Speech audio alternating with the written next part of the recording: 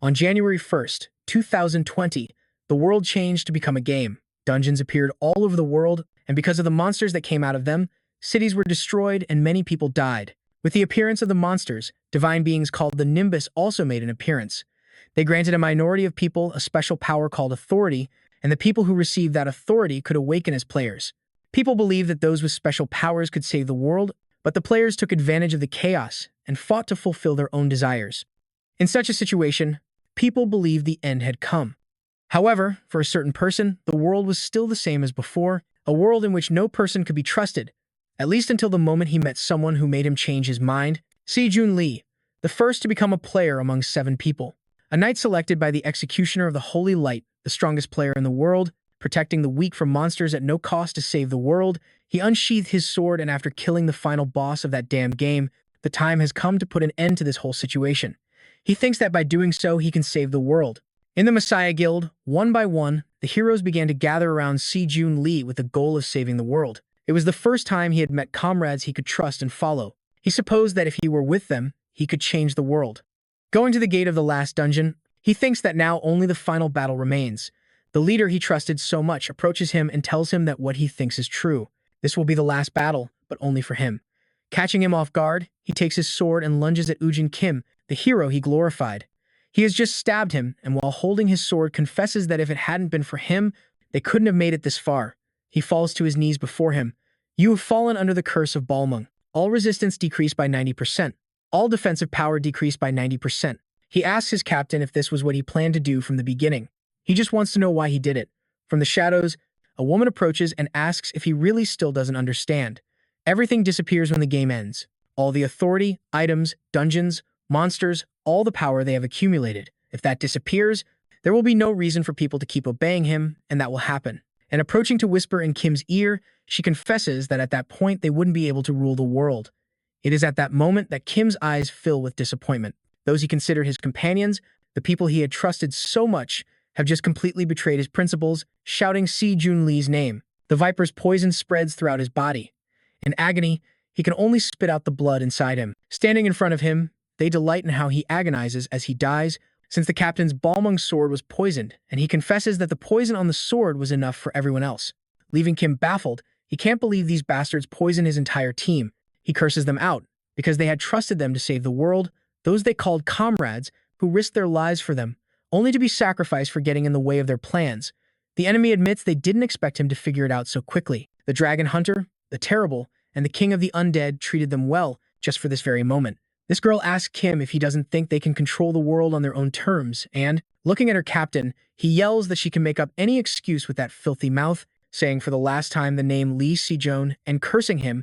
He can't hold on any longer and falls to the ground, defeated, saying that in the end there was no one he could trust, and that is how Kim died, restarting the game.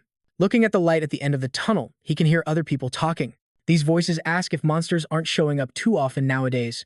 Another replies that they shouldn't complain, since they'll make more money because of it. Someone, cursing, says that they're risking their lives and hopes they get paid more. A military truck moves down the road, and it's in it that Kim wakes up startled. He asks what just happened, touching his abdomen in alarm. He thinks that he was definitely stabbed by Malmug. Since he's sure he died, he wonders if he's dreaming right now, recognizing the situation. He recognizes the place, but it's at that moment that the driver, completely alarmed, hits the brakes and skids on the road, because what he sees in front of him is a group of orcs that are destroying the city's cars, banging on the back of the truck and telling the soldiers inside that there's a whole pack ahead of them. Everyone must grab their weapons and get out immediately to wipe them out. Hurriedly, they spring into action and get the orcs' attention, who, without hesitation, charge at them to finish them off.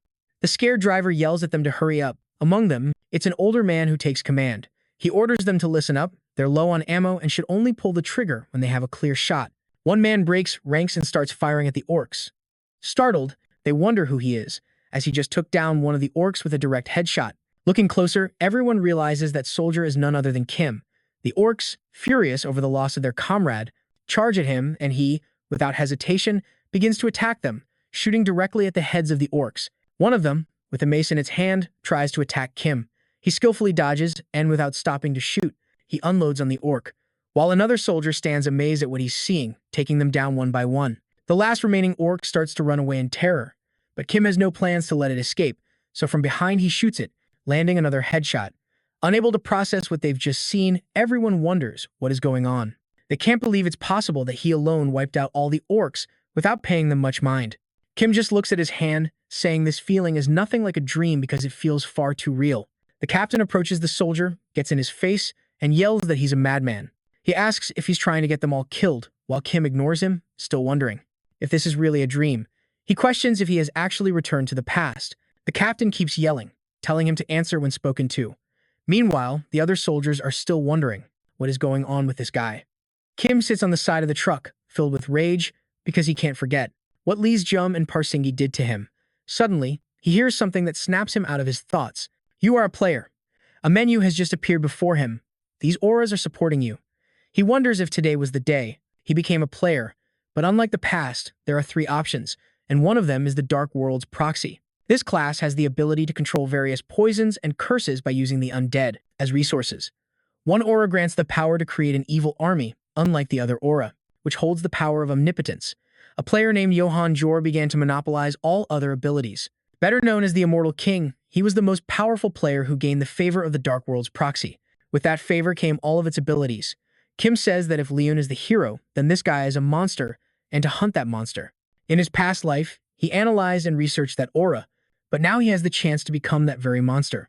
By taking that class, vowing to hunt down his former captain. Guilds are for-profit organizations for players. Among them, the Phoenix Guild was involved in all sorts of corruption to gain power and money. Because of this, it became the #2 guild in Korea. And through the Phoenix Guild's corruption, the idealistic principles of the Messiah Guild shone even brighter.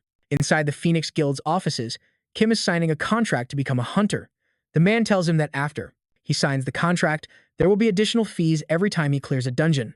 Looking at the contract, our protagonist confirms it's not much for buying an item, so there's nothing to be done, and he decides to ask the man how he's supposed to prove his credibility as a player, since there's no way to show one's status window to others. The man reaches into his suit pocket and pulls out several papers. He arranges them on the desk, stating that they are exclusive skill scrolls for the Dark World's proxy. He tells Kim to pick one and tear it, assuring him that if he's a player, he'll be able to verify it with his own eyes. Focusing on one of the cards shown to him, he's drawn to the one named Hemotoxin. Its acquisition condition requires the player to be the Dark World's proxy. The required acquisition level is level 1 or higher, and the skill's effect is to turn the host's blood into poison. As the skill's rank and the host's level increase, so does the poison's lethality, leaving Kim utterly astonished. He thinks that getting such an item here is only because he's extremely lucky. He remembers that the Poison Cultivator's blood skill was a very difficult ability to counter. It's a very simple skill. However, by combining it with the Blood Golem's ability, the effect is multiplied, and that is truly a very useful ability. Without hesitation, he takes the paper and tears it in front of the guy, saying with a smile that he'll choose this skill page. He notices his system beginning to absorb the ability. You have acquired the skill Hemotoxin. Shifting scenes to a hunting ground, a woman wonders why a guy named Jin is the new hunting dog, as she thinks he isn't suitable for the position, and one of her companions agrees with her, saying that in this guild, that guy's personality is the most detestable. This comment leaves the girl surprised, as she hears her companion whisper that if she sticks with that guy a little longer, she'll understand what he's talking about, since it's well known throughout the guild just how awful his personality is. They are interrupted by Win, who warns them that evil is approaching, so he tells his companions to prepare for battle as he quickly begins to unsheath his sword.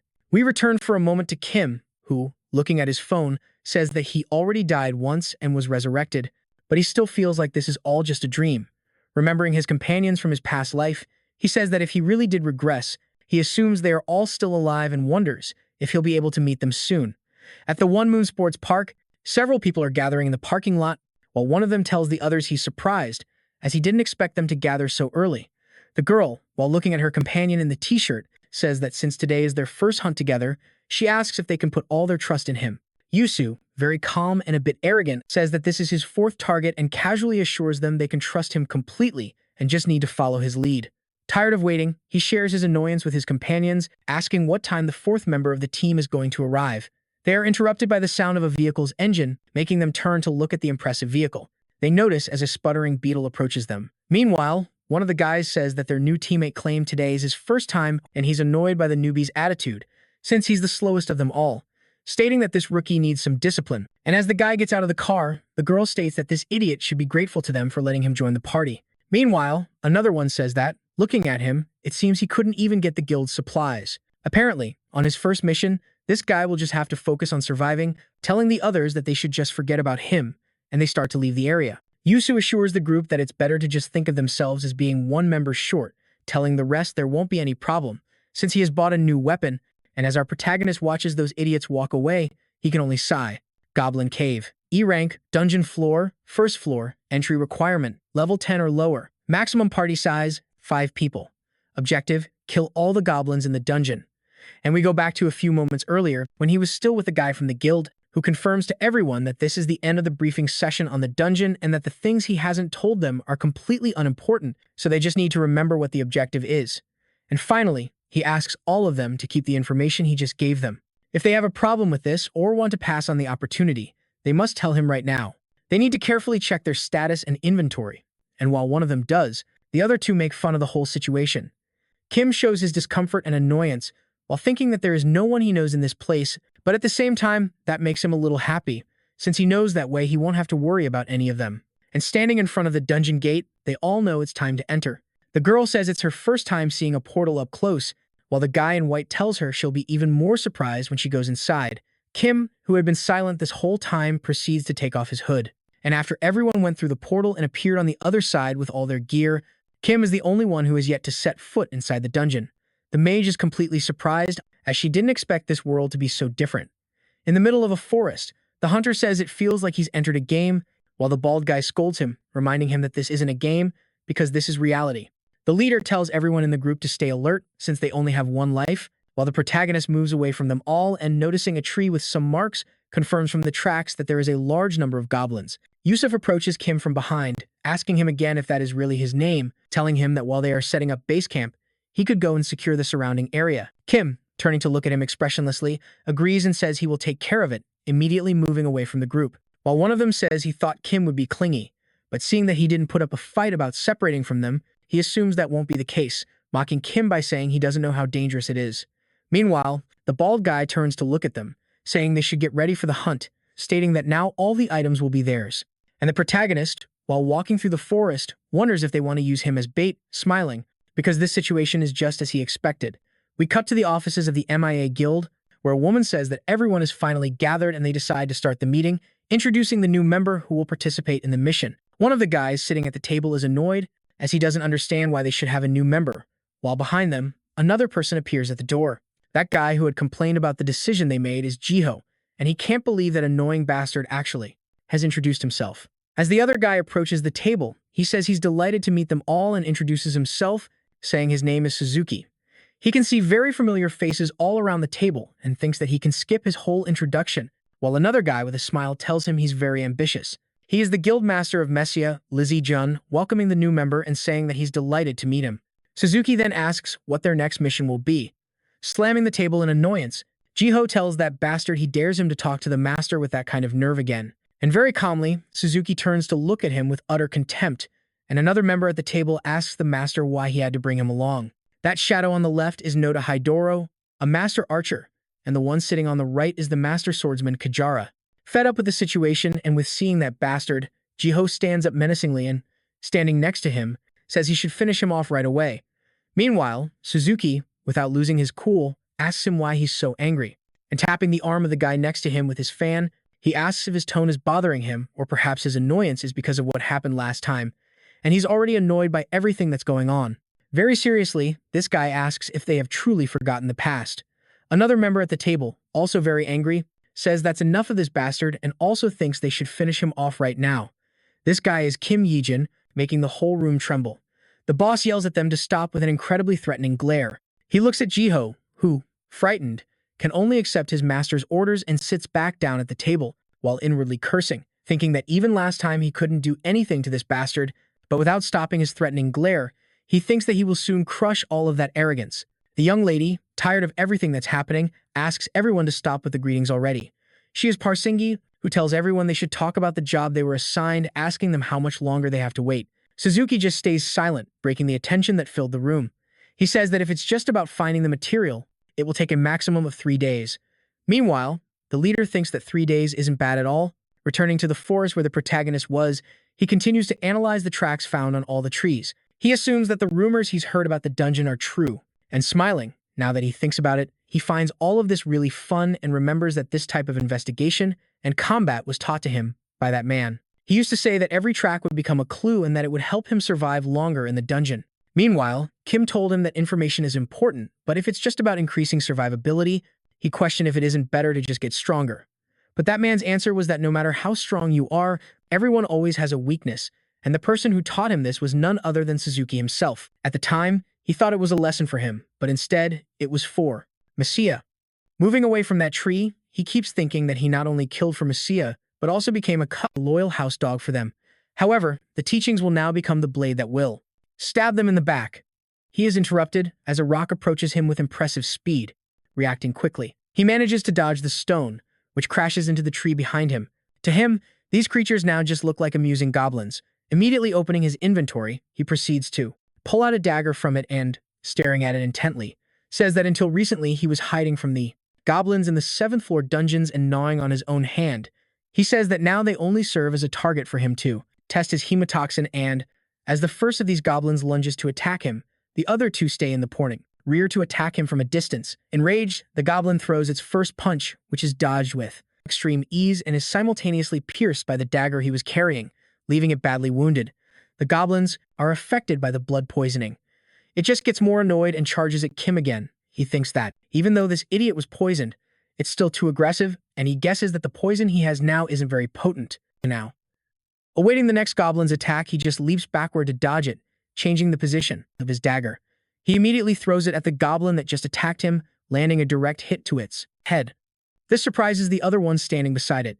He thinks that the goblin's attack pattern is too easy to read, so it won't be difficult to handle this whole situation with such low health. Smiling, he notices more goblins approaching to attack him. He knows that if he drags this out any longer, they'll just keep gathering, so he opens his inventory again and pulls out a whip, preparing for the fight he's about to have with all these goblins. The Goblin Lord's whip effect activates. Thanks to this, he starts to apply a +6 fear effect on all of them and knows it's a good thing he prepared all this beforehand. Goblin Lord's whip. Item rank, unique, level 1 or higher, can inflict unimaginable fear upon goblins. Effects, when equipped, plus charisma. When equipped, increases basic combat damage by 10%, increases damage against goblins by 30%. Elsewhere in the forest, Kim's companions are walking very calmly as they explore the area when a noise from among the trees alerts them, frightening the girl as she sees an entire horde of goblins approaching them, all of whom look extremely angry. And the girl, reacting quickly, tries to cover herself as one of the goblins attacks, and she closes her eyes. She feels blood splash onto her, slowly opening her eyes and realizing that her leader had stepped between the goblin and her. She sees how he, looking extremely annoyed, ran the goblin through with his sword. Yelling, he asks the entire team, "What the hell do you think you're doing?" He tells them not to be afraid, since those monsters are just simple goblins.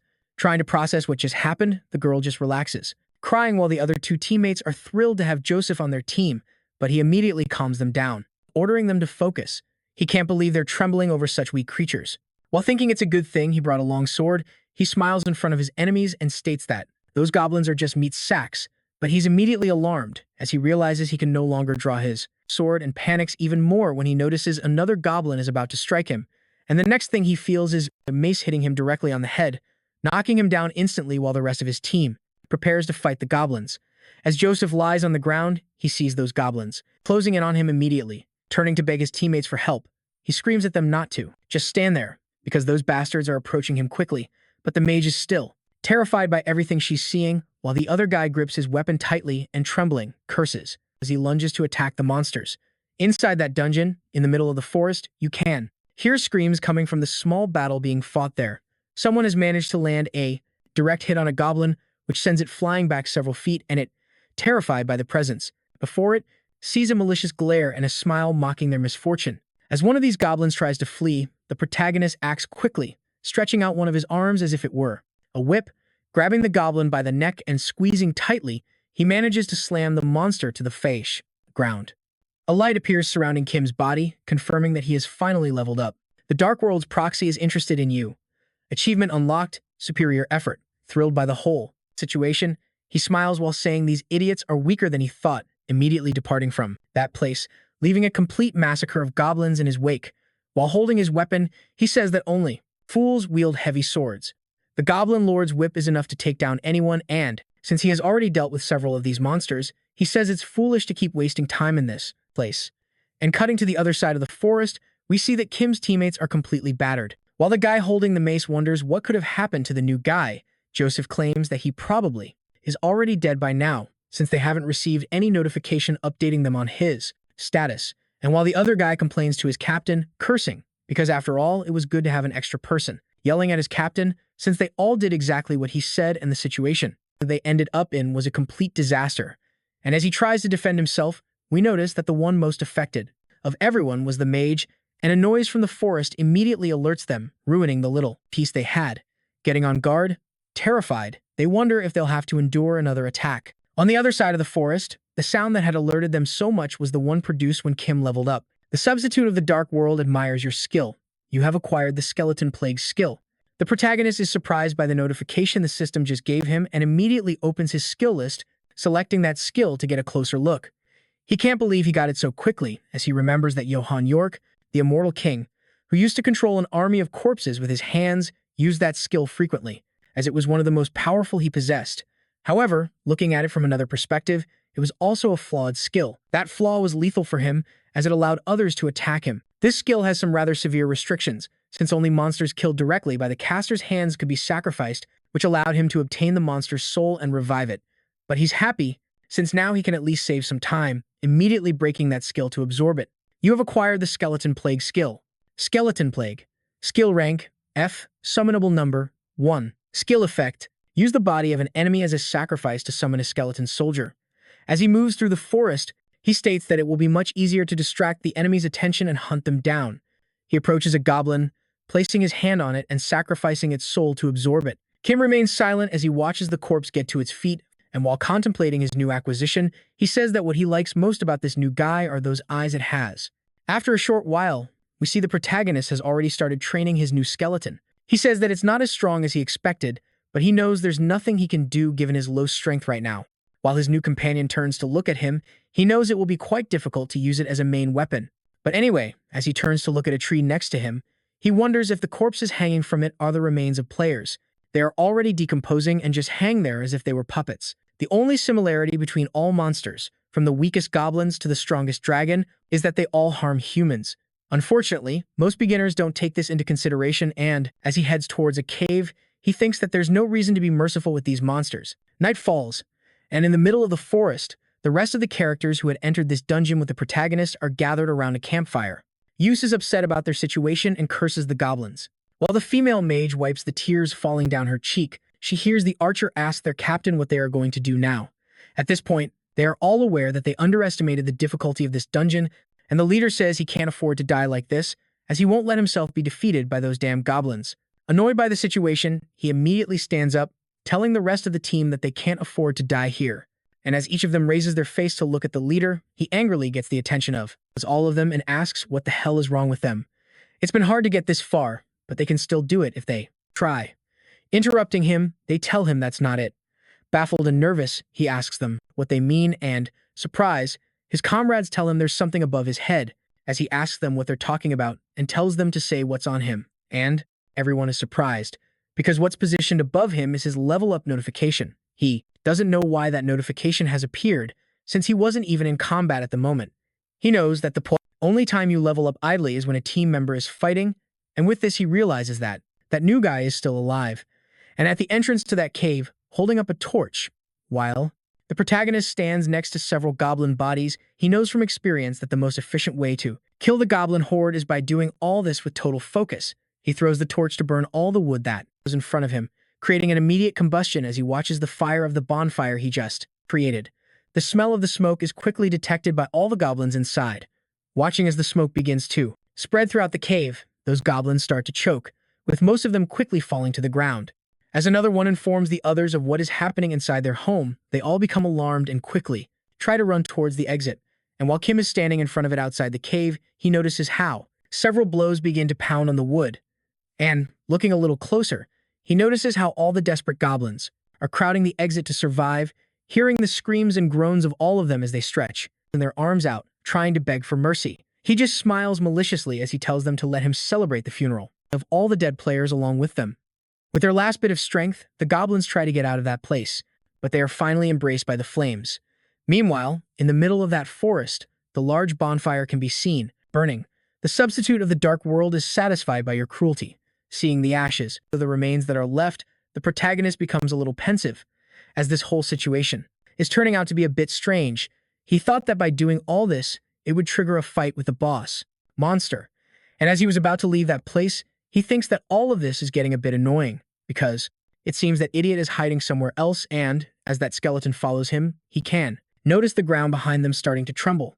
And from that spot emerges a goblin much more terrifying and larger than the previous ones, leaving the small skeleton trembling. While that monster intimidates it with its presence, Kim turns around and starts heading towards the monster, happy that it finally appeared. He was already tired of being in this place and thanks the monster for coming for him on his own, standing in front of that monster and calling it the goblin boss, which is quite angry. Millions of newbies lost their lives in this dungeon because the moment they stepped into the Messiah Guild, they were forced to face this monster in a level 1 goblin dungeon against a type of hidden goblin. It would be the same as facing death itself. Opening his inventory and quickly drawing his sword, he declares that he will not allow this situation to continue. He won't let that monster claim any more lives. And the skeleton, noticing that its master already has a weapon in his hands, takes a few steps forward, and Kim just looks at it in amazement, at the attitude it's taking, asking it if it wants a chance to prove its worth. And very calmly, the skeleton turns to look at him, and the protagonist laughs, noticing that something in the skeleton's eyes has changed. He hands it the sword and leans against a nearby tree, preparing to watch how his companion will handle this fight. The goblin boss isn't intimidated at all, and the skeleton doesn't hesitate for even a second, and it leaps to attack the goblin. The boss is impressed by the little guy's speed, as the skeleton gets behind it and with a single slash, manages to cut its ankle. And the protagonist, who was watching this whole situation in surprise, wonders why the skeleton is moving that way. And he recalls an incident from his past life where a group of hunters was facing a giant monster, and they were quite terrified. They didn't know how they were supposed to defeat that thing. And it was at that moment that Kim intervened, telling them they had to attack the legs, drawing his sword and stating that if they could immobilize it, they would have a better chance of winning. With a completely determined look, he launches the first slash, followed by a few more. He knows that the move the skeleton is making right now must be exactly the same. As the little one sees how it brought the boss to its knees, it moves quickly to attack again, getting behind it and leaving Kim even more impressed, who remembers that he would recognize that fighting style anywhere, as it's the same style he used in his past life. Watching the skeleton land a blow on the boss's head, he thinks that the little one's battle prowess would undoubtedly be affected by his own strength, but he could have never imagined that it would copy his own fighting style. Approaching the skeleton, he says that before his reincarnation, he could handle most of the weapons that existed at that time. Even within the Messiah Guild, there were only a handful of people who could face him one-on-one. And as the skeleton sees its bewildered master, the protagonist says that at this rate, he'll need to revise his own plan. He is abruptly interrupted by the system window.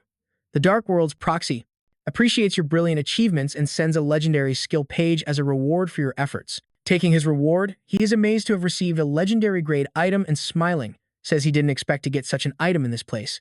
A soldier who was standing as a sentinel in front of the portal. An alert screams out that the dungeon has been cleared, surprising the guy from the guild, who immediately rushes out of the building and confirms with his own eyes that all the hunters are emerging from the portal, seeing some of them returning injured. He is mostly surprised because the dungeon was cleared in just one day, and he just wants to ask them how such a thing was possible. Meanwhile, the ambulances on site are treating the injured hunters, and the guild guy approaches too. Asks them if they were the only ones who made it out, realizing that Mr. Kim Bujin is nowhere to be found. He turns to the hunters to ask where he is, and as they remain silent, he can only say he understands, assuming Mr. Kim Bujin must be dead, but a voice immediately interrupts him, shouting that someone else is coming out of the portal, and he quickly turns to look. Everyone is left stunned by what they are seeing, as the protagonist calmly walks out of the dungeon, leaving everyone speechless. Kim just keeps walking as the portal vanishes behind him. The guild official acts quickly, calling out to Mr. Kim Bujin, while the rest of the hunters wonder if that guy really made it out alive, since they don't know what kind of trick he used to clear the dungeon all by himself. And as the official stops the protagonist to talk to him, Yusuf glares at him with great resentment, wondering, who the hell is this guy? In the media, numerous complaints against the government have been filed, while a man asks his colleague if he's going to keep listening to all the hunters' demands. The greed of hunters around the world is growing, and according to multiple analyses, dungeons can only be cleared by hunters, and thanks to that, they are all trying to abuse their privilege. But even at this moment, The Messiah Guild from Korea cleared a 5-floor dungeon unconditionally, while they hear on the prophet the news that Lee Jun saved the world again and that the Messiah Guild were the first people to successfully clear a 5-floor dungeon. After the successful clear, their sponsor, the Hansen Group, registered a huge increase in its stock market value, and the man listening to the news, who is none other than Usopp, just curses the Messiah bastards, annoyed because the news only talks about them. He thinks those idiots make them look like bastards who only do it for the money, while his colleague advises him to forget it, asking if they really need to listen to all that nonsense and asking him what actually happened in the dungeon he had entered. Turning to look at him, Usopp claims it was all the fault of Kim Bujin that they almost died, pointing to the gash on his head. He says it was thanks to that rookie, and his friend asks if the rumors going around are true. Agreeing, he says that the rookie joined them and got greedy for items, so he ran into a pack of goblins, and to save him, he had to run and after him. That's when everything started to go wrong and, alarmed, his friend tells him he can't just leave things like this. He has to go straight to the guild and ask them to punish that bastard, but he tells him that it's better to forget it, since you can tell that guy is just as simple. It seemed like he really needed the money, and the other guy interrupts him, saying that regardless of whether he needed it or not, that can't be right.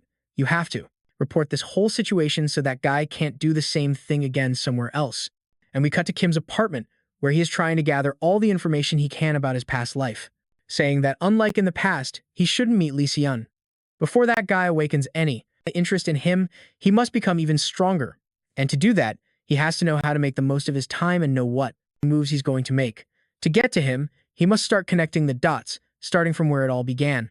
Back at the Phoenix Guild offices, a guy is astonished because he can't believe the protagonist is asking to go to the Ogre Hunter dungeon. He says no, asking if he's trying to get rid of the rumor that's spreading through the guild, wanting to eliminate it right now. The protagonist doesn't know what they're talking about and tells them he just needs some money, and that guy asks if it's all about the money, telling him that life is truly precious.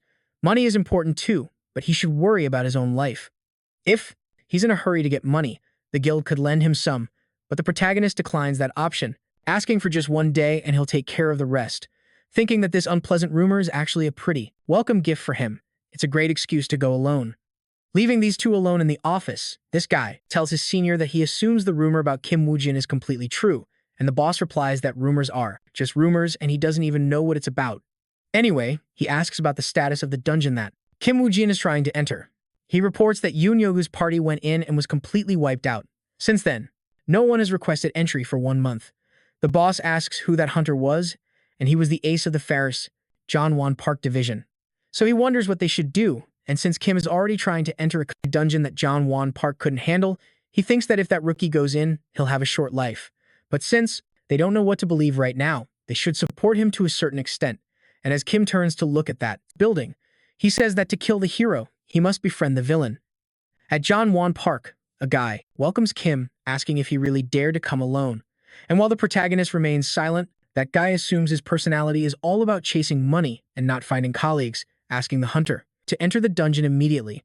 As he guides him, he glances back at the protagonist, thinking he's a psychopath. He doesn't know how. He actually plans to go alone, but putting it out of his mind, he knows he doesn't care if this guy dies or not. It's not his business. After entering the dungeon and stopping for a moment, the protagonist decides to look at the info. Window, Orc Hunter, dungeon floor, first floor, dungeon difficulty C rank, maximum of participants. 3. Entry condition, level 13 or lower. Clear condition, Orc Hunter. Based on his level, clearing this dungeon is impossible. That is if he decides to do it alone and pulls a sword from his inventory. He thinks that if he can use the orcs as skeleton soldiers, he could make up for the lack of companions. And he is attacked by an orc out of nowhere and spins quickly to see his enemy. Kim manages to dodge it without much difficulty, planting one of his hands on the ground to spin. He quickly strikes the orc with his sword and thoughtfully looks at the spot where he landed the blow, noticing there is no major wound, but that is somewhat normal due to this creature's skin, as it is more resistant and his attack only left a small cut. As that orc raises its mace, the protagonist knows that with such power it will probably finish him with a single blow, but if he could kill that thing and summon it as a skeleton soldier, he will have the chance to clear the dungeon by himself, acting quickly. As that orc launches another attack, the impact causes several stones to go flying towards different places, and one of them nearly hits Kim square in the face, who is already behind the orc. Without hesitating even a little, the protagonist lunges again to attack that creature, landing another cut in the same place he did the first time and relentlessly connects many more blows to the monster's leg, circling and covering the orc in cuts. The protagonist stops beside it, it remains silent and looks at him for a moment before falling to the ground from the multiple cuts inflicted on it. The protagonist quickly approaches, saying that a predator without legs is just easy prey, and with a cold gaze raises his sword to finish that monster immediately. A skeleton soldier is summoned. In the middle of the city, two men have gathered while one says that all of this seems really good to him, while the other guy asks him what he has been looking at all this time and questions if they aren't going to talk about a new business plan. With a smile, he throws some documents on the table and replies that he should look at them if he is interested. Taking the documents and looking at them for a moment, he wonders, what is all this? These are the papers of a rookie who just awakened, and he doesn't believe he was able to clear a dungeon almost completely by himself. There are sources claiming that he has already gone to his second dungeon and is doing it all alone. He is a newly awakened, and he is already huge. That man asks him if he is jealous of the information he just gave him, but calling him brother. The other questions if that makes any sense to him. They even say he fought his first time in a dungeon, criticizing him for believing a source that claims such nonsense. As he sees it, his brother is being too naive. A young lady interrupts them and, very annoyed, asks the man if he has a problem with her own report. Turning to see her quickly, he gets scared and, referring to her with great respect, states that if it was Secretary Lee who wrote the report, then everything is perfect. He asks her, "Where did you find such impressive information?" Placing the drinks on the table, very annoyed, she replies that it is her job. The other guy, he confirms that all the information Secretary Lee provides is 100% reliable, and if they don't trust Secretary Lee, he doesn't know who else they could possibly trust. And looking at the open envelopes that were on the tray, he completely changes his attitude, yelling at the secretary, announcing that they can't trust her, since he was told not to buy that flavored coffee because he doesn't like it, and she still disobeyed his orders, and taking his drink. Calmly, he slowly opened his eyes, saying that last week during the Phoenix Guild meeting, she also brought that same coffee flavor. That's a recycled report, making the bald guy's attitude change immediately. This guy says that coffee is sweet, that mixed coffee is so good that, as expected, they can't trust anyone else, other than Miss Lee. The other guy looks at him very annoyed and, resigning himself, thinks that attitude is probably due to his age. After finishing the coffee completely, they return to the conversation at hand, asking the secretary how the dungeon purchases are going. She reports that some very high-quality dungeons have appeared, but they're too expensive, so she'll have to keep looking. Meanwhile, the other guy wonders why they're trying to buy dungeons, asking his brother if they don't have any dungeons in stock from last time. And far too proudly, he asks him what he means by that, questioning if he thinks he would clear all the dungeons and leave them with none for themselves. The brother makes an excuse, saying he just got out of a dungeon yesterday and asks if he doesn't think he should get some rest. The other guy thinks that people get lazy when they rest too much, and if a hard-working man suddenly rests, his body will immediately scream in pain, and assures his brother that he's also thinking of his well-being. And while the other guy gets annoyed, we see the secretary just sighing at the situation. Back in the dungeon, an orc screams furiously and swings its mace, completely shattering the skeleton's skull, sending the skull flying and landing next to the protagonist, who is sitting on an orc's corpse. He knows that, since the skill's level of the skill is low, the skeleton's durability is too. Getting to his feet, he knows that even so, since in his past life he fought against the king of the immortals, Johanner, he was able to learn one thing from him. Using one of his skills, he sacrifices the corpse beside him, alerting all the surrounding orcs. And behind him, bones burst out of that orc's stomach, piercing through it. Skeleton soldiers appear, roaring at their resurrection, standing behind their master. We hear him say that as long as his mana allows, the number of skeleton soldiers he can have is equal to the number of casualties in this battle, leaving all the orcs terrified with no chance to escape. Your level has risen, all stats have increased, Emetonic is level 2. Looking at his status window, he says that if that's all, it's no longer effective to level up in this dungeon. They must finish hunting normal orcs and should start looking for the orc hunter. Thinking for a moment, he remembers that those creatures eat each other, and, for a moment, he came to think that they lived in a pack, but he assumes they don't. Knowing that there's only one place left, his skeleton interrupts him as he wonders what he's trying to do. And as the skeleton looks at the diagram the protagonist drew on the ground, it wonders if he even knows what he's looking at. Not wanting to overthink it, he knows approximately where the orc hunter's location is. Getting up, he says that when he finds the orc hunter, he won't have any leftover bodies to use as skeleton soldiers. Giving the skeleton a little tap, he says he only has this guy to count on, and leaving that place, he knows he needs to think of a different way to do things. And throughout the dungeon, you can see several orc bodies being swarmed by several crows. And an orc who is extremely rabid is the one leaving such a trail of bones as it drags another orc at its feet, which is covered in blood from its many wounds. This one knows its end has come. That beast, in a corner of the dungeon, is devouring the remains of its victims, and he finally manages to locate it. Kim is stalking this monster. Watching it for a moment, He knows that dungeon bosses tend to have higher physical stats than other mobs. Fighting those bosses without any plan is complete foolishness. However, if he could find a way to get that poison-coated arrow into its body, he's sure he could defeat it. Turning to look at his skeleton companion, he decides to use it as a distraction for his plan. The ogre hunter immediately notices the presence and, annoyed by the interruption, it decides to start the fight without any hesitation. Realizing the opportunity he's getting, he realizes that its red eyes prove that it's clearly the orc hunter. Those eyes are also the only things he can aim for, since its skin is too thick for an arrow to pierce. That is its only weakness. Successfully landing his attack, he knocks the ogre back several meters, which, without hesitation, rips out the arrow that was just embedded in its eye, tossing it aside and roaring in annoyance from this combat. The orc has been poisoned with hemotoxin. Kim is aware that the potency of the poison increases since the point of impact is a weak spot, and he's pleased with what his shot has just caused. Due to the hemotoxin, the orc's strength is diminishing. That monster starts to feel that something isn't right, and, all of a sudden, it collapses to the ground. The protagonist knows that this level 2 hemotoxin isn't that lethal, but the effect isn't bad at all. And as his skeleton approaches to finish off the ogre, Kim declares that the fight is over. And after having defeated the ogre hunter, notice, you have defeated the orc hunter. You have cleared the dungeon. You have leveled up. You can return after 1 hour. Approaching the pile of remains that the ogre had, he knows that monster ate almost everything it could get its hands on, no matter if it was friend or foe. That guy from the Parang division might even be in all of this. And after kicking through the debris, something catches Kim's eye. And looking closely, he notices a skeleton with a peculiar mark. That cut wasn't made by an orc, as the skeleton looks like it was struck from behind. And judging by this guy must have been murdered. If the killer is part of the Parang division in the Phoenix Guild, it wouldn't be that hard to believe. Those bastards would do anything for money. And since he doesn't have much time left to search for clues in this dungeon, he wonders how he can find any leads on that guy. The night is quite clear inside the dungeon, and he wishes he could find some kind of clue that could lead him closer to unraveling this whole mystery, when he notices a strange light coming from a cave, and it's quite dazzling. He decides to get closer to see what it is. He can't believe there's a cave in a place like this, noticing that the entrance is just barely big enough for one person to fit through. Upon entering, he spots the corpse of a hunter. Looking a bit closer, he finds it strange that the blade of its weapon is clean, noting that this corpse somehow remained intact, unlike the others. It can only mean one thing. This guy escaped while his poor comrades were being eaten and hiding in this place, decided to count the days until his death.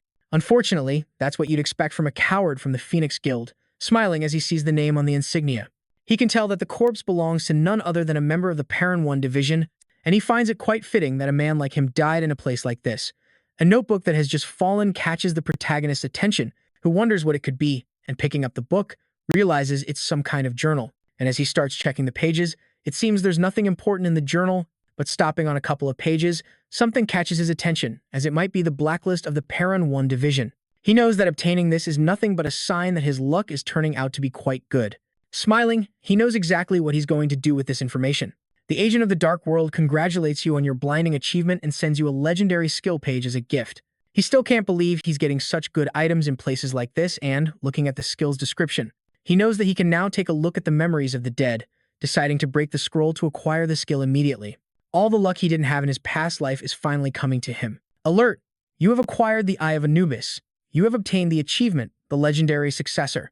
They say the dead can't speak, but, approaching the corpse, he declares that assumption is a thing of the past as he begins to use his new skill.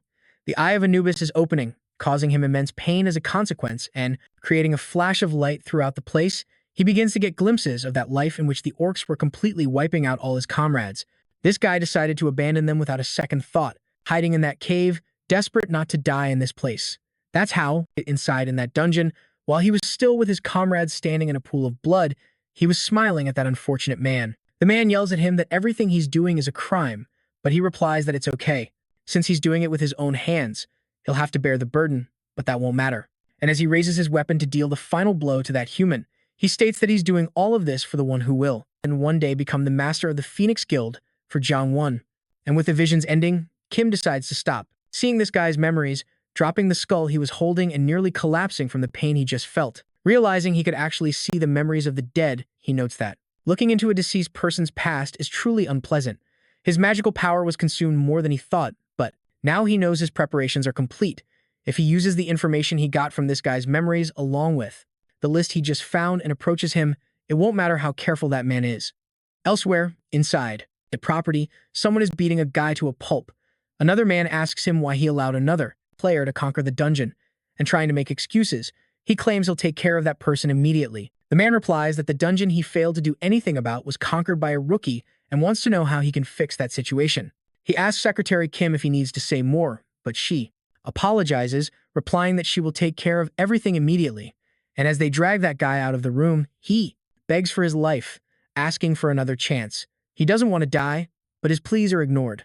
This guy really wants to know how a rookie conquered a dungeon all by himself, as he seems quite competent, although to him it's still not that surprising, noting that the rookie doesn't have a good reputation within the guild, because rumors say he left his party members behind in the first dungeon, and there's also a rumor that says he kept all the rewards for himself, though none of that is confirmed. Whether it's true or not, the real problem is that if his reputation in the guild is bad, it will be difficult for him to keep growing, since he won't be able to go on alone. Answering a call, someone informs him that the person named Kim Woo-jin has requested to meet him. Surprised that the very person he was just talking about has shown up before him, he smiles because that bastard is starting to seem quite interesting. At the Phoenix Guild, someone is reporting on the results of the bid for the A-rank dungeon, stating that they were assigned 20 slots. Even though the slots were assigned this time, 3 factions, including the Park Jong-won faction, are fiercely competing for those 20 slots. The biggest problem is that even if they were divided into 6 slots each, the question is, who would take the 2 extra remaining slots? They know there are 3 factions and it will be difficult to fight over those 2 slots. None of the 3 parties has reached an agreement, and since the dungeon is A+ rank, there is a chance that a rare item will appear after all. Also, since it's a 1-floor dungeon, their effectiveness is also good. They probably won't give in to each other, since they're all full of confidence in themselves. They're all completely aware of the kind of things that could happen if they enter a dungeon, and annoyed. He knows this situation is a real pain in the neck.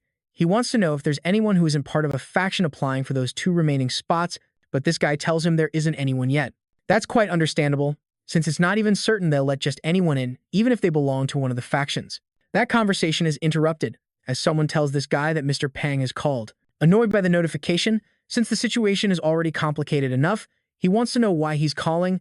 Answering the phone and receiving the information, he's surprised because he just heard the name Kim Woo-jin. He wants to know what they're talking about, and this other guy, not knowing what is going on, just hears his boss say that he'll contact him again. Not wanting to be left in the dark, he asks his team captain what's happening, and he replies that Kim Woo-jin is being requested to be placed in one of the 2 remaining spots without the other factions knowing. The rumors about that guy are bad anyway, and since he's the type to go solo, the other factions might not care too much. That other guy wants to know if he's really saying that Kim Woo-jin is going to become part of the Parian faction, and the bald guy replies that he couldn't say. It's possible he's just being used to be discarded after being used in a single dungeon. And given the situation, they wonder what will happen with the remaining spot, stating that their faction should fight for that position. This guy replies that Park claims that he's willing to yield to the other factions if they put Kim Woo-jin in. That being the case, they only need to worry about the remaining factions. And knowing that guy is an incredible strategist, he can't believe he used Kim Woo-jin behind everyone's backs. In fact, he could be pretending to give up this time to benefit next time. Anyway, he wonders what Kim Woo-jin is plotting.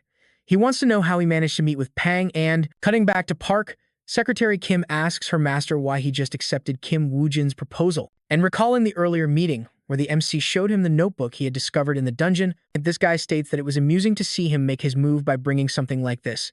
He had thought there were no useful guys left, but he is someone he can manipulate as he pleases and get rid of once he's no longer useful. He asks his secretary if it isn't easier to just toss a guy like that aside after using him when he's no longer needed. And going back 1 hour earlier, when he was still in the meeting with the MC, Park asks him if he knows what that notebook is. He replies that he does, since he ended up looking at the contents. So that guy questions him, then why did he come to see him? He wants to know if he intends to use this to blackmail him for money, because with something like this, it makes him laugh that the MC thinks blackmail like this could affect him. But the MC replies that he came here with a proposal, not to blackmail you, as he states that the 1-floor, rank a dungeon, which is a problem these days, is a place he wants to enter, which surprises the man, who after processing that statement just bursts out laughing, saying that the bastard in front of him is quite funny and asks if he knows what kind of dungeon it is. Kim replies that yes, he knows, as it's the dungeon that guilds like Messiah and Phoenix are fighting over, because there's a limited number of slots, since you already know that information. He wants to know why he wants to enter that battlefield and, slamming the notebook down, states that he is completely insane. And smiling at the protagonist, he says he'll do whatever he wants, but with one condition. We then cut to Gwangbu University, where a conference is being held. The person who is giving the presentation states that everyone is probably aware of the dungeon report, but he wants to reiterate that there are at least over 1,000 orcs inside. Orc Champion Colony. Rank A+. Objective condition. Hunt 1,000 orcs. Entry condition, below level 20. Maximum number of entrants, 150 people. Dungeon rewards. The 1,000 Orc Hunter. Achievement and catalog. The Orc Champion Hunter. The protagonist is silent in the back of the room, remembering that in the past, the survivors of this raid numbered at least around 10 people. Almost half of the participants had died, and only the elite players from each guild had gathered here. Considering that, there's no way that nearly half the deaths were caused just by fighting monsters. At that time, he had no choice but to turn a blind eye to what had happened because there was a lack of evidence. But there is a high probability that player killing occurred. This would have been a good opportunity to reduce competition and steal items, remembering that also in that dungeon, the reward for killing the Orc Champion was the Orc Bar's Fang. In the end, the reward was given to the Messiah Guild for their great contribution, and although he knew nothing back then, thinking about it now, the result was extremely unnatural. That guy was probably already corrupted back then, and leaving that conference, walking through the university halls, he knows that even if Jun was responsible for the incident, there's a possibility that the Messiah Guild made a move directly. They might have planted spies in other guilds instead, and if he were to predict their approach, based on his memories, he knows what they are probably about to do. Quite a few people have gathered to watch the players enter the dungeon. Even dozens of news outlets are on site to get the scoop. They are treating all the hunters as if they were celebrities. And at the scene are the Messiah Guild, the Phoenix Guild, the Lion Guild, and, of course, the protagonist is also their incognito, approaching to enter the dungeon. He knows that the first thing he must do is snatch the Orc Bar's Fang that should be in their hands, smiling as he is determined to accomplish his first objective inside the dungeon. All the hunters are showing up and are ready, forming the groups that belong to each guild. A guy from the Messiah Guild takes the lead, asking all who belong to his guild to come to the front of everyone, who quickly obey the order and head out to start the hunt. Everyone is surprised, but it's just as expected from the Messiah Guild. They have formed up quite quickly, and several people claim they're completely incredible. They aren't praised for nothing, but another guy claims that things won't change much just because they move first, since there are at least 1,000 orcs. And in that moment, everyone is interrupted, as an orc has just appeared in front of them all. Someone tries to take them to lead, claiming that orc belongs to the Messiah group. Everyone should pay attention to how he gets rid of it. The tenacious life fighter's skill, Provoke, has been cast, and the orc, upon noticing that provocation, doesn't hesitate to attack that guy first. It's astonished because that human was able to stop its blow, and that hunter smiles at it while another begins to cast a spell. The controller's skill, the source of wisdom, Restrict, has been cast, and while the monster is immobilized by that rather annoying attack, it lets out a cry to the four winds, which spreads throughout the forest, and in an instant, all the hunters begin to feel the ground start to tremble. They wonder if this is due to an earthquake, but one of them claims that's not it. There's something in the back of the forest, and, while everyone is on alert for what might happen, some are scared by what they are feeling. In the forest, a horde of orcs appears to devastate them, and one of the hunters braces for a blow, and quickly all the hunters begin to react to the situation and, without losing any more time, they advance to start finishing off all the orcs. And as that battle unfolds, from a distance, the protagonist is watching the situation. As expected, no one will notice if he disappears. It's time to move, and he smiles because things are going quite well for him. He's sure that force by itself cannot finish off those players, and, in the meantime, he has to find the location of the champion orc. The condition for clearing this dungeon is to kill the champion orc and 1,000 orcs, and he knows perfectly well that the guild will try to reduce the number of orcs to minimize their casualties. As he continues to move through the forest, he knows that after they have killed the 1,000 orcs, they will target the champion orc. Meanwhile, he needs to use that limited period of time to get the champion orc's tusk. And, on the other side of the dungeon, in the lair of that boss, that tribe is about to sacrifice one of its own. The champion orc is watching that execution, and after that sharp blade approaches its head, in an instant it goes rolling away, falling in front of the other orcs, and immediately, the chief of them all rises up shouting into the air, roaring for that sacrifice. His entire horde of orcs accompanies him with a shout. They begin to move from the location, and the protagonist, noting all this, knows that it's a good strategy to pursue the fleeing orcs. He wonders if perhaps that is a type of orc champion, as he seems stronger than expected. Fortunately, he is sending his subordinates to the battle, while the rest are engaged in an all-out war. The orc champion will be completely alone, and he smiles, knowing he has to take this opportunity to kill him. Meanwhile, at the battle site, this guy claims the orcs are weaklings and that they need to push forward, as they must get to them as soon as possible. He thinks there were fewer than expected, but he assumes the main force is stationed somewhere else, noticing someone's presence. It's another hunter who comes to his side, telling his master that there is a number of orcs coming from another direction. He wants to know approximately how many there are, and that guy replies that there are approximately 900 to 1,000 orcs. He believes that's the entire army, and without wasting any time, that guy asks all his troops to retreat for the moment.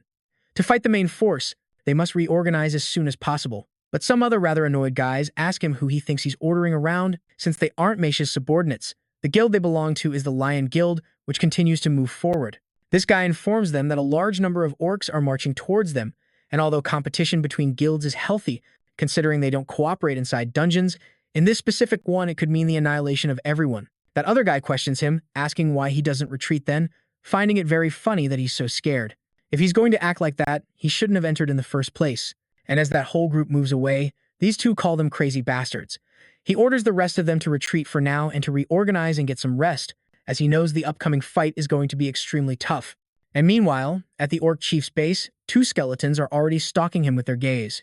The protagonist stands before him, and noticing the human's presence, that orc decides to leave his seat. Kim doesn't waste any time and starts preparing to fight while ordering his skeletons to begin their attack. Orc Lord's Fang is activated. He can't believe the strength that Orc has, as in less than a minute, he has shown that this combat will be no problem for him as one of his skeletons approaches. Watching how the fight is progressing, he knows the skeleton soldiers won't last long. Wanting to use the same tactic he used before with the Orc from the previous dungeon, he knows he only has one chance. He must do it right now, while his last skeleton soldier is taking the attack. Music. Applause for that monster to have been able to dodge that attack. He knows it must be much stronger than what he heard last time. As the bones of his soldier skeleton fall at his feet, he knows that if this continues, he'll have to change his plans. It's impossible to fight because the Orc Lord's Fang is in his possession, and he knows the best thing to do is retreat because his magical power is also insufficient. So he chooses to start his escape, and noticing the Orc Chief's attitude, he wonders why he doesn't. Is following him, he's turning his head and thinks that maybe it's annoying to chase an enemy that is escaping, but he smiles because that's actually what's expected of an A+ ranked dungeon boss. It's a good thing, since he can escape freely. However, when he returns, he'll make him regret letting him go. And as he moves through the forest, some hunters wonder who that guy is. Apparently, there was someone besides the Lion Guild who escaped the battle. One of the guys with him tells his master that it's possible that guy discovered the Orc champion before them. It's most likely, but maybe he just got lost. They don't know for sure. And even if his return is because he found the Orc champion, they shouldn't trust anyone before confirming it with their own eyes. The item that drops from an A+ ranked dungeon boss must be claimed by the Lion Guild no matter what. But before he can react, he hears how one of his comrades has fallen and, upon turning, he notices they have all met the same fate. Alarmed by this situation, he wonders what is happening, as he knows perfectly well that he hasn't heard anything about any other monster besides the orcs that appear in this place. And keeping this in mind, as he notices several pairs of eyes watching him, he knows that it's not a monster at all, ordering them to show themselves, asking if they think they'll be safe after all this. But in an instant, and without him noticing, this guy has lost his head. Elsewhere in that dungeon, at a makeshift settlement created by the hunters, the protagonist has arrived. He knows it's a good thing there are no factions present here that might take an interest in him. But he notices the atmosphere is quite strange, wondering what's up with the mood. It's as if they were at a funeral, and, noticing what's beside him, he sees that several hunters are already buried. He can't believe that so many died on the first day, knowing that something is wrong, because even though the soldiers had gathered here and everyone had prepared well, he wonders if the fight between guilds has already begun as he predicted. Listening to the conversations everyone is having, one guy is asking another if he pushed himself too hard despite his skills. They could say the same about everyone. And as he settles in, he affirms that his Hittite guild is as alive as ever. Anyway, he asks if they have any news about the other guilds. This guy replies that, judging by what he heard, it seems the Lion Guild suffered the most damage. One of the parties went into the forest to claim the items, but they vanished in an instant. This guy asks if it isn't just one or two who are missing, thinking it must be because the bodies were disfigured to the point of being unrecognizable. They know that orcs eat humans after all, but that's pretty terrible. Even if he dies, he doesn't want to end up as monster food. And as the protagonist observes this entire conversation from afar, he hears them say that it still bothers him how strange this whole situation is. If this were a normal case, he knows there would obviously be deaths and fatal injuries, but these numbers are incredible.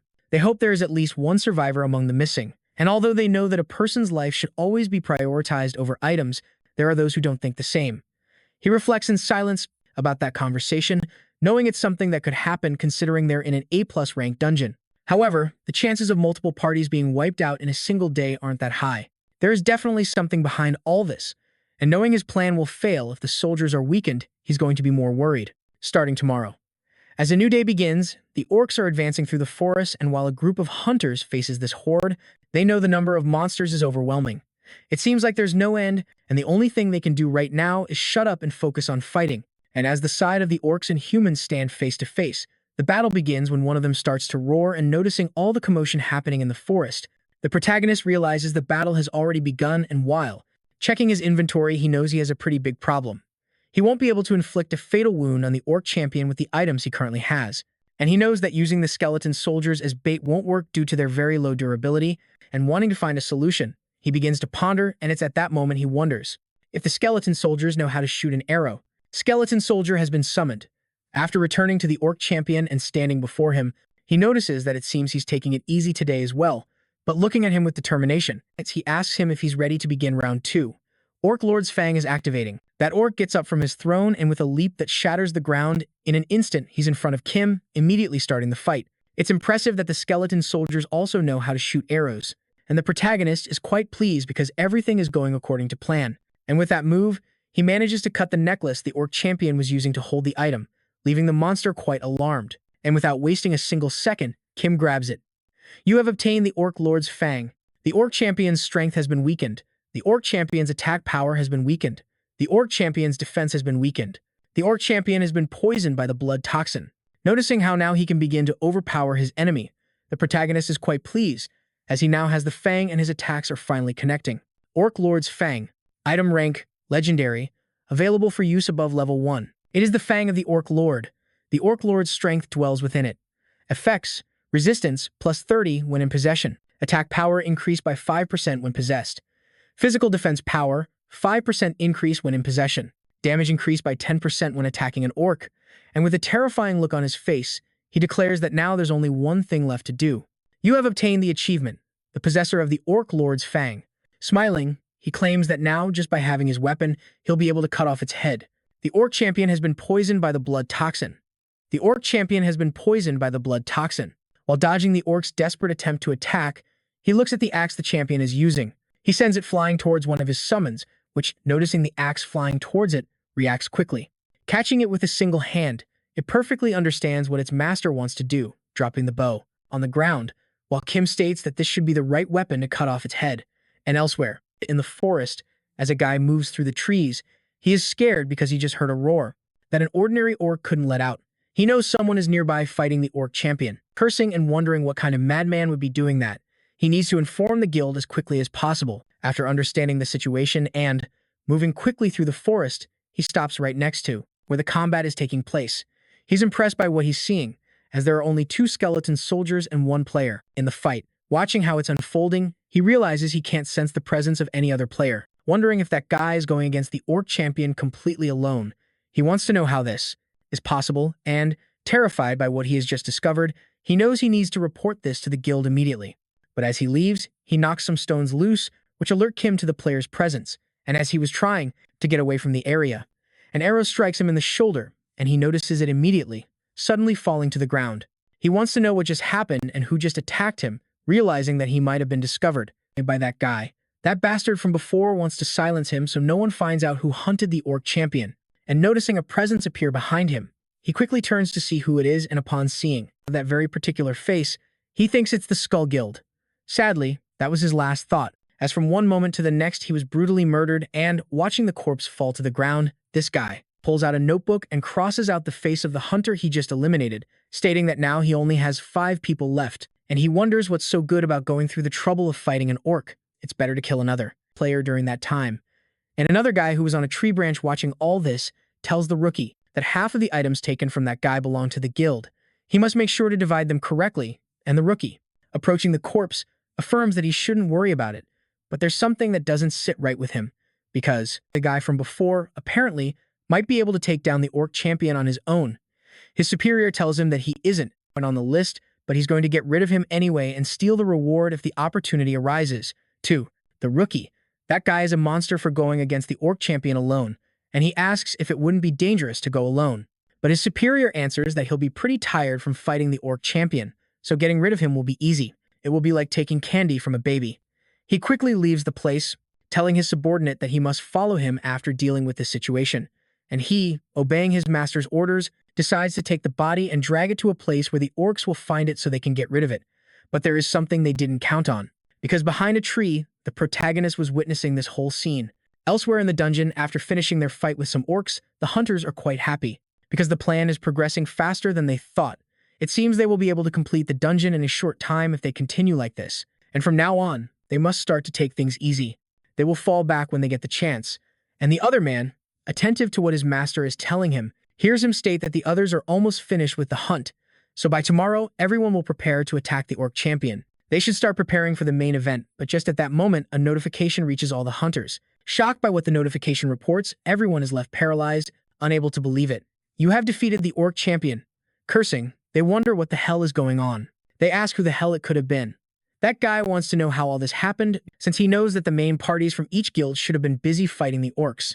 It is at that moment that his companion asks his master if this means the missing guys from the Lion Guild are still alive. He replies that he is not sure, as he thought the people from the Lion Guild were lying and, returning to the protagonist, his summon pulls the axe from the Orc Champion's body.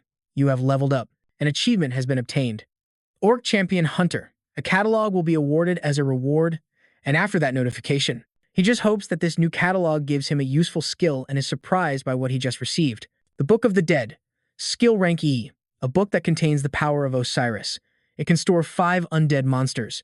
Skill effects. The deceased spirits that have been sealed inside the Book of the Dead can receive the power of Osiris, which increases all abilities by 5%. He wonders then if that book is like an inventory that can store undead monsters.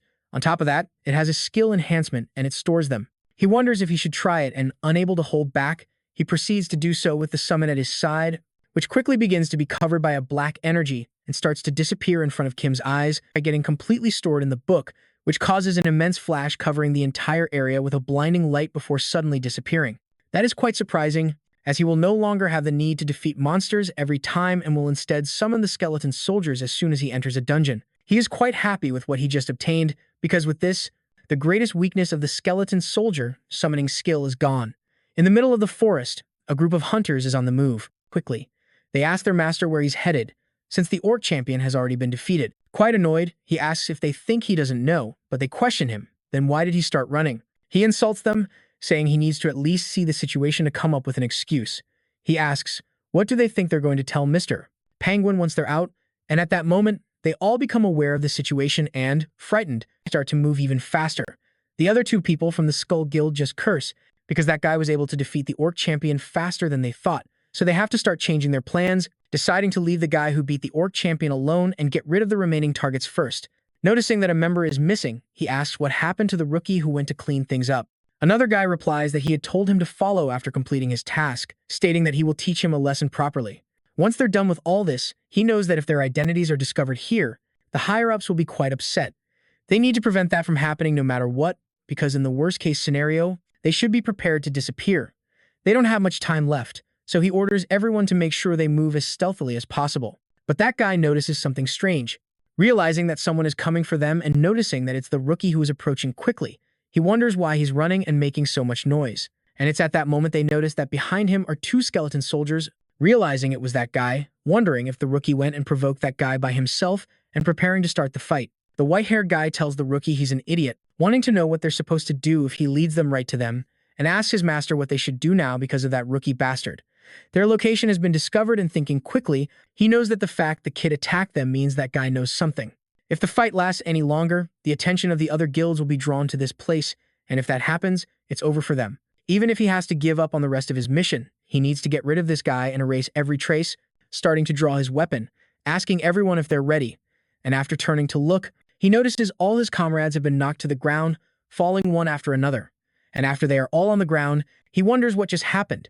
He wants to know if that rookie just betrayed them. But it's at that moment that Kim takes off the cloak he had stolen from the other guy, revealing his identity, making the guy realize who he's dealing with. We go back a few moments to when our protagonist had used his skill God's Eye, learning that it was because of these guys that only half of the people were left alive in the past. However, in this rookie's memories, he couldn't find any information related to the Messiah Guild, and looking at the person next to him, he knows that even in the past, this guy was listed as a missing person, and it's at that moment that he started to take that guy's belongings, knowing that apparently he has to meet the guild master of the Skull Guild. And thanks to that, he was luckily able to discover the relationship this guild has with the Messiah Guild. But he knows that before that, he needs to finish things with the champion orc. And picking up where we left off, that guy wonders where this person came from, terrified by the whole situation. While the skeletons are cornering 3 of those guys, the protagonist approaches another one. He knows his luck is quite good, since all the guys from the rookie's memories are together, so he won't have to look for them one by one. And knowing his next step, the skeletons raise their weapons to get rid of these guys, who begin to beg for their lives, which is completely useless. And as Kim approaches the leader of this squad, the guy thinks that bastard doesn't seem to hesitate to commit murder. That definitely means he has done it before, and although he doesn't know who he is, he claims he won't get anything from him, but he just curses because even if he gets out of this place alive, he would only be a nuisance to the leader. He knows there is only one path he can take, and, drawing his sword, at that moment he decides to commit harakiri, leaving the protagonist quite impressed, who just scoffs at the guy for doing something so useless. But he wonders if perhaps he should be grateful to him, since he just proved that he has a lot of information to reveal. The Eye of Anubis is activated. Kim begins to see a memory of that guy in which he is at an estate.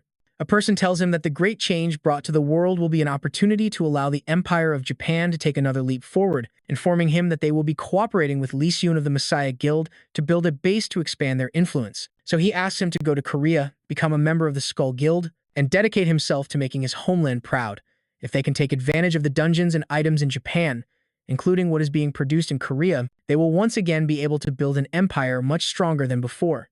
It will be called the Yamato State. He asks to introduce him to the people who will guide him on his path, the Celestials of Japan who will help establish the Yamato nation. And seeing these 2 presences, he realizes who they are. And immediately upon recognizing them, he bows, saying it is an honor to meet them. He cannot believe he would meet the Master Archer and the Master Swordsman here. And advancing through the memories, and now inside the dungeon, that guy stated that there was someone they had to get rid of when he appeared in the A+ ranked dungeon. He is a Korean dungeon runner. He is a good guy, but apparently he's getting in the way of their Japanese runners. They need to get rid of him no matter what happens. And this other person asks, so there was a skilled runner in Korea too. You want to know his name? And he replies that his name is Second, letting the guy's body drop to the ground.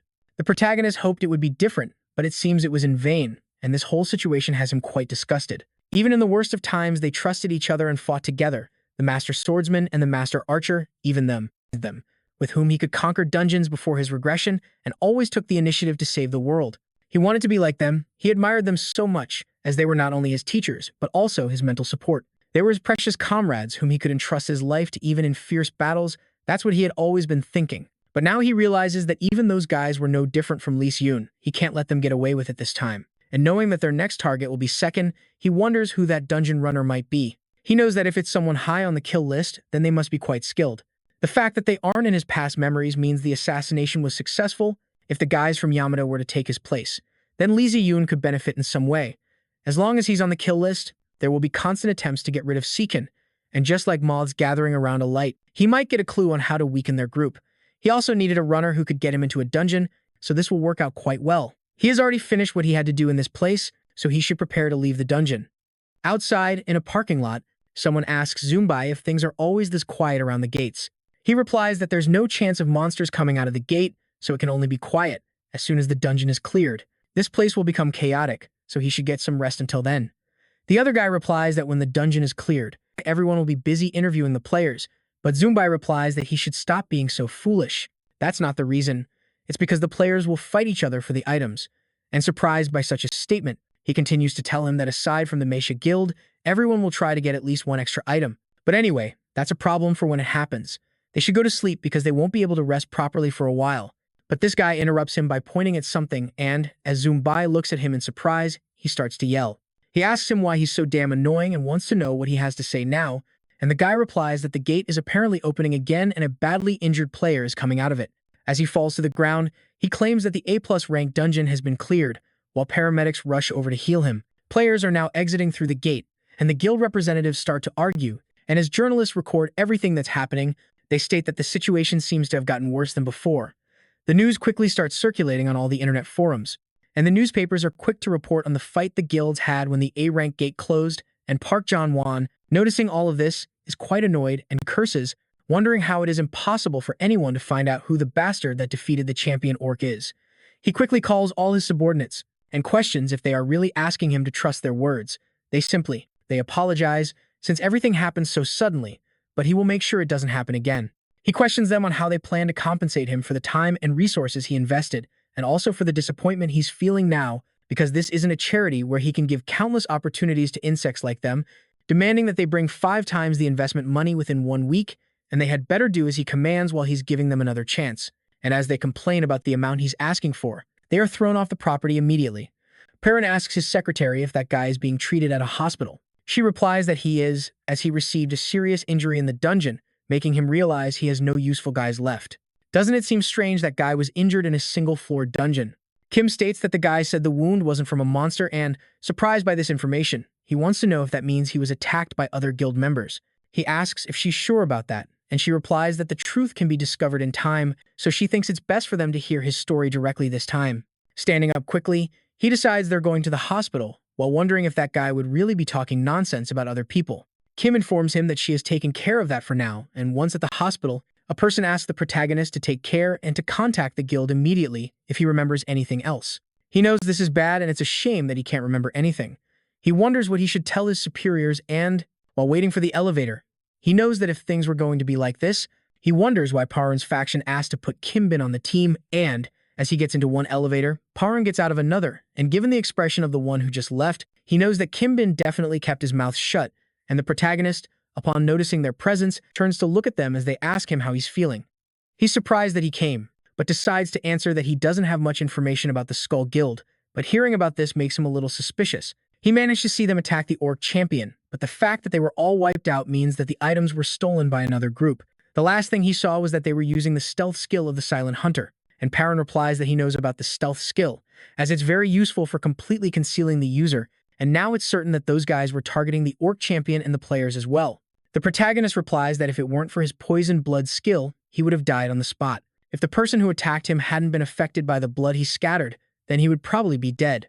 Parun replies to him that he was quite lucky and, since all the guys from the Skull Guild were wiped out, there's no one else but him who witnessed it. Kim replies that it's true and thinks he should be more careful for a while.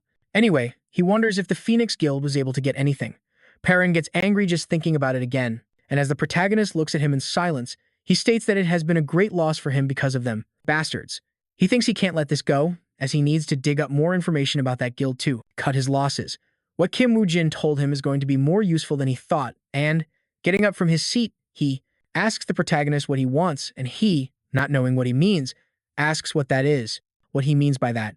Parun tells him to drop his innocent act, since he could have spied on the players because of the deal they had. However, he asks if he didn't approach him in the first place because he wanted something, and since he's insisting, he states that he needs to find a certain person. He's asked who he's talking about, and Kim asks if he knows a broker named Second. He's famous for being skilled, but he can't find him with the limited connections that he has. Surprised that the protagonist knows that name, he puts the other situation aside and confirms that he does. If he pays attention to his advice and answers his phone, he'll soon receive a call from an unknown number. And, leaving the room, he states that this guy is an arrogant person who chooses his clients carefully, but he's sure to know about him. Also, he says it again just in case, but he asks the protagonist to make sure to keep quiet about what happened. It will only be dangerous for him if rumors spread, and the protagonist, nodding, affirms that he understands. That way, they both say goodbye, knowing they will meet again soon, and the protagonist, thinking about the whole situation, is glad that everything is going according to his plan. Even though he doesn't fully trust him, Park Jin-han doesn't know anything about the relationship between the Messiah Guild and the Skull Guild. Once he starts to dig up information on them, Lee Si-jun and also the Swordmaster and the Bowmaster will turn their attention to Parun. He, up until now, doesn't know that the protagonist inflicted those injuries on himself, all to make it seem like he suffered a bit inside the dungeon. While Lee Si-jun and Parun are having a battle of nerves, he can focus on improving his strength. Let's take a quick aside. The Gremio Calavera was originally written in Spanish, but it later appears written in English, and I think it sounds better that way, so from now on I'm going to call it the Skull Guild. Let's continue. Park Jin-han knows that, despite the Skull Guild being a fairly large group, the fact that it has no sponsors can only mean one thing. They're getting their operational funds by selling items overseas, and he needs to investigate the black market outside of Korea. That way, he can meet the merchants who have dealings with those guys. And smiling, he knows that those merchants and he are of the same caliber. After some time, after the protagonist gets out of the hospital, he tells himself that he should have been contacted by now, and just At that moment, he receives a call and, upon answering, someone asks if he wants to make a deal with him, making him realize that the person who called him is really Second. He affirms that he does, as he needs to find more dungeons. The broker informs him that the deal can be finalized after seeing his skills and annoyed. Kim asks what he means by that. Second replies that he'll text him the details later and, hanging up on him immediately, he just leaves the protagonist in silence. And, looking at the information that just arrived, he confirms that this guy really picks his clients. Even though it's just another C-rank floor, that guy is using a dungeon as a test. And despite that, it will be useful for reaching an agreement with him. And elsewhere in the city, again, this white-haired guy asks John who the poor soul is this time. He replies that, as always, it's a new client applicant whose information he just received from the contact, Perrin 1. This guy asks if it hasn't been a long time since what happened last time and questions if it's someone trying to kill him. Jun replies that he doesn't care, since they could have a truck full of those guys and they would still be useless. But the white-haired guy tells him that he doesn't feel right about working with Parjun. And Jun replies that if he were really working under Perrin 1, then he would have contacted him directly. It's useless if he doesn't pass the test anyway. And it's fine even if it's someone trying to kill him, as long as he's skilled. Because if he's that skilled, then they could clear all the dungeons in one day and end this game. They need that kind of man and, smiling at him, he questions, how can you say something like that? If you're looking for that kind of person, I'm right here. But he replies that he still has a long way to go and, annoyed by that statement, asks why he doesn't want to send him on a mission alone. And he replies that he can't even clear a dungeon on his own. Anyway, that other guy sent him to a kobold dungeon, so they'll see how he performs. For the white-haired guy, it seems like too much, but Jun replies that it's not like he's forcing him to do anything. He can give up if he wants, and, annoyed, he states that he's really not thinking about doing business here, but questions if he's forgotten that he has a really high metabolism, he's starving right now, so he demands that he bring him something to eat.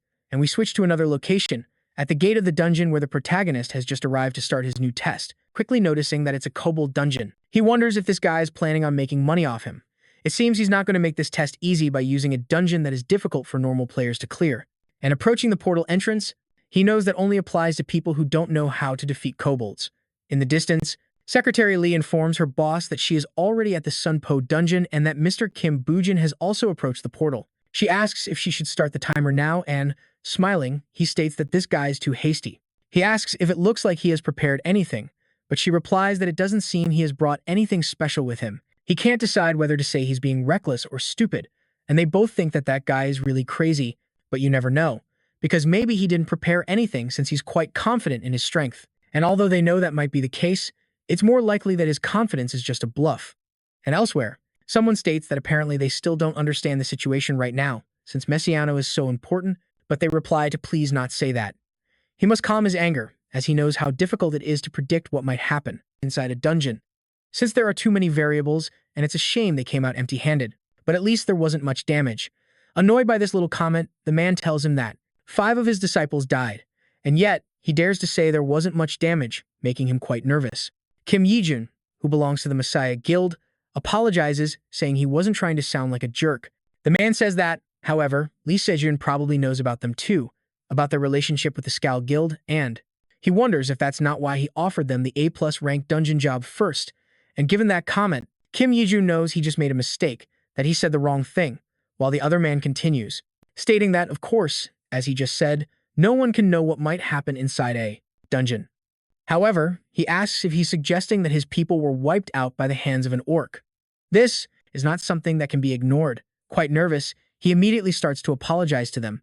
He should have thought twice before saying the wrong thing, and if they can give him more time, he will investigate this whole matter thoroughly. He replies that there's no need for that, since they've already started investigating on their own and, after all, he shouldn't be so nervous. He asks him, why don't you have a drink? And alarmed by such a suggestion, knowing that he has no other choice, he decides to accept the drink. That samurai knows that even though things are like this right now, they are in an alliance with Messiah, and he just wants to let them know how deeply offended they are at this moment, pouring the drink until it overflows from the cup, stating that if there's any friction between comrades, sharing a glass of alcohol will help. All that to smooth things over. And as he leaves the place, he states that things will only be this way if they remain comrades, leaving Kim Yijun pale and slamming the door with great force. He knows he was too complacent with the Master Archer and the Master Swordsman, and he needs to quickly think of a counterplan right now. Meanwhile, these two guys leave the place talking on the counterplan and phone, asking another person if it's been taken care of, wanting to know about the damage they just received. An ending. The call and getting into the car, they wonder if it's just as they predicted. And apparently it was, because it wasn't done by anyone on the hit list, which means it's not an extremely skilled person, and knowing that their next target is the Phoenix Guild, they are calmer because they're the only ones left. If it's not someone among the targets who might have hidden their powers on purpose, then it was probably done by another faction they don't know about yet. Near the Cobble dungeon in Songpo Dong, two people are keeping an eye on the player who just entered. They wonder if they should rest for a couple of days, but one of them replies that there's no need. That guy went in completely alone, and anyway, he doesn't remember ever seeing any player who was sane. The guy will be dead very soon, which will probably activate the portal again, and that will happen any moment now, but he's interrupted as the portal behind him begins to emanating a lot of energy, and his partner claims he was right. But looking over at what happened with that portal, he's impressed, telling him it's not what they expected, since that only happens when a dungeon is cleared. That's not a dungeon that can be cleared even with a large party. They know they have to immediately find the guy who cleared the dungeon, and the one with the afro, pointing at the target, says they've already found him. And as the protagonist drives away, they claim they're doomed. One of them is furious, asking the other two if they just said they lost him, informing them that if they've been paid, they should do their jobs properly. He wants to know if they aren't supposed to get the job done after taking the money. And Lee, noticing all this commotion, just covers her ears because of the noise her boss is making, getting his attention. Annoyed, he asks what she wants. She replies that he hasn't paid them anything, reminding him that he said they were people from his hometown. So he calms down a bit, asking if they decided not to pay them, and she replies absolutely not, since they only came to help him, crossing her arms. She continues, saying that instead, he had said he would treat them to a round of drinks, and acting like it's no big deal, he says that's a shame, because he quit drinking as of today. After a moment of silence, she decides to grab her things and leave, telling her boss that if it's about Kim, he has nothing to worry about. Kun asks her what she's talking about, and she replies that he'll contact them soon if he has any plans to work with them. She's sure of it. Kun thinks she's pretty cold, but now that he thinks about it, when he first met her, she was in a miserable situation. He's interrupted by the white-haired guy who just arrived, who asks Kun if something is wrong with Secretary Lee. He had told her to grab a snack before she left, but she just ignored him and left. He replies that they should just leave her be, since she probably has somewhere to go today. Anyway, Kim cleared the dungeon completely, and in just half a day too, totally exceeding their expectations. And seeing all the stuff the white-haired guy bought, he starts yelling at him and asks how much he bought at the convenience store, demanding that he go and get a refund for everything immediately. But the other guy tells him not to be so cheap about food. He knows perfectly well that he needs a lot of calories, and back with the protagonist, who's still in his car, he's just thinking about what he found in his car after getting out of the dungeon, noticing there was a radio with a note. He wonders, what's all this? He doesn't know if they're planning to make a deal with him or not, thinking this guy is pretty funny. And elsewhere, in a slightly more luxurious car than the protagonist's, some guy is cursing, knowing he can't face his master like this, wondering if he'll have to ask Janj for help, and is interrupted by a call on his cell phone. Answering quickly, he asks what's going on. He's told something about the Scowl Guild and, as he's leaving the parking lot, he says he'll head over there immediately. Meanwhile, Park is negotiating with another, the subject, tells him it would be great if they could handle it the usual way. He doesn't think he needs to explain why, and this guy replies that he understands, but he wants to know if he has spoken with the person he has to protect. Park states that he hasn't done it yet, but he will after he's finished talking to him. That being the case, this guy will explain the situation to his subordinates, and Park replies that he just needs to keep the guy alive and help him get out, as he will take care of the rest completely.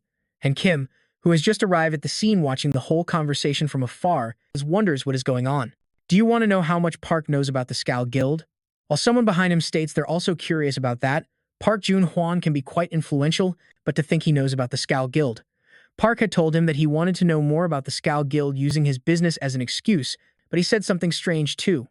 When he was having that conversation, this guy stated that it would be a bit difficult for him to share information about the Scowl Guild, even if it's with Park Jun-hwan himself. He replies that he's being more careful than usual, and since that's the case, he wants to know what he thinks if he tells him he knows his secret. He asks about the guys from the Scowl Guild who died in the A-rank dungeon, and, alarmed by such information, Kim can't believe he said that. If that turns out to be true, that's not something he can solve on his own. He'll get into more trouble if he informs the master. But then he wonders what he should do. He asks the other subject who that person is talking to Park Jun-hwan right now, and he replies that it's John. He's someone Park does a lot of business with, and that guy is a type of mercenary player who doesn't belong to a guild. He'll do anything you order him to as long as you give him the money. And seeing them finish their conversation, Kim just thanks him for cooperating with the Meisha Guild and sharing information.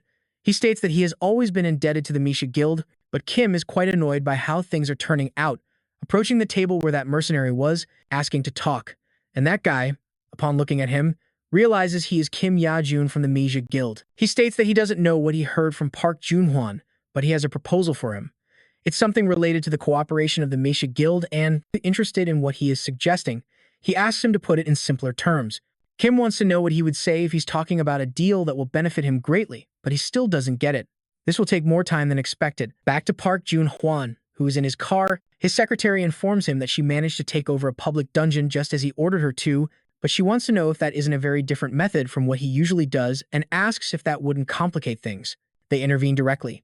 He replies that the Skal Guild has to take action regarding the commotion they caused in the last dungeon, and probably in a discreet way. Now that the location and the supporting actors have been acquired, he wonders if they should set the stage for the main character, deciding to call the protagonist. And returning, with Kim Ujin, who has already finished his conversation with the mercenary, wondering what the hell he is planning. Par. That guy had told him that Par had asked 5 of them, including him, to protect a person. He seems to be an important guy, and his name is Kim Woo-jin, level 16 of the Phoenix Guild. Noticing that his name is on the list of participants for the A+ ranked dungeon, he thinks there's no way he could have gone alone against the veterans of the Skal Guild. It's too obvious a bait, but he doesn't know if he should fall for it or not. And returning to the protagonist, who is outside Hyun's property, he asks over the radio if he should have gone through the gate. They reply that he should have and are surprised because he finished faster than they thought, questioning if he was hiding his true ability. It's not that they suspect him, they're just curious. He replies that it doesn't matter. He only showed them his skills because they asked him to. And they inform him that anyway, he said he wanted to buy a dungeon. They inform him that they put a list of the dungeons they were able to secure in Locker 19A at Ilsen Station. He must go check it immediately, and if he needs anything, he should just contact him. He replies that he understands, but he has to take care of a couple of things right now. He will call him in a few days, and accepting what Kim says, the man states that he will wait for him.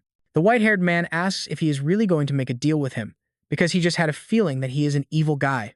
And Ujin simply smiles and asks him if his feelings have ever been right, also questioning if being a runner isn't a risky job anyway. And moving to another location, the protagonist replies to Mr. Parr that it might be a bit dangerous, questioning if he is really telling him to become bait, and he immediately replies that he is correct. He doesn't know how the rumors about what they talked about spread, but it's only a matter of time until the Skal Guild arrives. And noticing the protagonist's reaction, Parr realizes that he seems to be afraid, but that's not his problem. He asks him if he thinks he's safe just by sitting around. He has specially recruited a couple of skilled guys for Kim and asks if he won't trust him and enter the dungeon with them. He replies that his life is still on the line and he wants to know if there's a reason they have to do it that way. Parr tells him he's sorry, but he owes a couple of favors to those guys, and he's the kind of person who can't stand being in debt to someone. Drawing a small smile from the protagonist, he replies that he understands, as there's nothing to be done if that's how things are. In return, he would like a raise, and both of them, looking at the person in front of them, can only say to themselves that the damn idiot has fallen for it. The secretary interrupts the tension in the room, telling the protagonist that the boss has prepared something for him, and then falls silent. Meanwhile, Parr assures him that if he becomes stronger than he is now, his survival rate will naturally increase, noting that what they are handing him is a skill page, and after that, outside the property, he finds it ridiculous that the guy said that. Before his return to the past, Park Jong-won met the Yamato faction and ended up going down the path of betrayal, which was an opportunistic outcome. But to think that this situation led him to a gift like this, he knows that he is being even more useful than he thought, and heading to another place, in the middle of a dungeon. Park's subordinates wonder why they are so pathetic. At this rate, they'll end up paying their debts until they die. This guy just tells him to shut up and keep walking, because that bastard Park Jong-won was easy on them. They know that's still unfair, since that situation wasn't even their fault, and they don't know who did it. He curses, questioning how long they have to stay in this dungeon, and after continuing on their way, he orders them that they should start killing more monsters if they have so much time to complain. And it is at that moment that we realize that someone is stalking that group of idiots in a hidden spot under a bridge. That mercenary informs his client that the preparations have been completed, so he will start to take full charge of the situation. And ending the call like that, he asks Kim Jae-hoon if the only thing they need is to hand over Kim Boo-jin. Affirming, he listens as the mercenary tells him that, however, he feels they are giving too little, considering they are losing a very important client. He questions if he shouldn't be compensated with a little more for that, and Kim Jae-hoon replies that if it's about money, he can give him more when the job is done. Besides, he could find another client for him if he wants, and he replies that instead, he would like to make a deal with the Messiah Guild. If he can arrange that, he doesn't think there would be any need for an additional payment. Kim replies that he can't do that, as it is a personal request and not related to the guild at all. And accepting what he was just told, Kim says goodbye and leaves the place immediately.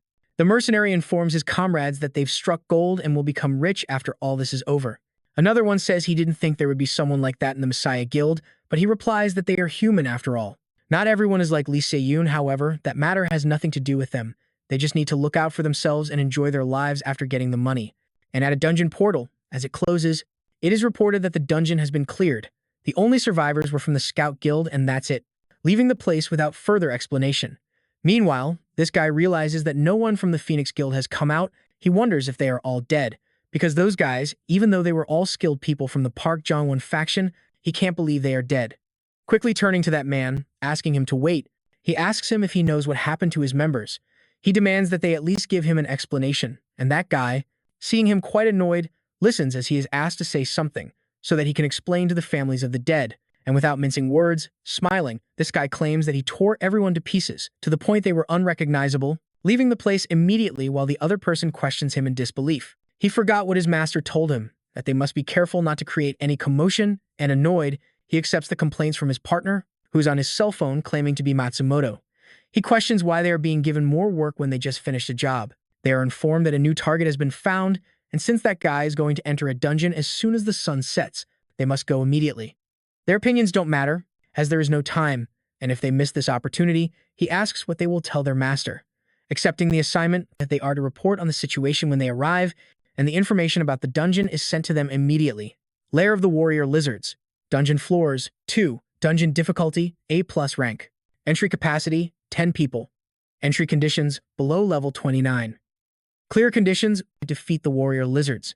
We shift to Park's estate, where he is thinking about the foreign faction in Korea, believing this will be a good opportunity for him as long as he properly uses the Scout Guild. He had always thought it was a huge waste for him to work only in Korea, and anyway, even if things don't go according to plan and Mungun-yin dies, he would at least have information on the Escadot Guild. Realizing it is almost time, Kim arrives at the dungeon gate and sees the people waiting for him, who immediately welcome him and, introducing themselves, state that it is a pleasure to meet him. He is Jae and Hug, and the protagonist, responding to the introduction, hears Hyeon say that they are going to do their best to clear the dungeon. There is one more team that is supposed to be coming, but it seems they are running late. Immediately, they show up, and seeing the people getting out of the vehicle, he smiles because he already knows those guys. Kim quickly turns to look at the 4 people who just arrived and asks Won where the bathroom is. Won replies that he needed to go too, so they should go together. And once in the bathroom, after Kim leaves, Hyo-yeon asks if he is the person they have to accompany. The protagonist asks if he is the guy Mr. Perrin-won told him about, and the man replies that it is almost time to enter, asking if they can talk on the way. Continuing the conversation, he informs Kim that the other people do not know they are on the same side, so the first priority is to avoid being seen together inside the dungeon, and the protagonist immediately asks if he is being told to move on his own. The man replies that he should not worry, as they will not be far from him and someone will always be following him. It is highly likely that an ambush will happen on the 2nd floor. Besides, if they start killing each other right from the start, clearing the dungeon would be more difficult. He should not worry too much, as they know what they are doing. He just needs to trust them and enter the dungeon following their orders. With a smile, the protagonist says he agrees, thus accepting Juin's orders. Juin tells him that he needs to enter the dungeon first, since entering together would be too suspicious. And as he watches Kim walk away, he smiles, thinking that this is all going to be easier than I thought. And after everyone entered the dungeon, they were alerted to move to the next floor. Get rid of the goblins that are hiding to avoid large groups. Apparently, the 1st floor is just for exploration, and noticing that the clearing conditions are not too difficult, it is better for them to split up in this place and each move on their own. And, addressing the protagonist, he says that for him, since he apparently came alone, they will lend him someone to accompany him. Jin Wook states that he will go with that guy, and agreeing, John Huyan says they do not have much time to waste, so they must leave quickly and kill those goblins. They will see each other when they enter the 2nd floor, and, after everyone starts to separate, John turns to look at the protagonist, smiling at him while he is focused on something else. Turning to look at the other group, he realizes that apparently the fight will take place on the 2nd floor. The purple-haired guy asks his companion why he is not going after Kim and now, and he replies that the guy he hired will accompany him just fine, so there is no problem, and questions if it would not be more annoying if things do not go well and Kim escapes from the place. Annoyed by that statement, the purple-haired guy asks if he is trying to say that he does not trust his skills. He wants to know if that is the reason why he was talking the whole way here, and he replies that he does not have to be offended by that, while thinking that the only reason for coming here was to get rid of Jun Jun and all his guys after this is all over. And seeing how John Hyen and his group are doing, he wonders what Kimin is doing right now. Someone reports that he is hunting orcs and is quite skilled, as he uses the blood poison skill to trap them. He asks if there is anyone else with him, and his companions ask if he is not worrying too much. They question if he is wondering whether they will be able to control that guy, and he answers no, but it bothers him that things are so easy for them. Perrin and Kim Yoon are not people who would spend that amount of money just like that. He wants to know if Jin Wook is still following him, and his companion asks if he is thinking of going after them, and he asks if it would not be easier if they stay with him. That way, the moment Kimin lets his guard down, they will seize the opportunity to capture him. So they decide to approach the place where the protagonist is. And, arriving there, they know he was definitely here. But not seeing him, they wonder if he moved to another place. If Kimin did that, then he must have left some kind of trail. Judging by the smell of blood, he is sure that this is the right place. But he wonders why there are no signs of Jin Wook. They question if something might have happened to him, and, seeing the bodies lying around, they know that this situation does not feel right at all. His companion quickly gets John's attention, pointing to a spot, making him notice the bodies of Jin Wook and Kim Woo Jin. After arriving at the scene and finding the bodies of the two hunters, Hu Yan asked his friend to check on Jin Wook first, ordering the rest of them to secure the surroundings while Michik heals Jin Wook. And, obeying what their leader told them, this guy quickly approached to his comrade's body, but upon reaching him, he realizes the grave situation Jin Wook is in. His neck is completely wounded, he's bleeding out, and trying to do something to save him. He asks him to stay still. He can't stop the bleeding if he talks or moves in this state, but the man, turning to look at the protagonist's body, immediately points at it, prompting Minshek to turn his gaze that way. And annoyed by his comrade's attitude, he scolds him, reminding him that the guy was just someone they had to hand over to Kim Yi-jun and anyway, questions which of them even cares about the client. The most important thing is that he survives, and Juwon asks his companion, what is going on? Do you want to know Yin Wook's condition? And while trying to heal him, he tells his leader that he could die at this rate, which makes Juwon wonder what the hell happened here. There's no way they would fight each other, because they knew they were on the same side, but for a moment, he has a flash of clarity, remembering what Kim Yi-jun told him, that this was related to the MC group. They should have been careful, making sure no one knew about it. And as a chill runs down his spine, he wonders if that guy was also planning to kill them, and he is snapped out of his thoughts by Jin Chik, who tells Juwon to snap out of it, because Jin Wook is bleeding too much. Healing him with his magic won't be enough. But before he can finish, a skeleton emerges from the ground behind him, leaving the hunter completely pale as he tries to turn around quickly to see what is happening. His comrades, realizing their healer has died, are completely alarmed. And Juwon realizes that the reason they injured Jin Wook like that was simply to be able to go after their healer. They got rid of their healer on purpose, and that was obviously done by someone who is used to killing players, telling the rest of his team that it seems Kim Yi-jun tricked them. He laments that he should have known better, since the request was rather strange. And while these guys are being surrounded by several skeletons, the hunters from the Scowl Guild are finishing off all the beasts in their area, but the leader tells his comrade not to overdo it. He needs to save his energy, to which he sarcastically replies that these monsters know he's handsome, and that's why they just keep coming for him. To which his companion mockingly says, that's not it. It's probably because he gives off an unpleasant smell, asking if he could use less cologne the next time he enters a dungeon. To which, quite disgusted, he states that he spent a lot of money on it. And annoyed, his leader reminds him that he's already told him several times not to do that, as some monsters are sensitive to smell, and, calling him an idiot, tells him that several of his fans are already coming up behind him. And that guy, annoyed by his friend's comments, claims there won't be any problem as long as he takes care of them.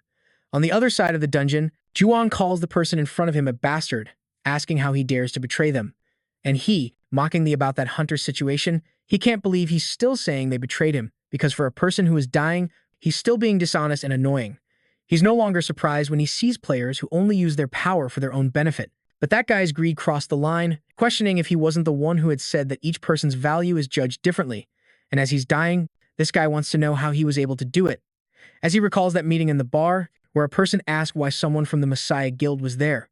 He wanted to know if there was something special about that guy, Kim Bujin. Seeing how Parjin and even Kim Yoon are interested in him, she informs her companions that she had been asked to keep Kim Bujin alive, mentioning that it seems they won't be able to kill him, and so Won won't be able to enjoy his hobby, and showing several marks on his arm, he asks if that's what she's referring to, stating that he could fill it up next time. There are plenty of people to hunt, and noticing the number of marks that guy has, she tells him that he must have really killed a lot of people, recalling that one of those scars is from the last time when 3 people begged them to save their lives.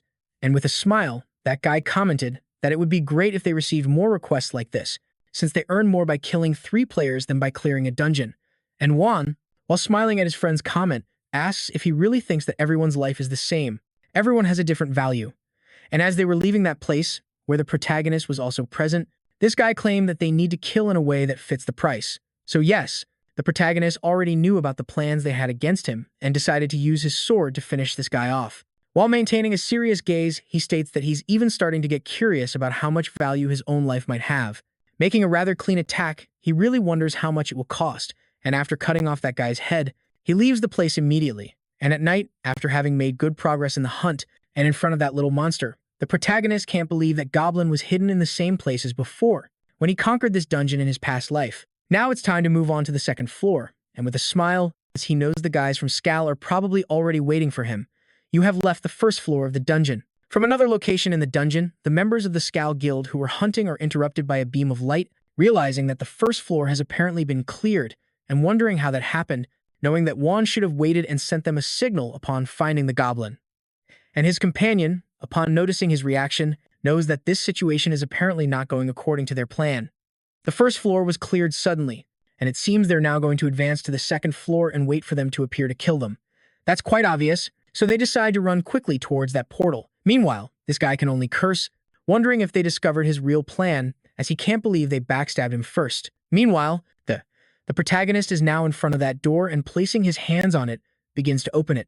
Moving to the second floor of the Parung 1 property, Secretary Kim informs him about some items, and he questions if most people don't buy a lot of them before entering a dungeon. He wants to know what the problem is, but she tells him that the item Kim bought, a collection of tubes, seems a bit strange. She knows that the blood, bodily fluids, skin, and much more from certain monsters sell for high prices, but there won't be any valuable items he gets from the dungeon that are worth selling. So she informs him about this and, curious as to why he bought a collection of tubes despite being in danger, she wonders what Kim Bujin is thinking, and inside the dungeon, at the gates to enter the second floor, they realize that it seems those guys went ahead first. It's possible they are waiting for them to set up an ambush, so everyone should keep that in mind when they go up. And that guy, quite annoyed, states that it seems he'll be able to have more fun while hunting thanks to someone, asking his leader if he doesn't need to express his gratitude. And the leader, irritated by everything that's happening, curses Juen, stating that he's going to make him pay for that humiliation. Moving to the second floor. On the second floor of that dungeon, there is a creature that lies beneath the lake, which, upon noticing the presence of several hunters in the area, awakens. And these guys, after entering the second floor, wonder what is going on, as they thought they would be attacked immediately. It seems they were wrong, and their companion, moving forward, wonders if they are hiding out of fear, but without watching his step, he manages to trigger a trap. And noticing this, after the attack that made the vial break, they wonder if what splashed on him was blood. Realizing that it's a collection of tubes, they don't know what's happening, and looking at the small trap that was set for them, the leader of this group doesn't understand anything, as that should have been a good opportunity to attack them. The sturdy guy claims that the smell is foul and, behind a tree, the protagonist is watching this whole situation, telling the big guy that he's sorry about that, but he thought it was a stench fitting for his level. Meanwhile, the leader of the team calls that guy a bastard, telling the person who set the trap to stop wasting time. He wants to know where Juyin is, realizing that the person in front of him is Kim Bujin, and asking him immediately if they think they're safe after betraying them like that. And the protagonist tells himself that it went just as he expected. This guy thinks he's on the same side as Juyan, so he decides to answer with another question, asking him what he means by wasting time. He knows they were planning to kill Juyan and his team after this. He didn't really think they would follow him this far, but while maintaining his smile, the protagonist tells them he doesn't think it's time for useless chatter. While behind the group, something from the lake is emerging, and upon noticing this, these guys wonder what that thing could be. Alarmed because they lost one of their comrades in less than a second, they get on guard in front of that monster. And with him at their backs, they call the protagonist a bastard again and ask, "What the hell did you do?" And he, while holding one of those vials, informs them that the liquid all over the place belongs to the goblins. It's also the warrior lizard's favorite appetizer, and since he has poured a lot of its favorite sauce on them, he asks if they wouldn't become an incredible dish for that warrior lizard. And realizing Kim's intentions, quite annoyed, this guy curses him, while claiming he's going to kill him, unsheathing his katana and quickly lunging at Kim, while his other comrade scolds him, saying he can't leave them in this situation. And after starting the fight with the protagonist, consumed by his rage, he tells him he will tear out his eyes while he's still alive, and quite arrogantly, Kim tells him they are all dogs that bark but don't bite, but something about the katana this guy is holding catches his eye, and noticing that seal, he wonders if that is the sword master's sword. So he tells this guy he thought they were simpletons when they rushed in, but it seems they are disciples of the Sword Master. And alarmed by the information the protagonist has, he demands to know how he knows it. While their leader, trying to calm down to think more clearly about this situation, wonders where Ju-won's friends are, knowing that this Kim guy isn't the problem here and knowing there should be no problem clearing the dungeon, even if it were just the four of them. Meanwhile, his other comrade, trying to fend off the warrior lizard, snaps him out of his thoughts by asking what he is doing, telling him not to just stand there and to help him. But he, paying no attention, keeps thinking that if Ju-yeon and his guys show up right now while their forces are scattered, the situation will become much worse. And noticing the imposing presence of that monster, he knows that if things continue like this, they will be the ones who end up getting killed. For his part, Matsumoto continues to attack the protagonist, questioning him again about how he knows. And he replies that his master must be losing his touch, as he can't believe someone like him is his disciple. And annoyed by Kim's words, this guy tells him to shut up as he begins to counterattack. At the same time, the protagonist is quite happy, since they are all falling for his provocations and knowing that the guy in front of him is quite skilled. He knows it will be difficult to beat him with his sword, but he immediately bites his lip. Music. Quite annoyed, Matsumoto asks him how he dares to spit blood in his face. He has been poisoned with hemotoxin. His resistance will continuously decrease, seeing as that guy is a poison user. Dragging this out puts him at a disadvantage. So, to keep it from going on any longer, he will end it right now. And gripping his katana more firmly, he decides to use his special technique. And the protagonist, realizing what this guy is trying to do, wonders if that is an attack skill that is exclusive to those chosen by the Nimbus, the Executioner of the Sacred Light. The Holy Light Executioner's skill, Blade of Destruction, has been activated. Matsumoto is realizing that the poison is starting to take a toll on his body. He was supposed to bring this guy back, but before he can get on the defensive, he notices Kim Woo-jin's presence behind him, wondering if that guy is still alive and how it's possible that he dodged the Blade of Destruction. But before he can ask himself any more questions, before his life ends, he begins to remember his training days, the moment he could finally use the Blade of Destruction just like his master. And although he can only use it once, that samurai told his disciple that he's quite good at copying, but it's still too much for him to use in a real fight, making him see the state of his arm after using the Blade of Destruction just one time. That technique gives him great power, but he must refrain from using it on an enemy who knows its weakness, and accepting his master's words, this guy turns to look at the training dummies, while his master continues to tell him that if he encounters an unscathed monster, even after using the Blade of Destruction, telling him that if that were to happen in a real battle, that monster will manage to catch and kill him, telling his master in his mind that it seems he has met that monster today. And as he falls to the ground, his companion realizes what has happened to Matsumoto and, turning him over to check on him, Kim Ye-hun, realizing the whole situation, knows that those guys have been satisfied with being the Sword Master's disciples. But now they are all completely useless, and, cursing, he knows that on top of that, Ju-yin hasn't even shown up with his men yet. There is no chance they'll win this encounter, so he decides to get Kim Woo-jin's attention, asking him to call it a truce. They don't need to fight each other, telling the protagonist that they can conquer the dungeon together. Otherwise, at this rate, they'll end up as monster food. But upon hearing this, the protagonist simply smirks, telling the guy that he doesn't need to worry about that, who then notices the corpse next to him starting to disappear, while Kim Woo-jin tells him that killing them will make it easier to clear this dungeon. After all, they can become part of his army. And Kim Ye-hun, not knowing what the protagonist means, asks him what he's talking about, as he notices several skeletons appearing from the shadows. Skeleton soldiers have been summoned. The protagonist asks Kim Ye-hun how he can trust them after they tried to kill him just moments ago, and, upon witnessing everything before his eyes, he realizes that this guy didn't just have the blood poison skill. And noticing a presence behind him, a burly guy gets Kim Ye-hun's attention, calling him Messiah's dog, telling him that he's been asking for his help for a long time, but he has just been ignoring him and, cursing him, asks if he's really just going to stand there, begging for his life. He angrily tells the lizard warrior to get its stinking head away from him. He feels like he's suffocating from the smell alone, and after calling it a stupid lizard, he is suddenly crushed by its hand. Kim Ye-jun is completely paralyzed and pale. He knows that if he wants to get out of this place alive, at this point, he only has one option left. And noticing how the protagonist has started to attack that lizard, he didn't think it was possible for a skeleton soldier to move like that. It's almost like the movement of a high-level player, and on top of that, it's not just one skeleton soldier, there are 5 of them. And at that moment, he realizes there's something much more important. If Kim Bin is this strong, he knows it's something he can't handle on his own. And since he's in this situation, the first thing he needs to do is escape from here, and then hide until the other guys conquer this dungeon. He can figure out the rest later. Survival is his top priority. He can't die so pathetically in this place. But before he can keep moving, he realizes something incredible is happening. Turning to look, he sees the lizard warrior has been affected by the blood poison skill. He realizes that this must mean Kim Bin got rid of the team from Hugon. That would explain why they still haven't appeared. The reason how the members of the Eskel Guild were killed in the A+ dungeon. He's getting that answer now, but looking at all this, he knows he just needs to get out of here and write a report about this. But the only thing he can do right now is wonder why that lizard is ignoring the skeleton soldiers and is only chasing him. Due to the blood poison skill, the lizard warrior's strength is continuously decreasing. He turns to see if the skeletons manage to kill the monster. And even though the lizard warrior turns to look at the skeleton, and after staring at it for a moment, it decides to ignore it completely and refocus on Kim Yujun, who wonders if the monster is really going to keep chasing him. And realizing that is exactly the case, he wonders why that lizard is only following him.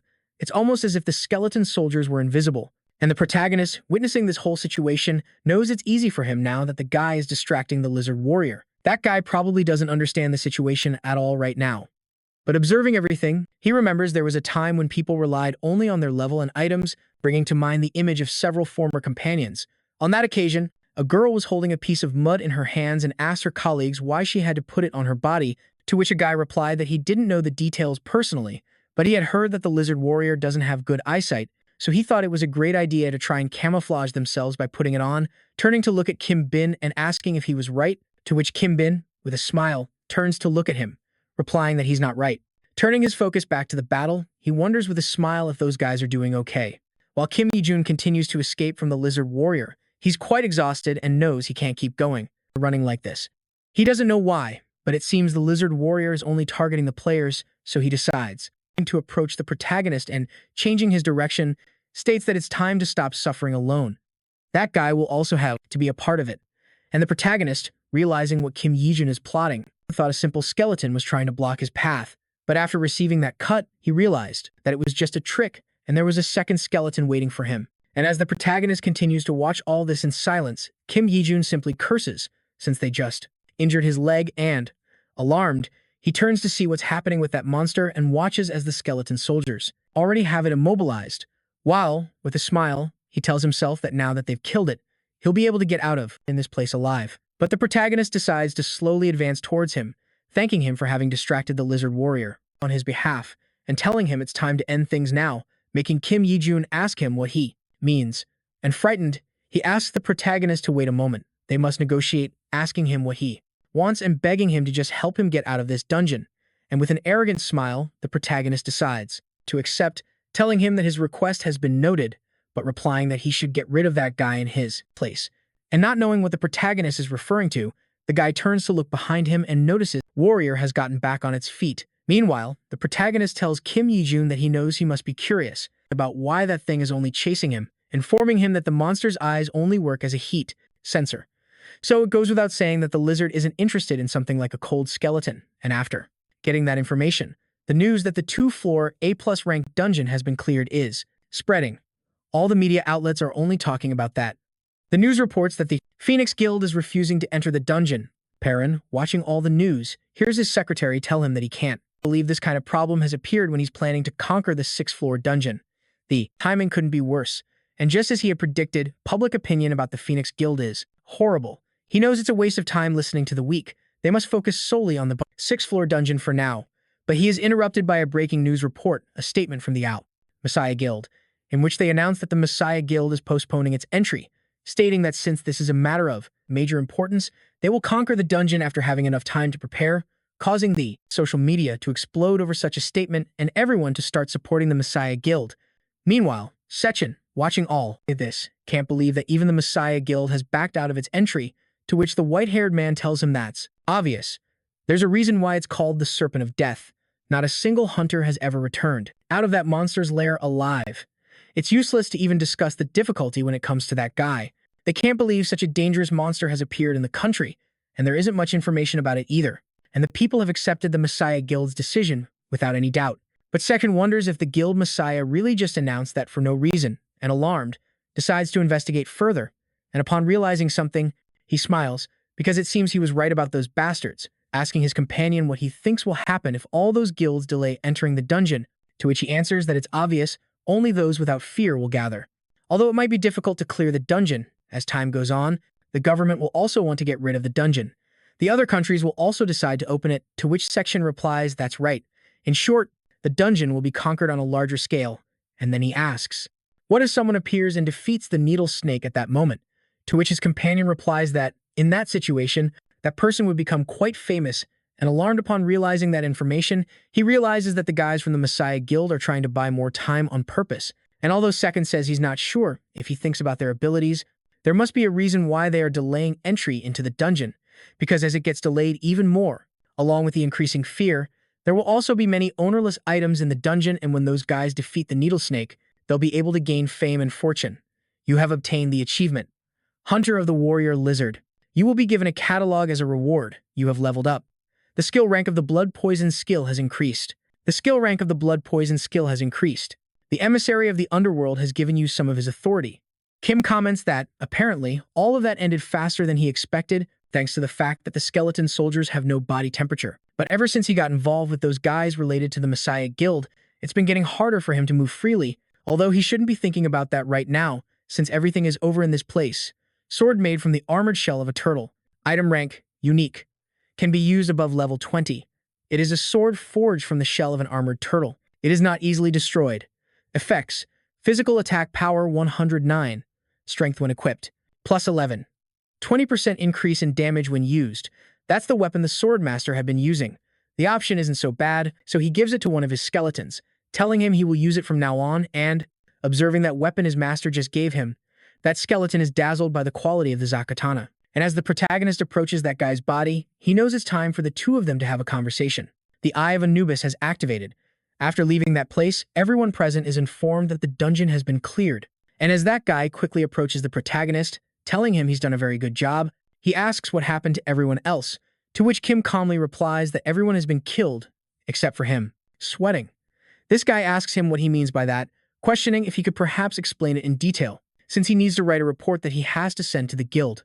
But brushing him off without paying much attention, the protagonist tells him he can write that the lizard warrior was much stronger than they were expecting, entering that small office immediately, closing the door right after entering and taking out his cell phone. He states that he handled the situation just as he was told, telling Mr. Paran that the situation was just as he had predicted.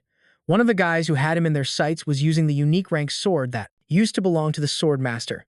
And as you know, the Master is an important member of the Meiji Guild and also the head of the Yamato faction, stating that he is sure the Yamato or Japanese faction is the main group of the Skal Guild. And turning to look at a spot in that small office, he says out loud that aside from that, there was nothing he could discover. However, he might find more information if he examines it closely, thus saying goodbye to the person he was talking to, saying that he will get in touch with him again, ending the call and quickly leaving the room, turning off the light and revealing to us that there was a microphone that was listening to everything, moving on and leaving that small booth behind.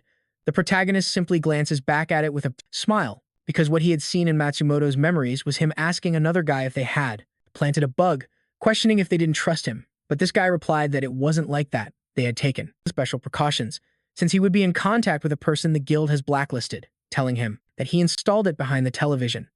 He just wanted to let him know about it, and since he already knew about that situation, he's glad because the bastards from Skal are going to fall into their own trap, and at this point, he's curious to know how the Skal Guild will handle Perungwan. And right at that moment, his cell phone gets a call and, speak of the devil, the caller tells the protagonist that he heard what happened, asking if everyone was then killed except for him, stating that his luck is quite good, asking him if he has anything to give him, but he replies that he couldn't find anything else, as he was busy focusing on getting out alive, but he thinks they know where the main branch of the Skal Guild is.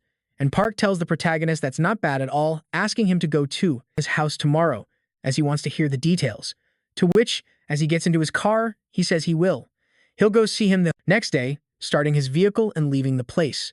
And after arriving at Ilsen Station, he heads to Locker 19, noting that Sekin is a rather cautious broker and wonders if he knows that he is also a target. Opening the locker, he hopes that list isn't too disappointing. And after leaving that place, while reading the entire report in his car, he can't believe things have come to this point. It's no wonder. The Meiji Guild thinks of him as a nuisance. Both the content and the quality are incredible, just as he sees. The dungeons he had conquered when he was in the Meiji Guild, he finally knows where the source was. He now understands that Si-chan wasn't targeted for no reason, but stopping on a specific page, there's certain information that leaves him quite impressed, as he can't believe Si-chan has this too. There isn't much information about the albino lizard egg. Even in his past life, he couldn't find its source, so he wonders what could be inside that egg and, quite determined, figures he just has to find out directly. And, grabbing the radio to contact Se-chan. He knows that this is something only Lee Se-yoon knows, as a clue to get closer to the hidden truth. He knows he needs to be the one to clear that dungeon no matter what, causing the other radio to ring in Se-chan's room as he introduces himself as Kim Bujin, bringing a smile to the other's face, and making him wonder if it's finally time for his first deal with Kim Bujin. The next day, the protagonist shows up at Park Jong-won's property, and he asks him if what he's trying to say is that the team of Jong and the guys from the Scale Guild died fighting each other. And Kim confirms that's right. There was someone very skilled among the Scale Guild members. Judging by his sword-fighting skills and his equipment, there's no doubt that guy had a connection to Japan. And annoyed by such a claim, Park comments that there are a couple of factions that are quite influential in Japan. As soon as that dungeon is cleared, he's going to have to investigate that matter, showing the protagonist a news article stating that the Phoenix Guild is going to challenge the 6th-floor dungeon, commenting that since Kim is the only one who has survived 2 dungeons in a row with the members of the Scale Guild wiped out, they will naturally start keeping an eye on him. He must refrain from acting until he clears the dungeon and is finished, and calling for his secretary, Kim. She confirms that the money has been deposited into Kim Bujin's bank account, and since they're done with everything there and his compensation has been paid, he tells the protagonist that he will contact him again after he has cleared the dungeon, to which he says thanks and leaves the premises. After leaving Park Jong-won's property, he knows that when he returns from the dungeon, those bastards from the Scale Guild will know that Park Jong-won was backing him from the start, so they will focus their attention on him and not on the protagonist. He's looking forward to seeing Park Jong-won's reaction when they meet again. And now that he's finished with all the urgent matters, he wonders if he should try to go against Park Jong-won's warning and not act alone. And in a completely different place, Secretary Lee tells her master that the preparations are complete, but she doesn't know if Mr. Kim Bujin will accept the situation. Si-chan tells her not to worry about that, because if there's a problem, he'll talk to him. And as the protagonist approaches the place, before he can even open the door, the protagonist overhears the secretary refer to the white-haired man as Lee Gina, telling him that the boss told him to get ready. And while he complains to Miss Lee about what she called him, the protagonist realizes that guy belongs to the Phoenix Guild. But unsure, he decides to enter the room, looking quite suspicious.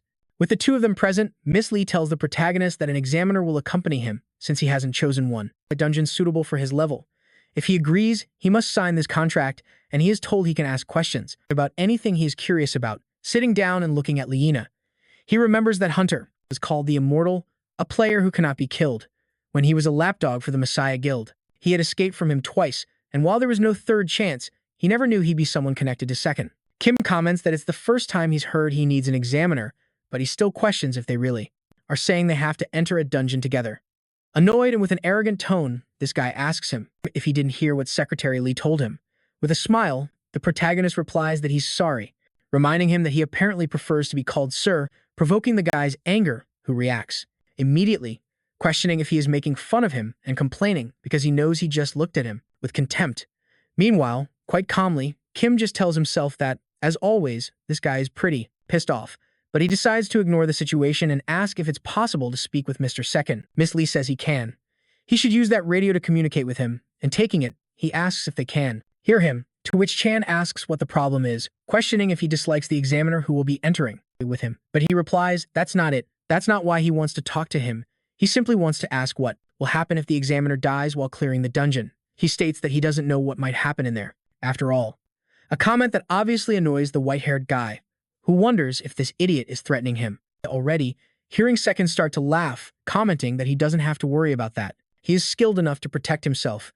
You won't have to worry about him. And after asking the protagonist if he understands, he notices that the guy has approached him and is standing in front of him with an even more arrogant aura than before.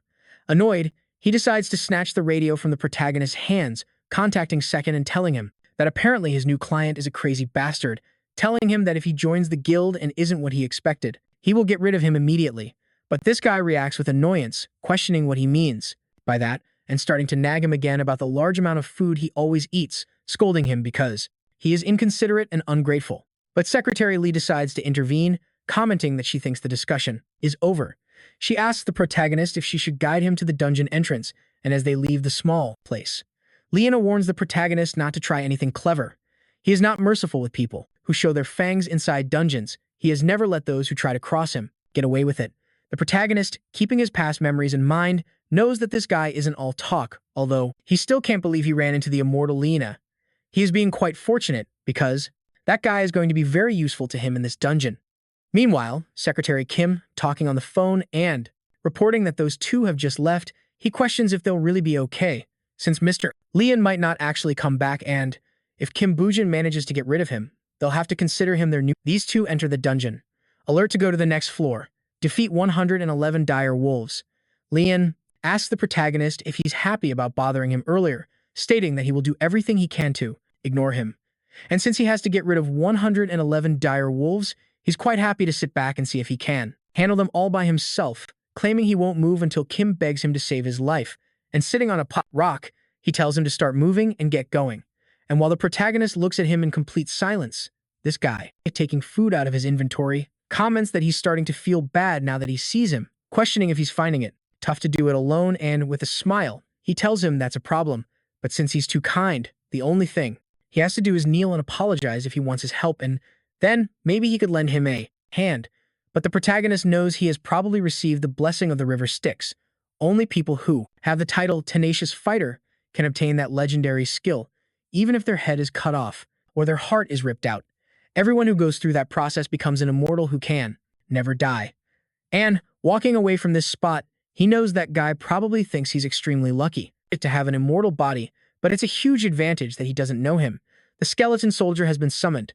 Lin is surprised by what he's seeing, because next to Kim, a skeleton with a katana has appeared, and with a smile, the protagonist states that he'll make that guy realize it's all an illusion, and after a while, the skeleton soldier finishes off a monster. This guy tells the protagonist that his thing seems to be good at fighting, asking if its name is Little Skeleton, but Kim just remains silent, and Leon, with a smile, says he's always wondered, but now he gets it as the reason how he could clear dungeons by himself is obvious, seeing the number of wolf carcasses already on the ground, but he knows it's even more incredible after seeing it.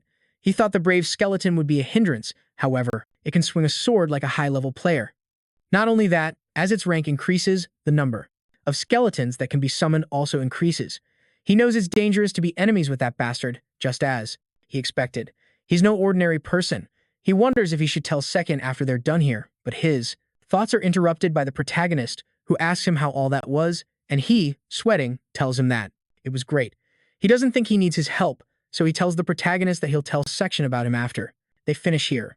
And the protagonist, replying that it's fine, notices how Leon's attitude suddenly changes, who, quite annoyed, asks him what he just said, and, getting up from that rock, asks if he heard wrong, as he can't believe he suddenly spoke to him informally, and before he can take a step, he notices something wrong. As he can't believe he suddenly spoke to him informally, and before he can take a step, he notices something is appearing on his back. Skeleton soldiers have been summoned. This guy has been completely surrounded by soldiers, skeletons, and with a nervous smile, he comments on whether those cute little skeletons are suddenly getting a bit rough, asking the protagonist what he just did and looking at him with utter arrogance. Kim asks what he just said, questioning if he hadn't said that he would just sit back and watch unless he begged. He tries to get closer, appearing not to be hostile. He assures the protagonist that it was just a joke, telling him that what happened before was obviously his fault. He didn't mean to offend him. He takes another step, and in an instant, he positions himself in front of the protagonist, telling him it was his fault and calling him a bastard, which just makes Kim crack a smile. In the next moment, he defends himself from the attack and sends the guy to the ground, who opens his eyes and notices the treetops, wondering what just happened. And as he gets a good look at the situation, he notices the silhouette of the protagonist, who states that he's quite disappointed in him, since he tried to attack a summoner first instead of the skeletons. It was a good attempt, and now Lena knows that this guy moves as if he's predicted everything. That bastard has been hiding his abilities until now. Putting his guard up, he wonders what his objective is for approaching them. He doesn't know if it's about him or if it's about Si-chan, telling Kim that he doesn't know what he wants, but he won't get anything from him. He's good at keeping secrets, and as Kim approaches him with a threatening aura, he asks if he should be worried about that, stating that he doesn't look like a tough person and telling him it doesn't matter. Anyway, he then makes all his skeletons point their weapons at him, cornering him and causing the guy to realize what position he's in. After some time, the protagonist has tied this guy up and is hanging him from a tree, listening as this guy just curses, calling him a bastard and ordering him to untie him right now. And with great annoyance, he asks, "How long has it been already? You have to give me food. You're going to starve me to death." And seeing how the guy is throwing a tantrum, he decides to cut the rope holding him, causing him to fall immediately to the ground, while he tells him he's going to give him a chance, so he should get ready, and without knowing what he means.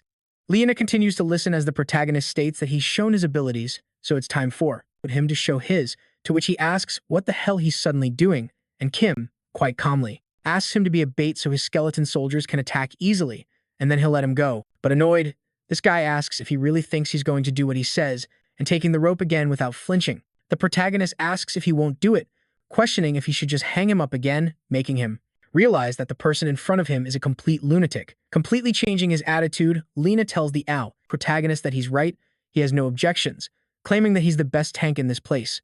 And then, after a while, this guy is seen defeating several beasts. He can only curse, because there are too many of them. The whole pack pounces on him, surrounding and completely overwhelming him, while one of the beasts lagging behind notices a shadow standing over it, and when it turns to see who's there, it quickly realizes that the presence is a skeleton.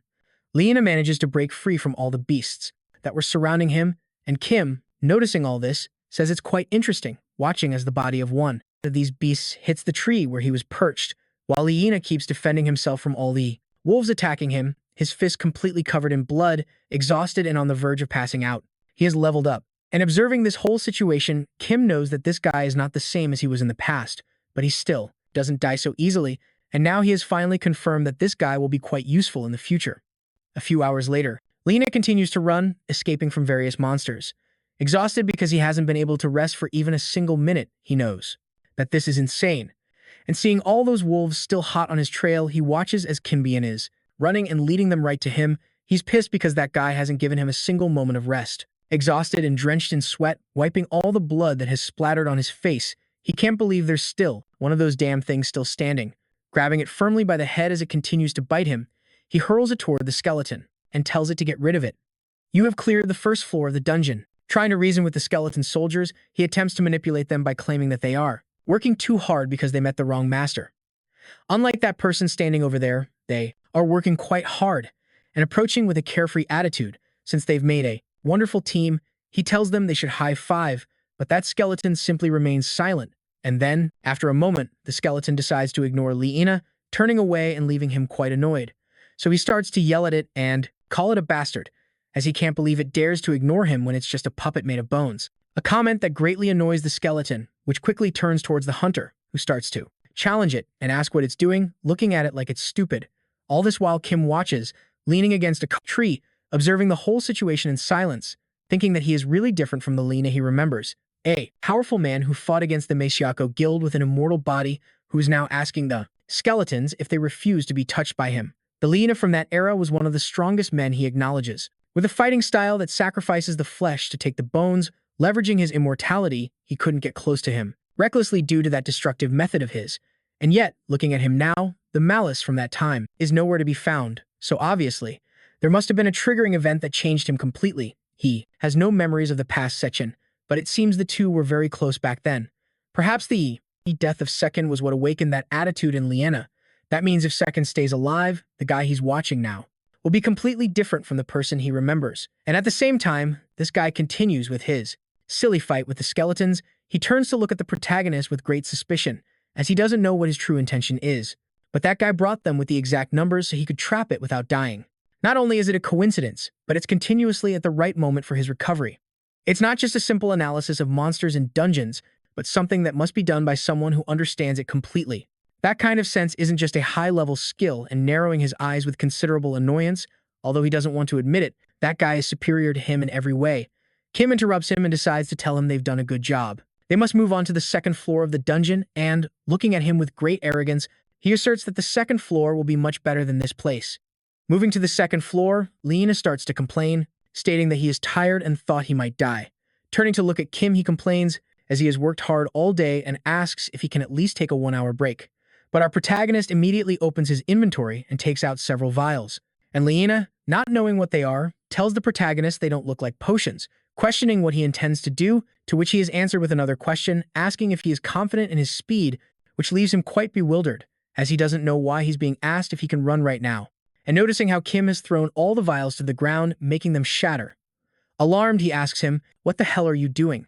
And with a smile, he tells him it would be a good idea to start running now, immediately hearing how from inside the forest all the trees begin to move and turning quickly to see what is happening. He notices a colossal beast has appeared from behind the forest, which immediately fixes its gaze on him, and he's quite annoyed because that bastard Kim can't even let him rest a little. And outside the dungeon, the latest news that has been published is being observed as the Korean government approves the participation of foreign guilds in the Needle Snake's Den of A rank and above.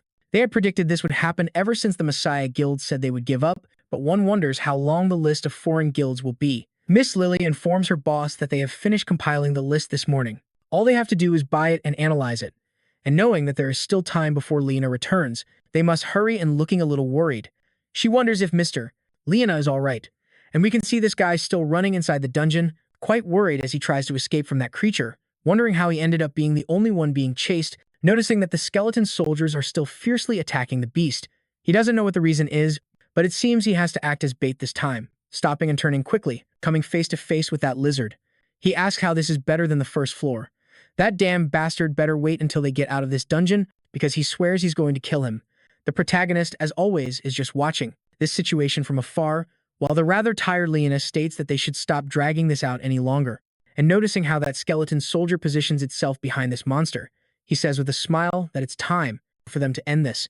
The albino lizard has been affected by the blood poison skill. The blood poison skill activates at maximum power. He notices that his skeleton soldiers seem to have been trained individually to be this good. If it were anyone else, the summoned skeleton soldiers would generally be used as support to buy time. Due to the blood poison skill, the lizard's health will continuously decrease. After that attack, the same thing that happened with the Scowl Guild happens again. The lizard turns to look at the skeleton, quite confused, and after staring at them as they remain completely still, that monster becomes very confused and starts looking at the hunter and then back at the skeletons, making Leon realize that this creature is unable to see the skeleton soldiers, wondering if that's the reason why that thing is only following him and turning to look at Kim Bujin. He questions what kind of magic that guy possesses and remembers how he was told with a smile that it would be good, and for him to start running. He realizes that Bastard planned all of this from the beginning. After receiving a tremendous blow, Leona gets back on his feet, in a lot of pain as he starts to bleed. The blessing of the River Styx skill has been activated. Kim smiles because it is clearly as expected. He recovers immediately after taking so much damage.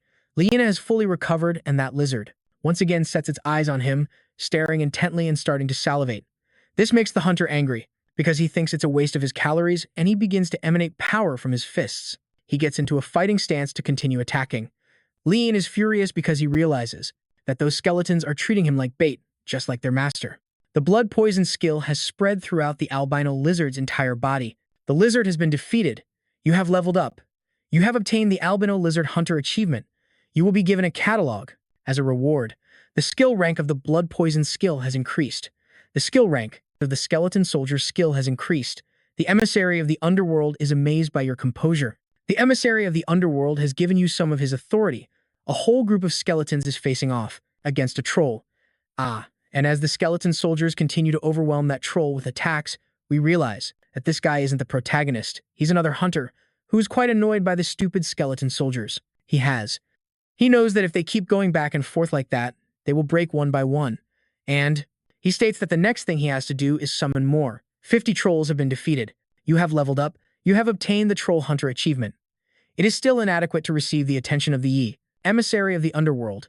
He knows he has killed 50 trolls on his own, but he still can't get his attention. He's annoyed by that damn guy who is favored by the Nimbus, wondering what kind of person that guy is. And back to the protagonist. After they finished off that lizard, Leon is angry and wonders what he is doing now. He wants to destroy that bastard because he's starving, so he decides to get the attention of Kimbin by asking them to leave because they are done in this place, questioning him if they have anything left to do, and, after looking at him in silence for a moment, he states with a smile that the most important thing is left. And as his hand runs over the creature's entire belly, Leon doesn't know what this guy is plotting. And hears the protagonist say that it must be in that spot, only to suddenly see him just completely slice open the creature's stomach, opening a hole in its belly and starting to approach it, stating that he finally has it in his hands. You have found an albino lizard egg. You have cleared the dungeon. Holding that egg, he knows the Messiah Guild went to great lengths to hide what was inside that egg.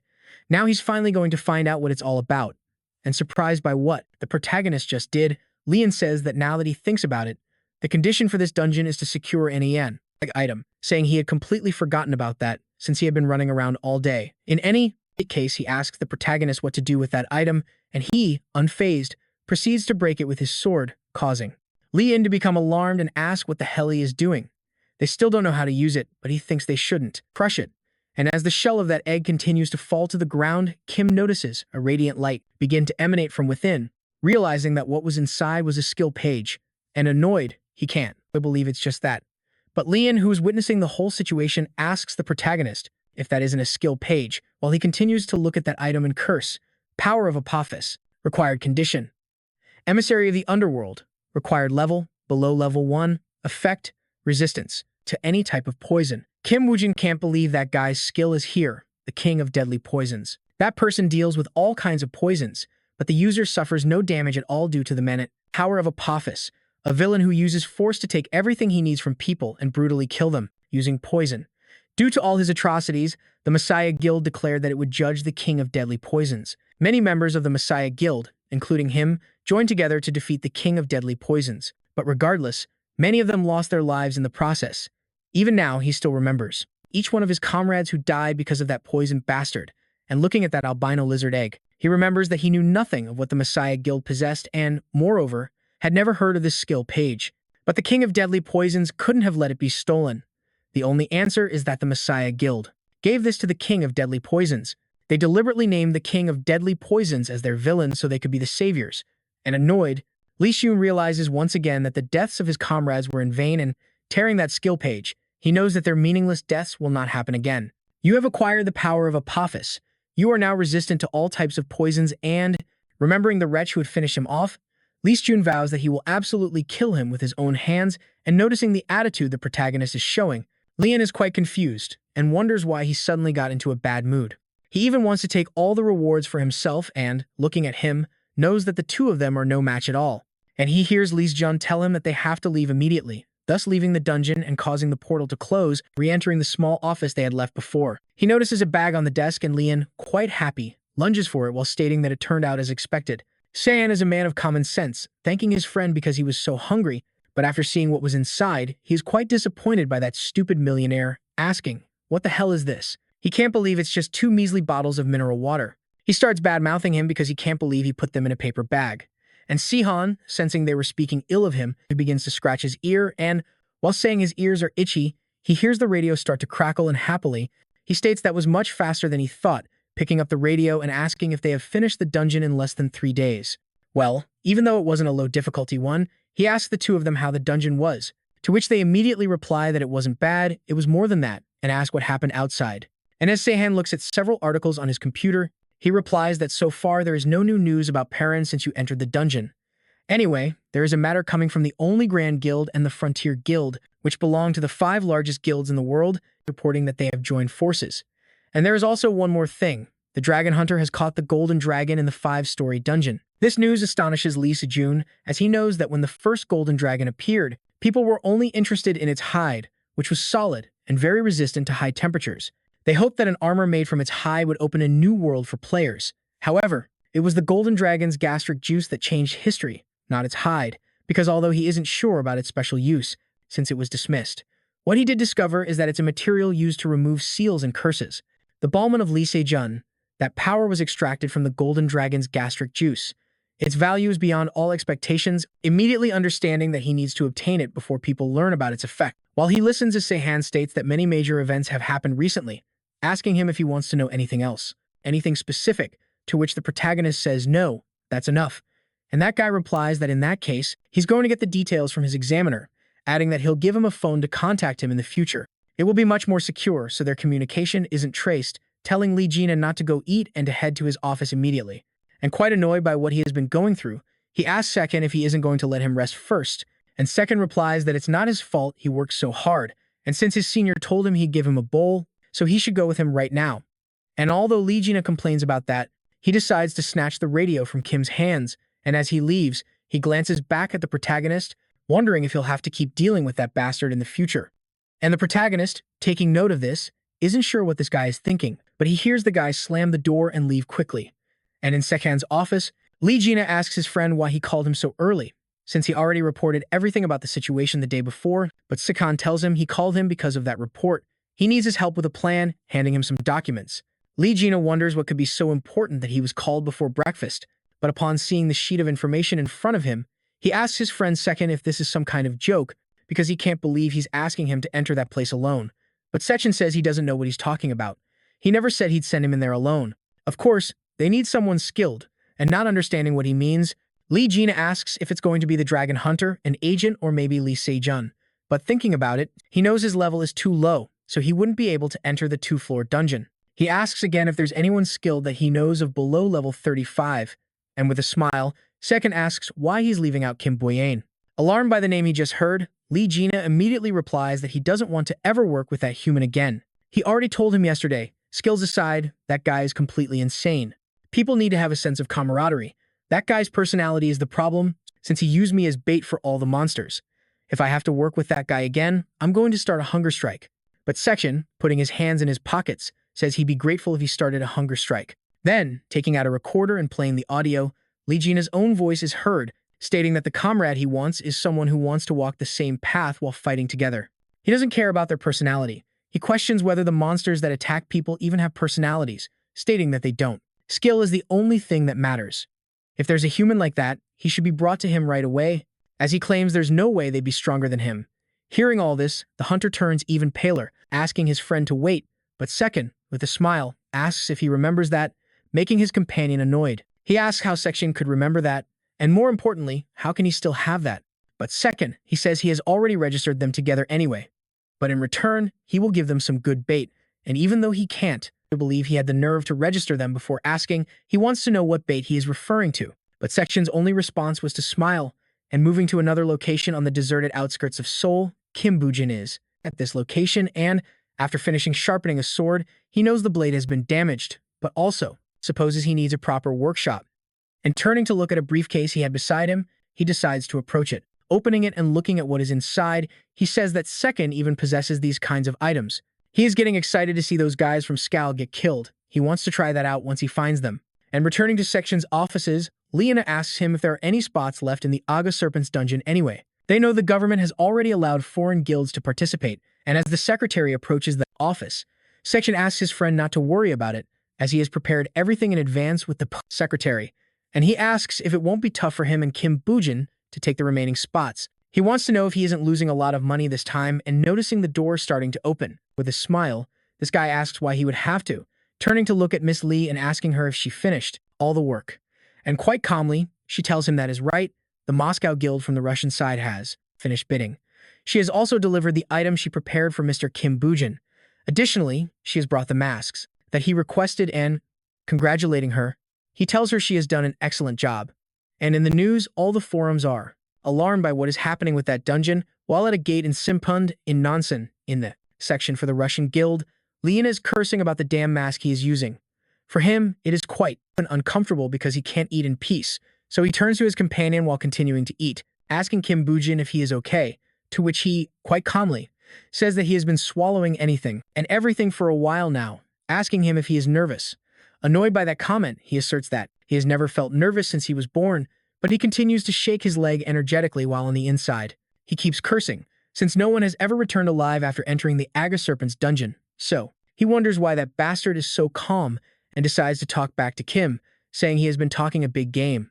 But he questions if Kim himself is not nervous. He wants to know if he is not scared, but Kim, continuing with his attitude, says of course, while checking some things in his inventory and hearing how Lena starts to mock him, telling him not to get too nervous, he just has to believe in his partner, but the protagonist simply can think that is precisely the reason why.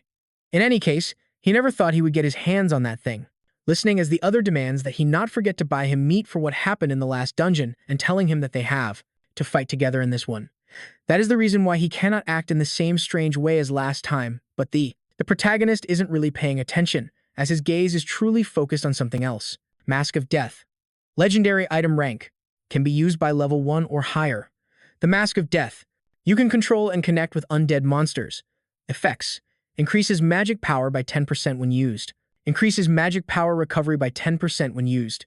He tells himself again that he can't believe Si-chan had this kind of item, remembering that call he had with him, where he stated that he'd heard about his good performance in the dungeon, and that's why he asked if he had thought about participating in the Needle Snake dungeon. But he with coldness replied that he didn't know yet.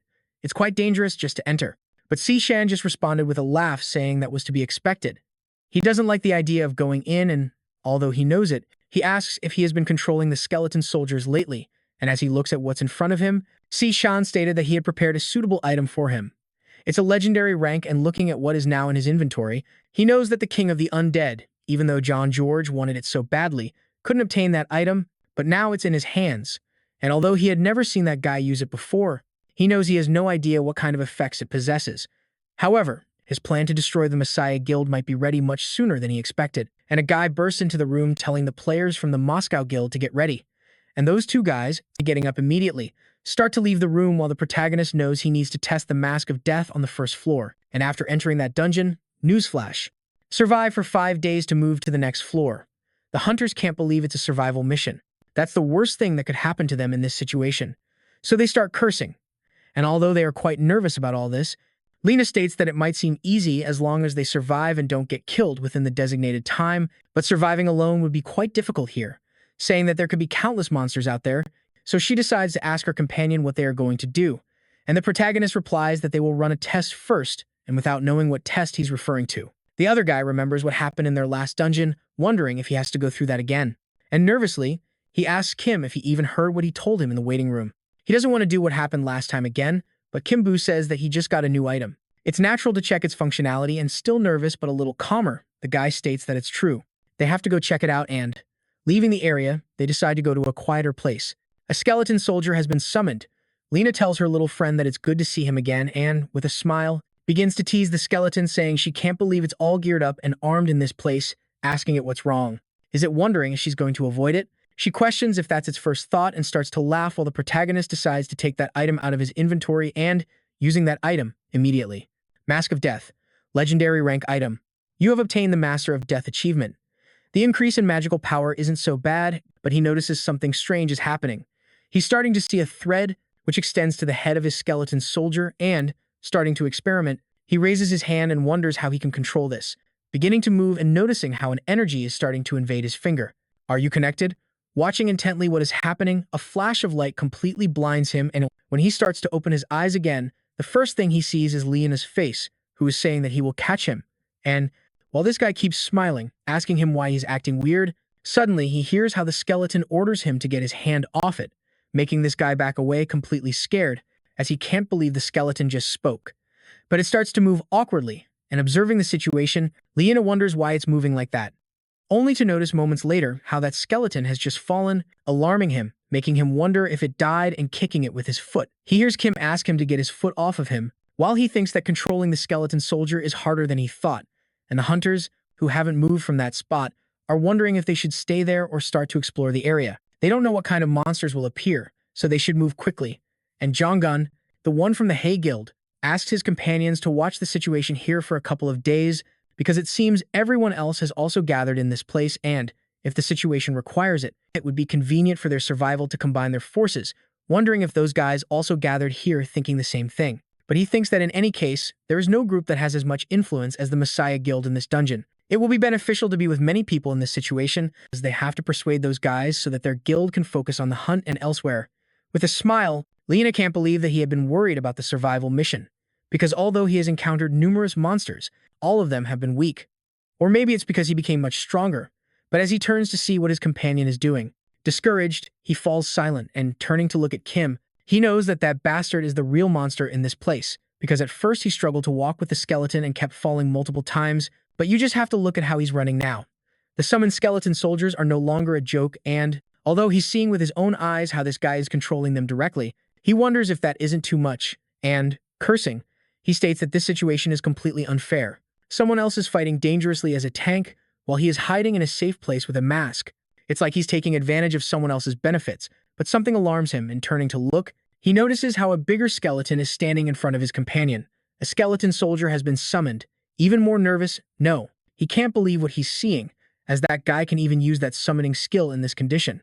And turning to the protagonist, he's also impressed that he can use his summoning skill while connected to the skeleton soldier, but the consequence is that it consumes 3 times his magic power. He doesn't think he can use that blood poison skill, and with his skeleton soldier, he turns to look at Lena, asking how his condition is, to which he, quite annoyed, says that it's good manners to look at someone when you're talking to them, replying that it feels strange that even a simple pile of bones seems to be ignoring him. And unable to stand the situation, he asks his companion if he needs a punch. Arrogantly, Kim asks him if he's willing to do it and, leaving Lena quite terrified, he appears behind him, in his real body, asking if he likes it this way. Startled and scared, he quickly turns to look at him while cursing and saying that he surprised him, and quite calmly, the protagonist asks him again how his condition is now, and with great nervousness, he replies that he feels much better after teaching a lesson to those who don't know any manners. But he says it's not that he has no manners, he's a monster to monsters. And with a serious look, the protagonist asks if they should go all out now then. And alarmed, not knowing what he's referring to, Lena asks him, "What's that nonsense? I've been fighting like crazy this whole time," and as he watches, the protagonist puts his mask back on, asking him what about the orcs from before, if he doesn't remember, but with a smile he's told that was just the warm-up, leaving this guy even more terrified, commenting that now that he thinks about it, his body doesn't feel right and trying to make an excuse. He says he thinks he has a bit of anemia and, with a terrible performance, he asks out loud why he's starting to feel so dizzy. But suddenly, the touch of a katana alarms him and, turning to look, the skeleton asks him what he's doing, to which he, with a smile, tells his companion that since he said he had anemia, he's going to inject him with a little iron. A comment that obviously annoys Lena, who yells at him that the only thing he's doing is stabbing him with a sword, but he replies that the iron will flow through his body anyway, causing them to start arguing. Meanwhile, the protagonist says that it seems he's gotten much better now that he's shouting like that, so he should follow him, as he has a lot to prepare. While this guy thinks that he can't do anything about that lunatic, cursing him again and moving to another location, the two have started to knock down several trees. And as Lena watches Kim continue his task, he wonders what this guy is plotting, since he has been cutting down trees instead of killing monsters. And on day 2 in the dungeon, a goblin is trying to flee from several hunters who are quite determined not to let those monsters escape. And on day number 3 inside the dungeon, all the hunters continue with their regular activities. And as they continue getting rid of all the monsters, a guy asks, "Why is everything here so boring?" It was originally a survival mission, but the whole thing seems very strange to him. And even though that's the case, even the number of monsters is too small, which Jong-gun also finds very strange, because this was a survival mission in an A+ ranked dungeon, and even though they let the monsters chase them, they're too relaxed. It shouldn't be like this. But he asks his teammates to investigate the entire area, even if it's risky. He has leveled up, the emissary of the underworld liked, in your extraordinary nature. You will be given a catalog as a reward.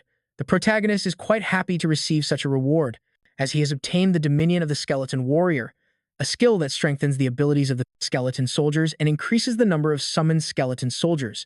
And after reading the skill page, without hesitating for a single second, he tears the skill page to absorb it. You have acquired the dominion of the skeleton warrior. Kim tells Lena it's time to go, and she, annoyed, asks him why. It has to be right now. They can still make use of all this, and she wants to know the reason why they have to. Move on. They worked so hard for this yesterday, but the protagonist tells her the situation has changed. He has revised his plan, but complaining again, Lena asks, "What kind of situation is this?" asking if it's because the number of monsters has increased, showing a smile after taking off the death mask. With great calm, he approaches one of the orc corpses there. Skeleton soldiers have been summoned. Skeleton soldiers have been summoned. Astonished, Lena asks Kim, what just happened? Because if she remembers correctly, he could only summon 5 skeletons, and turning to look at him with great pride, he replies, "That's right, but that was before." And with a smile, he tells his companion that now it's different. Elsewhere in the dungeon as they advanced, one of the guys asks his companions to stop, and surprised, asks them all to take a look, seeing the massacre of orcs in the area. He wonders how many of their corpses are here. He knows this scene looks more like a massacre than a battle and wonders what kind of person could have done all this. He thought he had gathered all the skilled people, but now he wonders if he forgot someone. His companion snaps him out of his thoughts with a shout, asking his companion to look over there. There are more of them. And heeding the guy's words, he approaches and asks him what he means. But when he arrives at the scene, he turns completely pale, because what he's seeing in front of him is something completely new, and he nervously wonders if that's a labyrinth and, carefully approaching the top of the walls, they become even more alarmed by the scene they're witnessing, as there are many more orc corpses here, and terrified, he wonders if that wooden labyrinth was meant to lure and trap the monsters. There are many more corpses all over the place, but that's nothing, compared to what's inside the labyrinth. Do you want to know what the guy who planned all this was thinking? It's completely different from any other battle he has seen before, and now he understands that's the reason why they were able to relax. Even though it was a survival mission, he made the wrong judgment and thinks he needs to gather all the remaining players. For his part, Leon states that it's not his style to use that kind of trap to catch monsters, but he guesses it depends on the situation and asks Kim, why are they still on the move? They worked so hard to make it, and he tells him that he won't do that kind of thing again, but Kim asks him to calm down. They won't do it again. They don't need to anymore.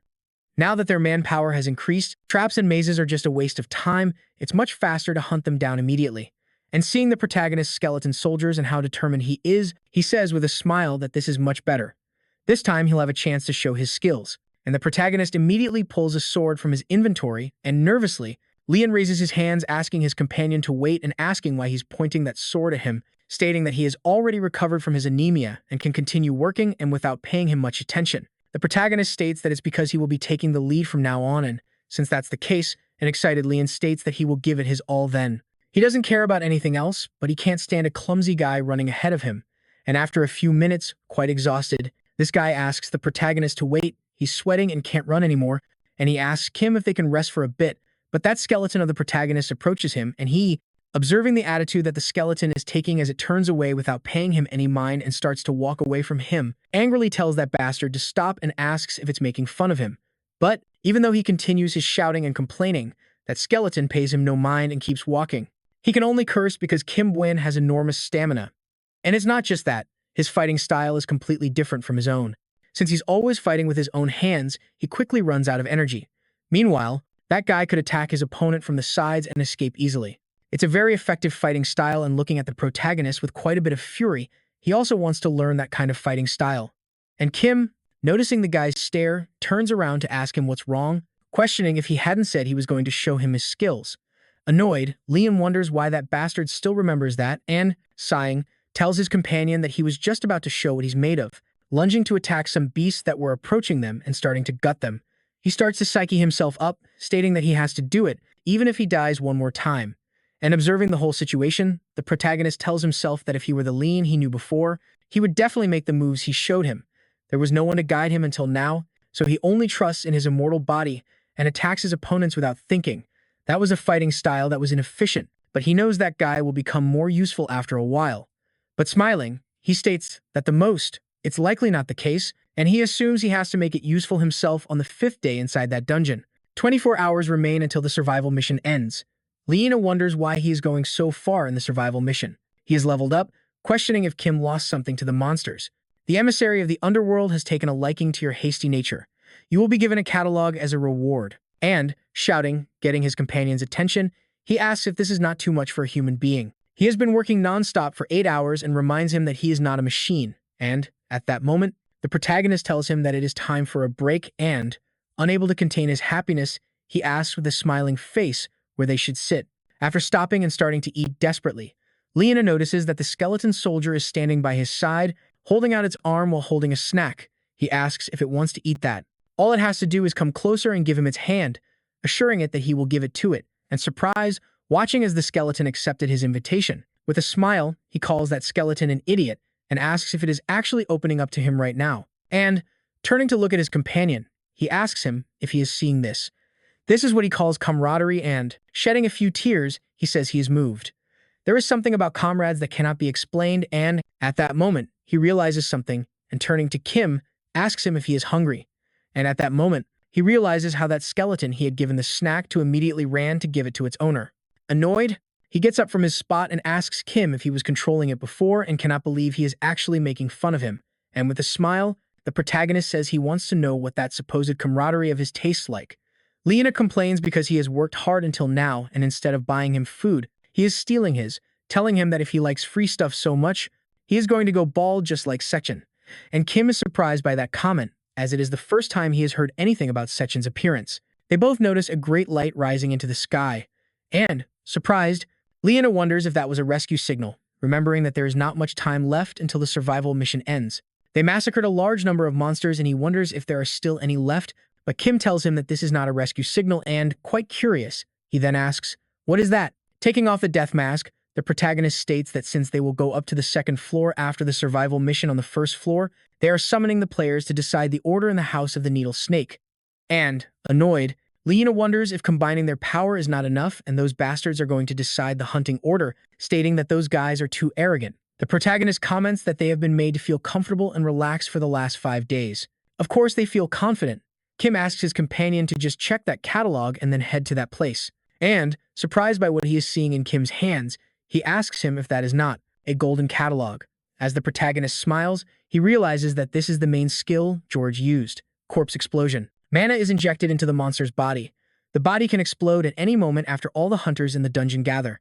With a shout, this guy asks everyone to pay attention to him. Almost all the survivors seem to have gathered, so I'll take this opportunity to tell you all at once. In a few minutes, the survival quest will be over and then you will all move to the next floor. The Alliance, including the High Tide Guild, will try to hunt the needle snake first and asks if anyone has any objections. Lena smiles and tells her companion that this is pretty crazy. It's happening just as he said, and she asks if they are really going to decide the order now, but the protagonist simply remains silent. Zhang states that since there are no objections, he'll tell them one thing they must be careful about and absolutely everyone must remember it. None of them should interfere with their hunt. And with a cold glare, he states that if they do, he won't have to think twice about killing them on the spot. Kim knows perfectly well that he is warning him, and Lena asks what they should do now, asking her companion if he has a plan. But a hunter forcefully and annoyedly shoves Lena and asks if she understood what they just said. But annoyed, he simply wonders if this guy is crazy and asks himself if he doesn't speak Korean. And before he can do anything, the protagonist stops him and with a shake of his head asks him not to do it. And trying to calm things down, Kim tells them that it's fine and wishes them good luck on their hunt, proudly walking away while smiling. Lena wants to know why he just stopped him. That guy wasn't even that strong. And the protagonist asks him if he's going to take on all of them with a red band tied around his arm. They are showing us that they are all a team, and he asks Lena how she hasn't realized that yet, and smiling, she replies there's no way she would have noticed, understanding that was the reason why the others remained silent. And looking at all the hunters there, she tells Kim that there isn't anyone without a red band and asks him if that doesn't mean they have no chance against them. And answering her with a smile, the protagonist asks Lena, "Do you really think so? You have completed the survival mission." Moving to the second floor, that snake has begun to advance, but all the hunters are lying in wait, and upon seeing such a majestic creature, they all stand completely still, nervous. And while the needle snake continues to advance through the forest, those hunters are waiting for their leader's orders, who at that moment tells all his comrades to attack now.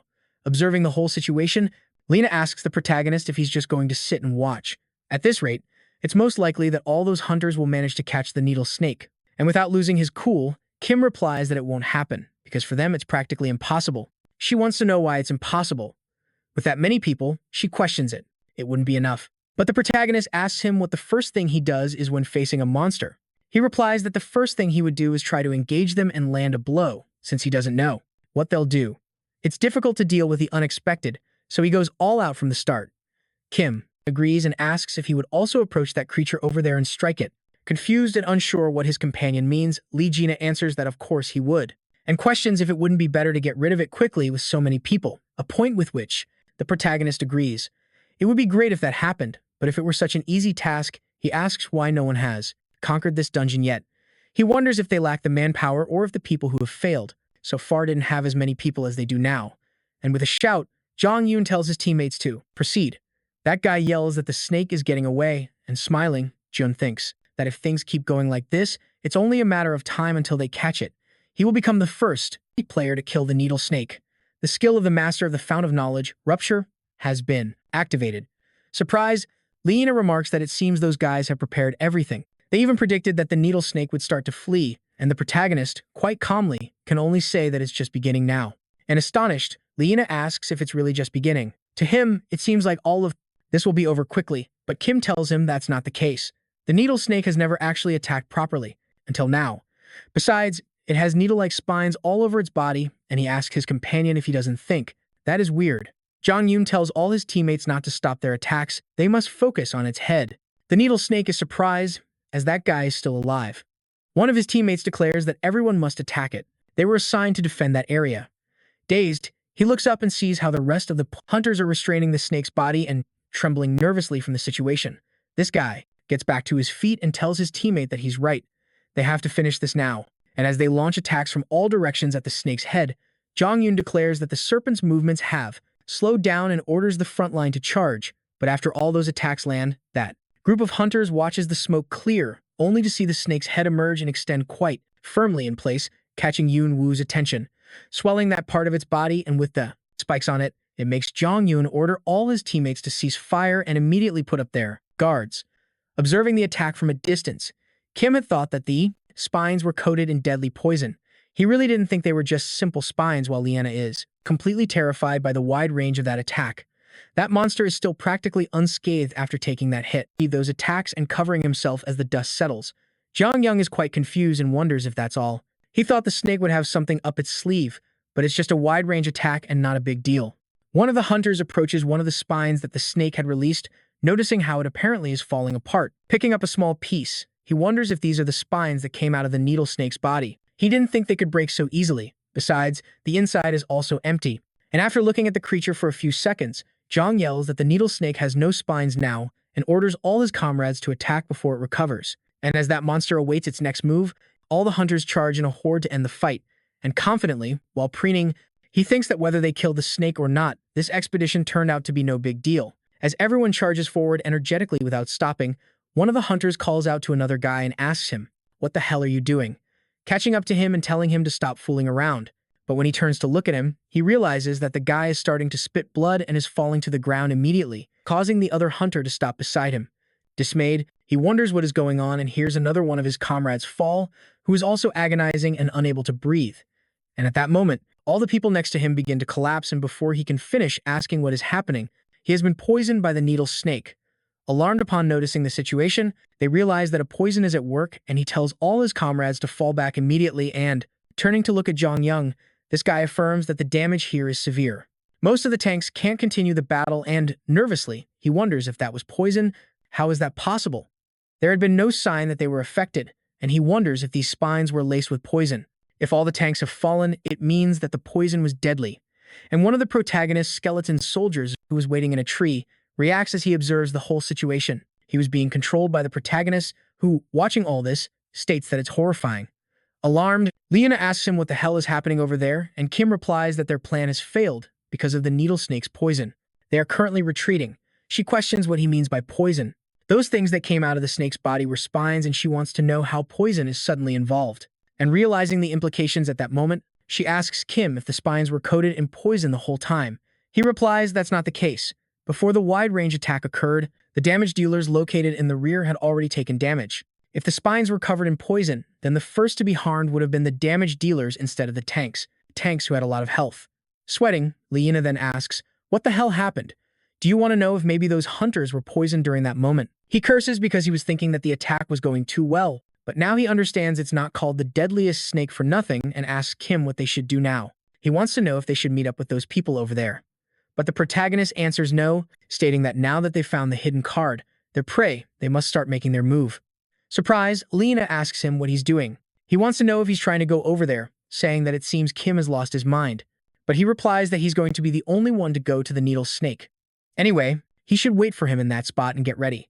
And sighing because he has started to feel a sense of relief, annoyed, he tells that bastard not to be here just to give him orders. And turning to look at him with a smile, he asks if that's so, telling him he can go to the needle snake then, he doesn't care at all. And nervous after hearing that comment, he replies that's not what he meant. What he really meant is that he will stay here deliberately and do as he's ordered. And after a few minutes, while that snake is still in the same spot, the protagonist is already beside it, thinking about his next move while staying hidden, realizing that the poison has no smell and isn't easy to see either, so the players must have let their guard down. Now he understands why all the raid parties have failed until now. By the time they realize about the poison, they would have suffered irreversible damage. However, he is completely different from them. The power of Apophis has been activated. You are resistant to the needle snake's poison. The poison of the needle snake has enhanced the blood poison skill. When the power of Apophis is activated, even the blood poison skill is amplified by it. That's quite convenient for him, and paying attention to something that is next to him, watching as one of those hunters tried to pick up a spear, he decides to sit down to check his inventory while wondering how well that weapon would have worked. With a structure like that, its skin must also have been quite thick. Instead of cutting it piece by piece, dealing with it that way would be much more efficient. And elsewhere, punching something in frustration, Zhang Yun can only curse because he let his guard down completely. It's his fault that all this happened, and he asks one of his companions how many people have escaped. And he, trying to pull himself together, replies that he doesn't know. When he was escaping, he thinks there were around about 30 people, but now they're all scattered. And this guy asks his leader to go look for them. Don't they know there might still be survivors? And Zhang Yun replies no. They have to stay in that spot and gather the remaining people again, stating that the people who are still over there are probably dead. Annoyed, he asks, what is he saying? Questioning if he doesn't know that it would be impossible to attack again with the people left in that place. They are especially short on tanks, and he replies that they'll lose more people if they look for the dead. He'd rather organize the strike team now and challenge it again, stating that he has already given up on winning. However, going back there would be suicide, and cursing about that situation, one of his comrades approaches him and states that he's sure some are still alive, and others wonder if they have no choice but to abandon their comrades, asking everyone else if that makes any sense. But Jong Yoon knows that even if they regroup and fight again, the results are pretty obvious. Fighting without tanks is like going into battle without a shield, but in moments like this, he needs to keep a cool head. Just then, the hunters hear a noise coming from the forest and, frightened, they wonder if it's coming for them. Jong Yoon orders them to immediately confirm the location of the needle snake, and, after skillfully climbing to the top of a tree, this guy is left both amazed and stunned by what he's seeing, while his comrades ask him to tell them its location immediately, and he replies that the situation is completely unbelievable. The needle snake is fighting a player, a comment that leaves Jong Yoon in a cold sweat, while the others, alarmed, ask him if what he's saying is serious, asking him to give them more details. Nervously, he replies that yes, just as he said, someone is fighting the needle snake right now, and tells them that if they don't believe it, then they should climb up there and check for themselves. Terrified, Yoon says that makes no sense and wonders if there's someone who can. And he wonders if there's really someone who can keep breathing in that kind of hell. Everyone wonders if this is really happening. Jong Yoon knows it should be impossible to get close to the needle snake because of its poison, but still, the guy did it, and they want to know what the hell is going on. He thinks that maybe the poison has already disappeared, although there's really no way for that to happen. Still, there might be people who are still alive and, determined, he tells his comrades that they should go to that place too. This guy asks him if he's really asking them to go there again, asking him if he hadn't just said it was suicide. Jong Yoon questions him, asking if he didn't see it. The needle snake's poison has disappeared, while thinking that this is a golden opportunity to make up for his previous mistake, and states that, since they've gathered here, they don't know if they'll get another chance to catch the needle snake. Kim realizes it went just as he thought. The arrow couldn't pierce its thick hide. However, there's an easy way to bypass its thick hide. He can poison it directly, and as he moves along the creature's body with two spears in his hands, approaching its head, then the needle snake has been poisoned. Since the spines are gone, there are many open holes, and he will use them to poison it, realizing that those are like pores for humans. It must be extremely painful, and, watching the snake writhing in pain, with a smile he reminds that monster how it pretended to be in a hurry before. But that was because it was trying to lure the humans closer. Those guys didn't even realize they were being deceived. The fact that the insignificant spines are purposely thrown from its body is to leave holes that release a large amount of poisonous gas. The needle snake has been poisoned. Walking away from it, he states that it is making a big fuss for its size and asks it, how does it feel to be poisoned, and dropping the body of an orc. Leona recalls that Kim had told him to stay out of it as much as possible, but he's annoyed because that idiot is showing off way too much, and he wonders how the person who wanted to gather dead monsters in this place is treating someone as talented as him so poorly.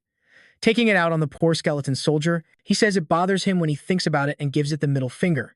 The skeleton immediately asks him to report on the situation, terrifying him and making him hide his hands immediately. He asks Kim, how long have you been there? But Kim wants to know if he has prepared everything he asked for before. Laughing nervously, he confirms that he has. That is the last body he brought, and he asks if the needle snake is really going to head to this place. Kim tells him there's no time to explain and asks him to finish it quickly. And hearing how Leona is complaining, commenting that he should explain, at least after all the hard work he has done. You have been disconnected. It seems the preparations are complete in that place, so it's time to begin. And, as he continues advancing through that forest, you've been connected. Dropping the sword he had in his hands and turning to see the spears he had already prepared, he takes them with great conviction and, immediately, he rushes forward. The needle snake has been poisoned. You have been disconnected. While controlling his skeleton soldier, he states that he will make the name Needle Snake suit it well. The needle snake has been poisoned. The needle snake's stats have decreased. While the monster writhes in the distance from everything that's happening to it, Kim knows that since it has a large body, the poison's effect will take longer than he thought. You have been connected. The needle snake has been poisoned. The needle snake's stats have decreased. The resistance of the needle snake has decreased. That snake is escaping, now that it can't handle the poison. And, as he smiles at how fantastically his plan is working out, the skill of the emissary of the underworld, corpse explosion, has been activated. Observing the desperation of that monster, the protagonist knows it's useless for it to run in the opposite direction. The skill of the emissary of the underworld, corpse explosion, has been activated. The needle snake has been poisoned. The needle snake's resistance has decreased. The needle snake's stats have decreased. Dropping the newspaper after reading the news, Sechin smiles as he realizes that this is the end for the elite force that Parang Won had gathered with all his might. Things are starting to get interesting. It might hurt his pride. pride when he exits the sixth-floor dungeon and asks Secretary Lei to please rent a car and send it to the front of the Needle Snake dungeon. She wants to know if she has to do it right now, asking if there isn't still a week left before they get out. And, quite calmly, he replies that he didn't spend a lot of money for nothing. He had told her to focus on showing her skills and not to worry about her surroundings. And she wants to know if it wouldn't be better to rent a car from the junkyard as usual, since they are disguised as Russians, stating that she prepared a diplomatic car to get them out of any commotion immediately. And, surprised, he wonders how much that diplomatic car must have cost and asks Secretary Lee to wait a moment, questioning if there are any diplomats who travel in a smaller car. Leaving the room and slamming the door, she confirms that there are none, and back in the dungeon, while Lena observes all the chaos, she knows that Bastard had predicted the escape route, but she wants to know if he really used the explosion on purpose to block her movement and corner her there. Meanwhile, Kim, standing in front of the Needle Snake, is happy that it has finally coiled up and calmed down. The poison has spread throughout the snake's body. From what he can see, it should be in a state of panic right now, but it's already too late, and one of the skeletons has started to shoot an arrow into its side, getting the snake's attention immediately. And another skeleton does the exact same thing, frustrated and angry about what's happening, unable to do anything as it keeps getting hit by those arrows. Kim tells it that there's no need to avoid the attack. The poison has already spread. As time goes on, its health will also decrease. It's only increasing its own suffering. Meanwhile, Zhang Jun's group is approaching the location and he curses because he's been hearing those unpleasant screams for a while and is sure that he himself recruited most of the players who entered the dungeon, so he wonders who that damn idiot could be. The Needle Snake has been eliminated. Shocked by the notification that just came in, they want to know how the hell the Needle Snake was eliminated and start to celebrate because now they can leave this dungeon alive. Not only that, if they play their cards right, they could steal the Needle Snake's hide and leave unscathed. Zhang, excited, claims that's impossible and wonders if he really killed the Needle Snake. His companion yells at him and tells him to go that way, and as he starts running, he knows they can't leave the dungeon with nothing to show for it. He needs to at least see that damned guy's face. You have obtained the achievement. The first Needle Snake Hunter, the emissary of the underworld, has given you some of his authority. The first Needle Snake Hunter. Unique achievement grade, achievement effect, all stats, +20.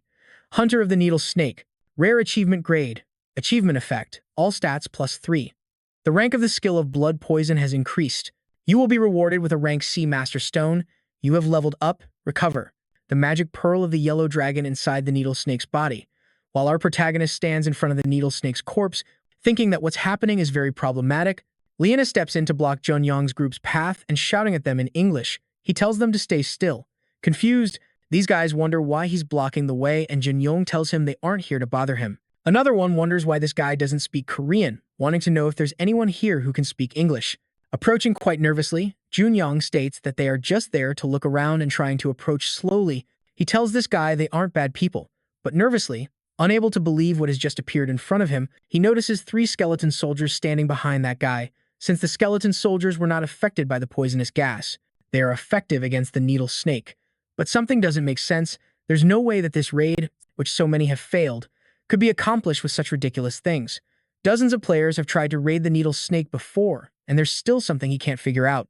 Just as he thought, he first needs to confirm the Needle Snake's corpse, but everyone is bewildered by something else that is happening and terrified. They wonder, what the hell is that? And intrigued, Lena also turns to see, and what is there is none other than the corpse of that Needle Snake.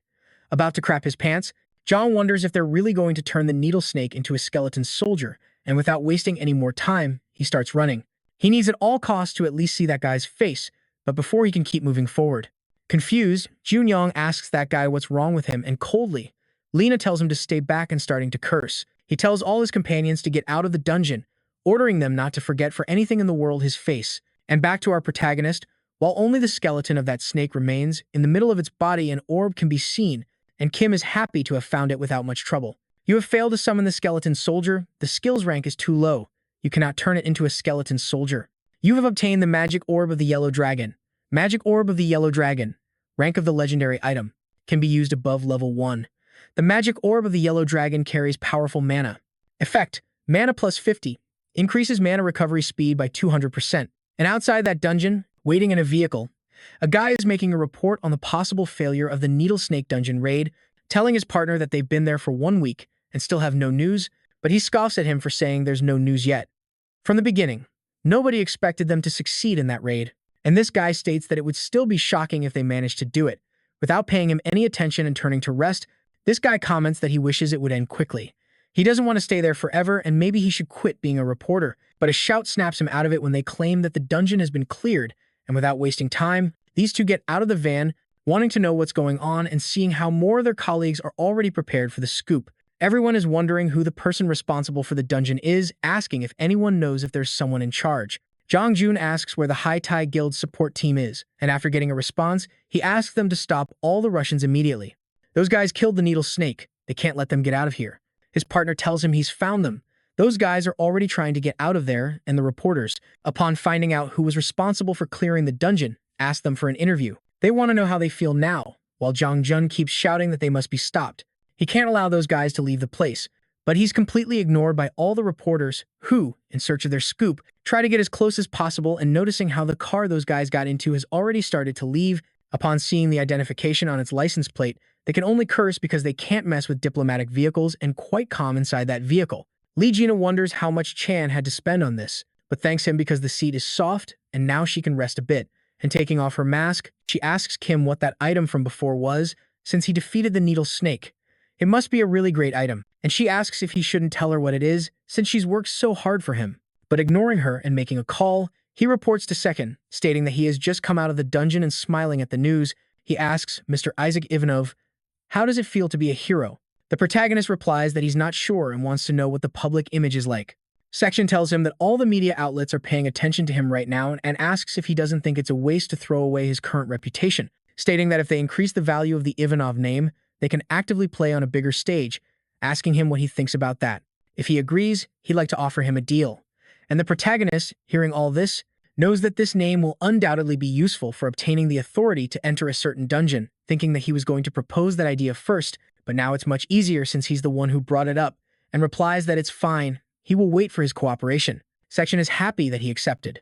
Additionally, he informs him that something really interesting happened while he was in the dungeon, asking if he knows Perrin Wani and Jimmy's bodyguards. Jimmy was like the team leader of the 4-floor dungeon, but they were all eliminated.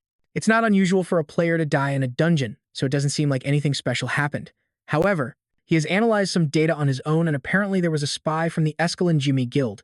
Right now, he has the information about the players that the Yamato faction has been funding. As expected, the Eskel Guild made the right decision. Kim asks him why he's telling him this. Sechin replies that there's no point in hiding it from him. He's well aware of the relationship with Perron 1 and the Skal Guild, and at that moment, the protagonist wonders if perhaps the diversion was to strike a blow against Perron 1, and that's not the most interesting part. Just as he thought, Second is not an ordinary person. At a certain point on the trip, at a gas station, Kim asks Leena to get out there, and he wants to know why they have to do it right now, and quite cheerfully asks if Second said he would treat them to a meal since they've worked hard. Even if he did, he has been craving tofu, fried food, and udon at the rest stop and wants to know what they are doing there. Kim tells him to switch vehicles immediately, and confused by what is happening, he starts cursing because Section had already prepared a more expensive vehicle for them. No matter how he looks at it, he wants to know if they really have to ride in that piece of junk, complaining because it doesn't even look like a car from a junkyard. Besides, that vehicle is quite dirty and he wants to know who the hell drives this piece of junk every day. And, annoyed by those words, the protagonist replies that it is his own vehicle and quite nervously. Leena starts to laugh, stating that compact cars are the best in his country since you don't have to spend much on gas. Anyway, that kind of person must be very patriotic and smart. Kim comments that, since he brought it up, there is a little food money inside the glove compartment, telling his partner that he can take it all if he's hungry, and without wasting time opening the glove compartment with an excited face, Leena exclaims that he can't believe it and wants to know if there's really money for food. He thinks that for such a miracle, the sun might rise in the west the next morning, and upon seeing the contents of that envelope, he finds that there is only 2,501, which is about $2.20, leaving him sweating bullets and disappointed by how damn cheap Sechin is. Meanwhile, in the media, they are talking about the snake hunter Ogujaha Izavanov. They wonder who he is, if he is a necromancer, and question if foreigners will continue to enter Korean dungeons. Jong has appeared on the news to play the victim and to talk about his experience in the House of the Needle Snake, and several people are upset that a Russian got in their way. They even comment that the Messiah Guild must have taken charge. Miss Lee comments that the press's tone has changed from curiosity to negativity, especially regarding Jong. His interview has worsened the public's sentiment. She asks if he should proceed with the things she had ordered him to do at this moment. Sechin replies, yes, they need to give them an answer.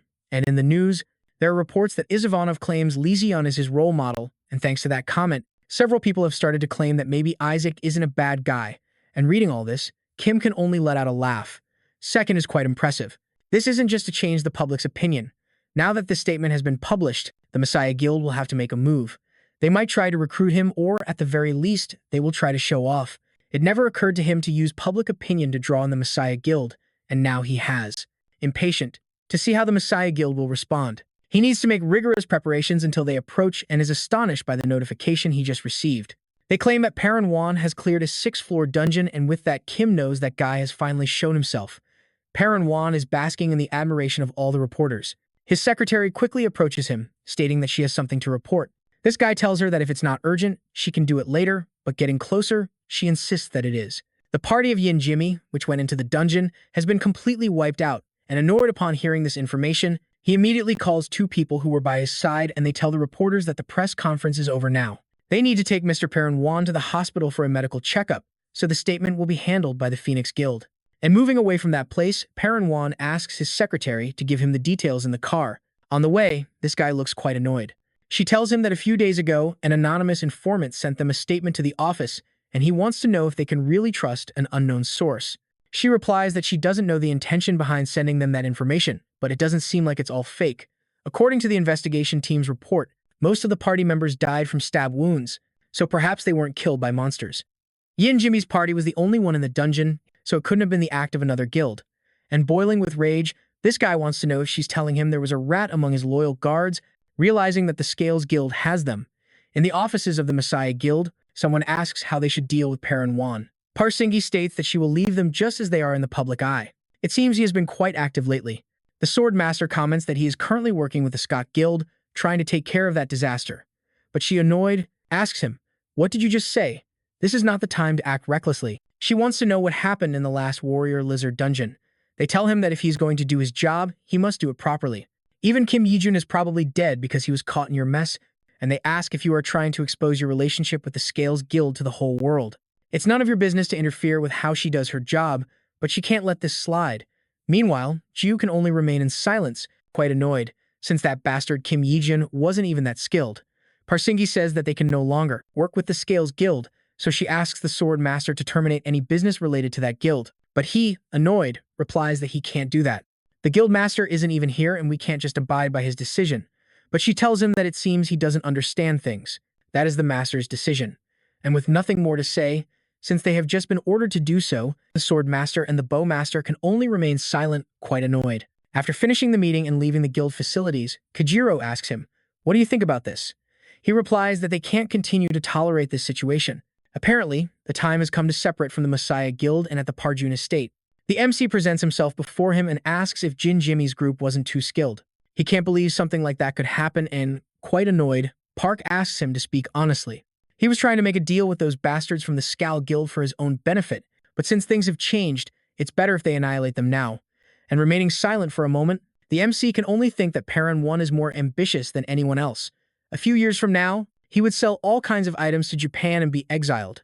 The people didn't know the truth and branded Perrin Wan as a traitor.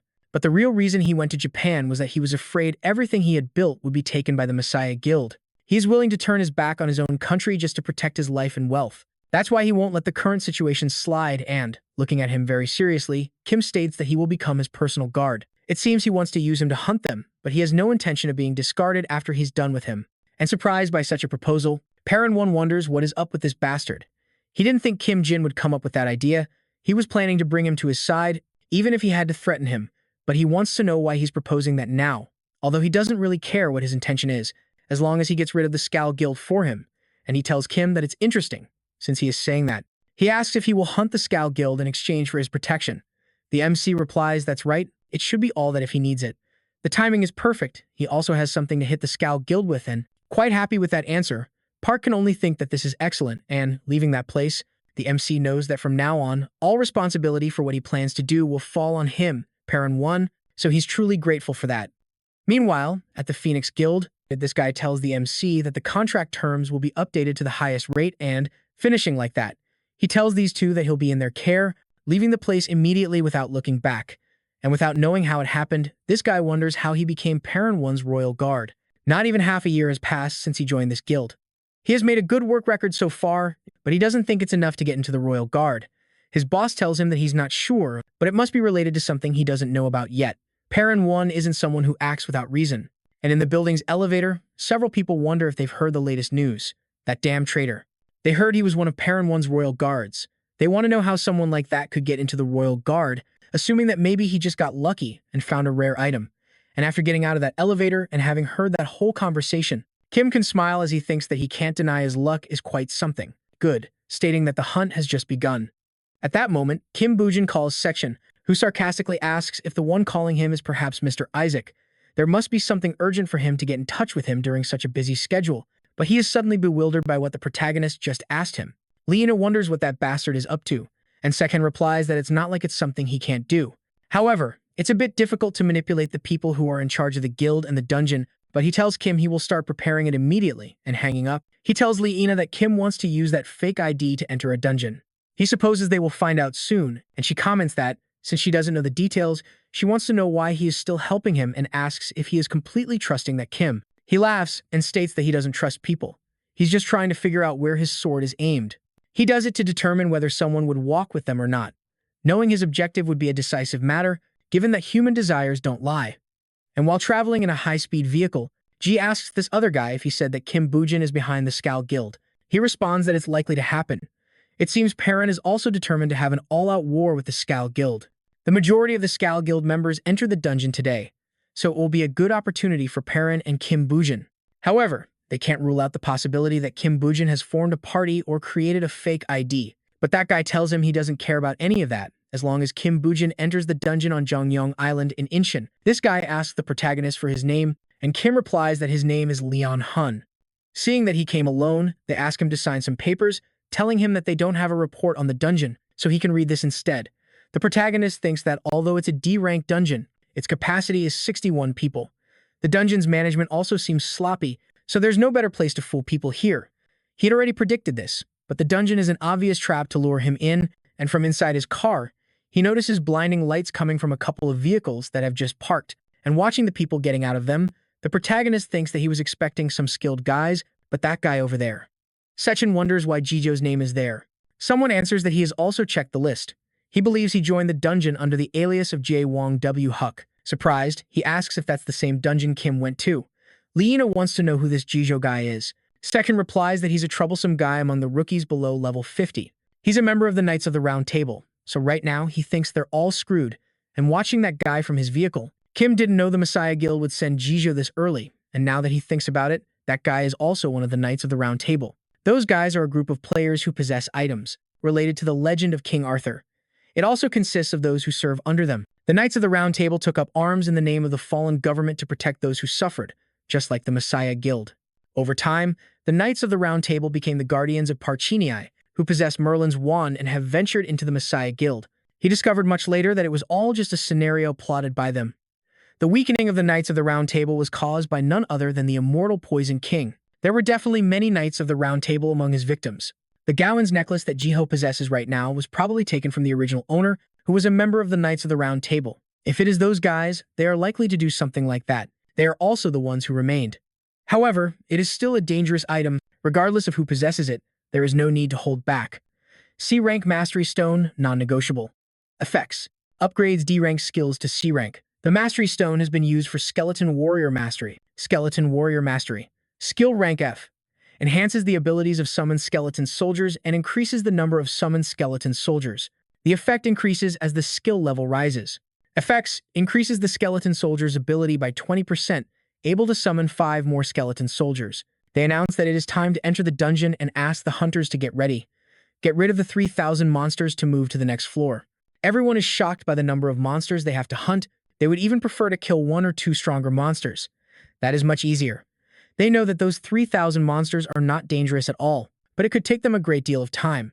Ji-Huim laughs at that and claims it is pretty good. It will be easier to target Kimbo Jin from behind and disguise it as an accident amidst this chaos, and he asks his companion not to waste time and to find out where he is. This guy informs his captain about the presence of some guys and turning to look.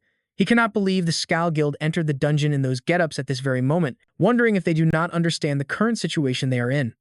They cannot even handle the situation by themselves, and yet they keep messing things up. To him, those bastards are quite incompetent. He is sure they have been warned not to get involved in this matter and wants to know how they dare to disobey the master. He will kill them after he leaves this dungeon. He tells his companions not to worry about the Scowl Guild guys. They just need to do their job. They must watch out for Kimmin with their own lives, telling them to report as soon as they find him. His ability is blood poison, so they must not let their guard down when they approach him. Furthermore, they can kill anyone who gets in their way. He will take responsibility for it, and as they head deeper into the dungeon, this guy cannot believe they attacked the Scowl Guild right from the first floor, cursing that bastard Kim Boyan and hiding behind a tree. He knows who usually aren't that determined, and he wonders if the Perrin Royal Guards also entered this dungeon. And alarmed by what he's witnessing, this guy wonders if those creatures are really skeleton soldiers. It seems one of the members of their group brought a Necromancer. That's pretty clever, but he wants to know why he hasn't seen Kim Bujin yet. And all of a sudden, feeling a presence behind him, he prepares for a fight only to realize the protagonist is already there. Frightened, he asks Kim to stop. He wants to know why he suddenly did that, claiming that he must have misunderstood things. He has no connection to the Scowl Guild. The protagonist just laughs at that claim and tells him that the guy up there told him he was one of the Scowl Guild members. And confused, looking up at the top of that tree, he realizes a person's corpse is there. Nervously, he knows there's no way that guy could have said something like that. He remembers how a guy from the Scowl Guild told him that Matsumoto had also failed, so even if they are in danger, they must never intervene. No matter what, they must survive and report to the master about everything happening in the dungeon, telling him to prioritize that over their own lives. Terrified, trying to make an excuse, he claims he's never seen that guy before. He wants to know why he's saying that, but before he can complain any further, in a single, precise move, the protagonist slices his neck, causing him to fall to the ground. And as he's dying, he keeps claiming that he really knows nothing. Unfazed, Kim states that they're more trustworthy dead than alive. The eye of Anubis has opened. The protagonist knows that even if he looks into the guy's memories, there's no information related to Jiho and his people. He wonders if that means the Meisha Guild sent Jiho, and not the Scowl Guild either. He didn't expect the Scowl Guild to move without orders from the Messiah Guild, questioning himself if there's a rift in their alliance. On the first night inside the dungeon, the hunters expected those 3,000 monsters to be a tougher challenge. They're eager to move because it's proving too easy, and one of the guys tells his companion not to let his guard down. This is still a 2-floor dungeon. They need to conserve their strength until they safely reach the 2nd floor. This guy asks if it isn't rather strange. That guy, Kim Bujin, he wonders how they haven't run into him yet. He's sure that he must have suspected something was wrong and fled, and Jiu replies that he's at least as cowardly as Find, that coward who hides in fear. He's more worried about the whereabouts of those guys from the Scowl Guild. They don't know what kind of situation will arise, so it would be great if they could run into them sooner. And the next day, as they continue advancing through the dungeon, they're intrigued as to why they haven't seen Kim Bujin, even though he also went to the 2nd floor, and wonders if they'll only meet him once they clear the dungeon. And reacting in a split second, they find themselves surrounded by several skeleton soldiers. They're annoyed because after wasting so much time, that bastard finally shows himself and they mock the skeleton soldiers they have around. Realizing that there seems to be a necromancer among their comrades and making his appearance on the scene. With a smile, Jihu asks him if he's planning to use the skeleton soldiers to fight the players. That's pretty ridiculous, and without losing his cool, Kim simply lets them keep spouting their nonsense. Jihu comments that he wouldn't have gotten hurt if he had stayed hidden, but he thanks him for showing up on his own, and, preparing for battle, asks if he's ready to get a look at his skills.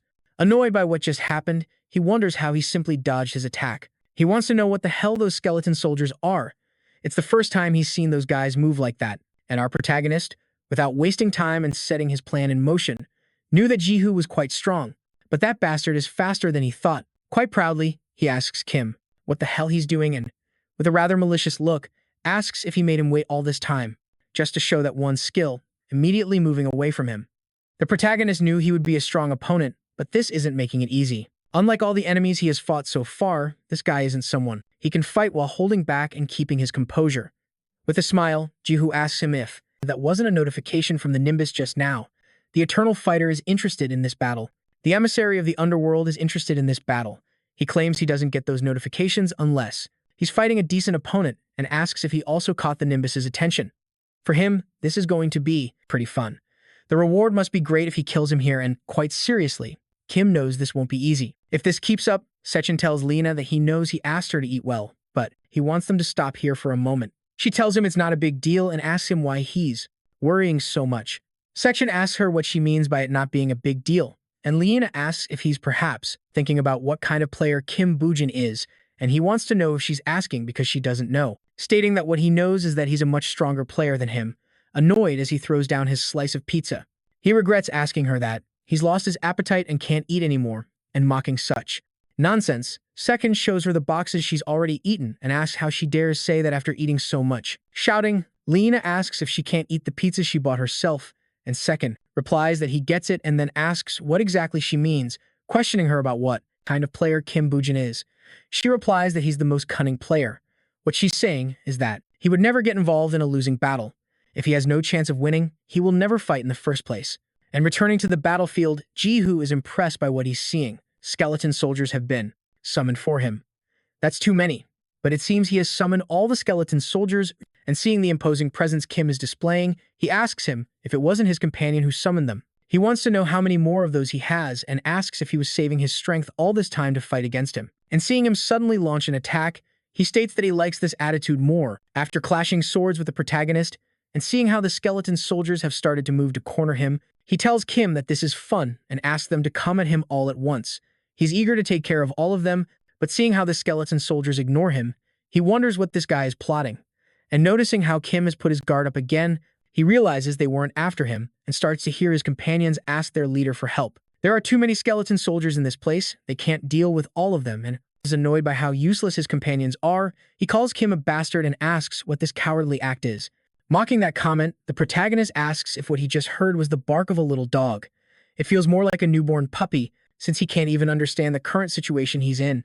And with great fury, Ji-ho tells Kim he picked the wrong guy to mess with, activating Gawin's necklace, skill, blessing of the Sunday. After projecting his aura and seeing how proud this guy is, the protagonist simply smiles because that guy finally used it. Gawin's necklace, an item from the set of the Knights of the Round Table. The skill's effect is amazing, as expected. Now that he's seen him use it, it's time to start the next phase, and he orders all his skeleton soldiers to retreat. An action that leaves Ji-ho completely baffled, and obeying their master, they begin to evacuate the area along with him. Annoyed, he wonders what he is planning. Apparently, he's trying to hide again. It seems he's doing it because he thinks he'll lose in a head-on fight. He knows he needs to take care of him before the other guilds clear the dungeon, telling his companions that he's going to chase him. They can handle the skeleton soldiers by themselves and, leaving the place, running through the dungeon, the protagonist notices that Ji-ho hasn't changed. He still doesn't care about his subordinates. It's probably due to the confidence in his own strength, although, of course, that can't be helped with something like Gawin's necklace. It's an item that enormously increases all of the wielder's stats, but for someone like him, who doesn't even know how to properly use such an amazing item, that necklace is just pearls on a pig.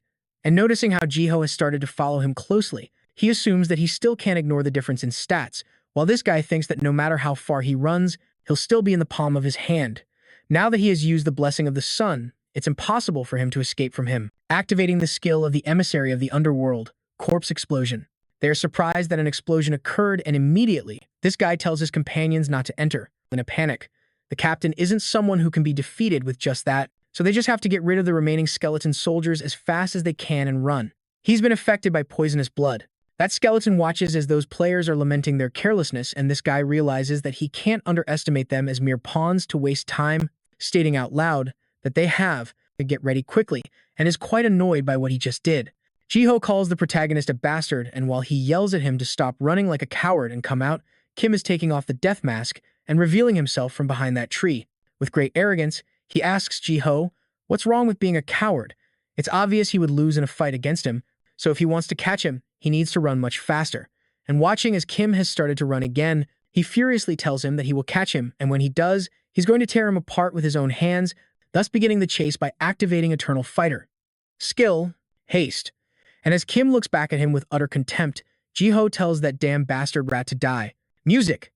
After that explosion and waiting for the smoke to clear, Ji-ho is boiling with rage and declares that he can't take it anymore and tells Kim to stop playing games, but he replies that he isn't playing. It's just that he lacks an understanding of strategy and asks if he really thinks he's been playing tag with him because he's bored. And confused, he wonders what this guy is talking about, while the protagonist calmly comments that formulating a strategy based on the opponent's weakness is the terrain, and considering every scenario is the most basic part of battle, telling this guy that someone like him, who just wreaks havoc relying only on his strength, is just a useless leader who harms his comrades and remembering several past events. Once, coming out of a dungeon, the hunters were wondering if he wasn't the famous Paris killer from the Messiah Guild, Ji-ho, commenting that he was the only survivor. They wonder how many times that has happened. From what they've heard, He didn't know he was surrounded by monsters, and annoyed by these whispers, he turns to shout at these guys, telling them to shut their mouths and asking who the bastard is that's running his mouth, stating that if they have something to say to him, they shouldn't talk behind his back. That way he could destroy them head-on. And in the middle of the crowd, Suzuki appears, commenting that with the way he's talking, he clearly doesn't regret the death of his subordinates. His brain is so full of muscle it doesn't let him feel emotions. And it's obvious, considering he camped in a place he was warned was dangerous several times and lunging at him, quite annoyed. He asks who the hell he thinks he is, and without losing his cool for even a millisecond. Annoyed, Jiho gets up and claims that his party members died because they were weak. It wasn't his fault, but Suzuki tells him that's not it. He was the one who killed them. Everyone here knows it. He is just a useless leader who harms his comrades. That's what he remembers at that moment. The tactics of Kim Bujin strangely resemble Suzuki's. Maybe that's why it's even more unbearable for him. Whether it's Kim Byung or Suzuki, he is going to kill them with his own hands. Kim snaps him out of his thoughts and tells him it was about time, and he, getting up, asks what he is talking about with considerable arrogance. The protagonist is willing to reveal a secret to him. His skeleton soldiers don't need verbal commands. That means he didn't need to shout retreat, but he still did it. And now he asks him why he would do that. And hearing that bastard's words, Jijo wonders if this guy did that on purpose to trap him. Mocking him, he comments that it seems he finally understood.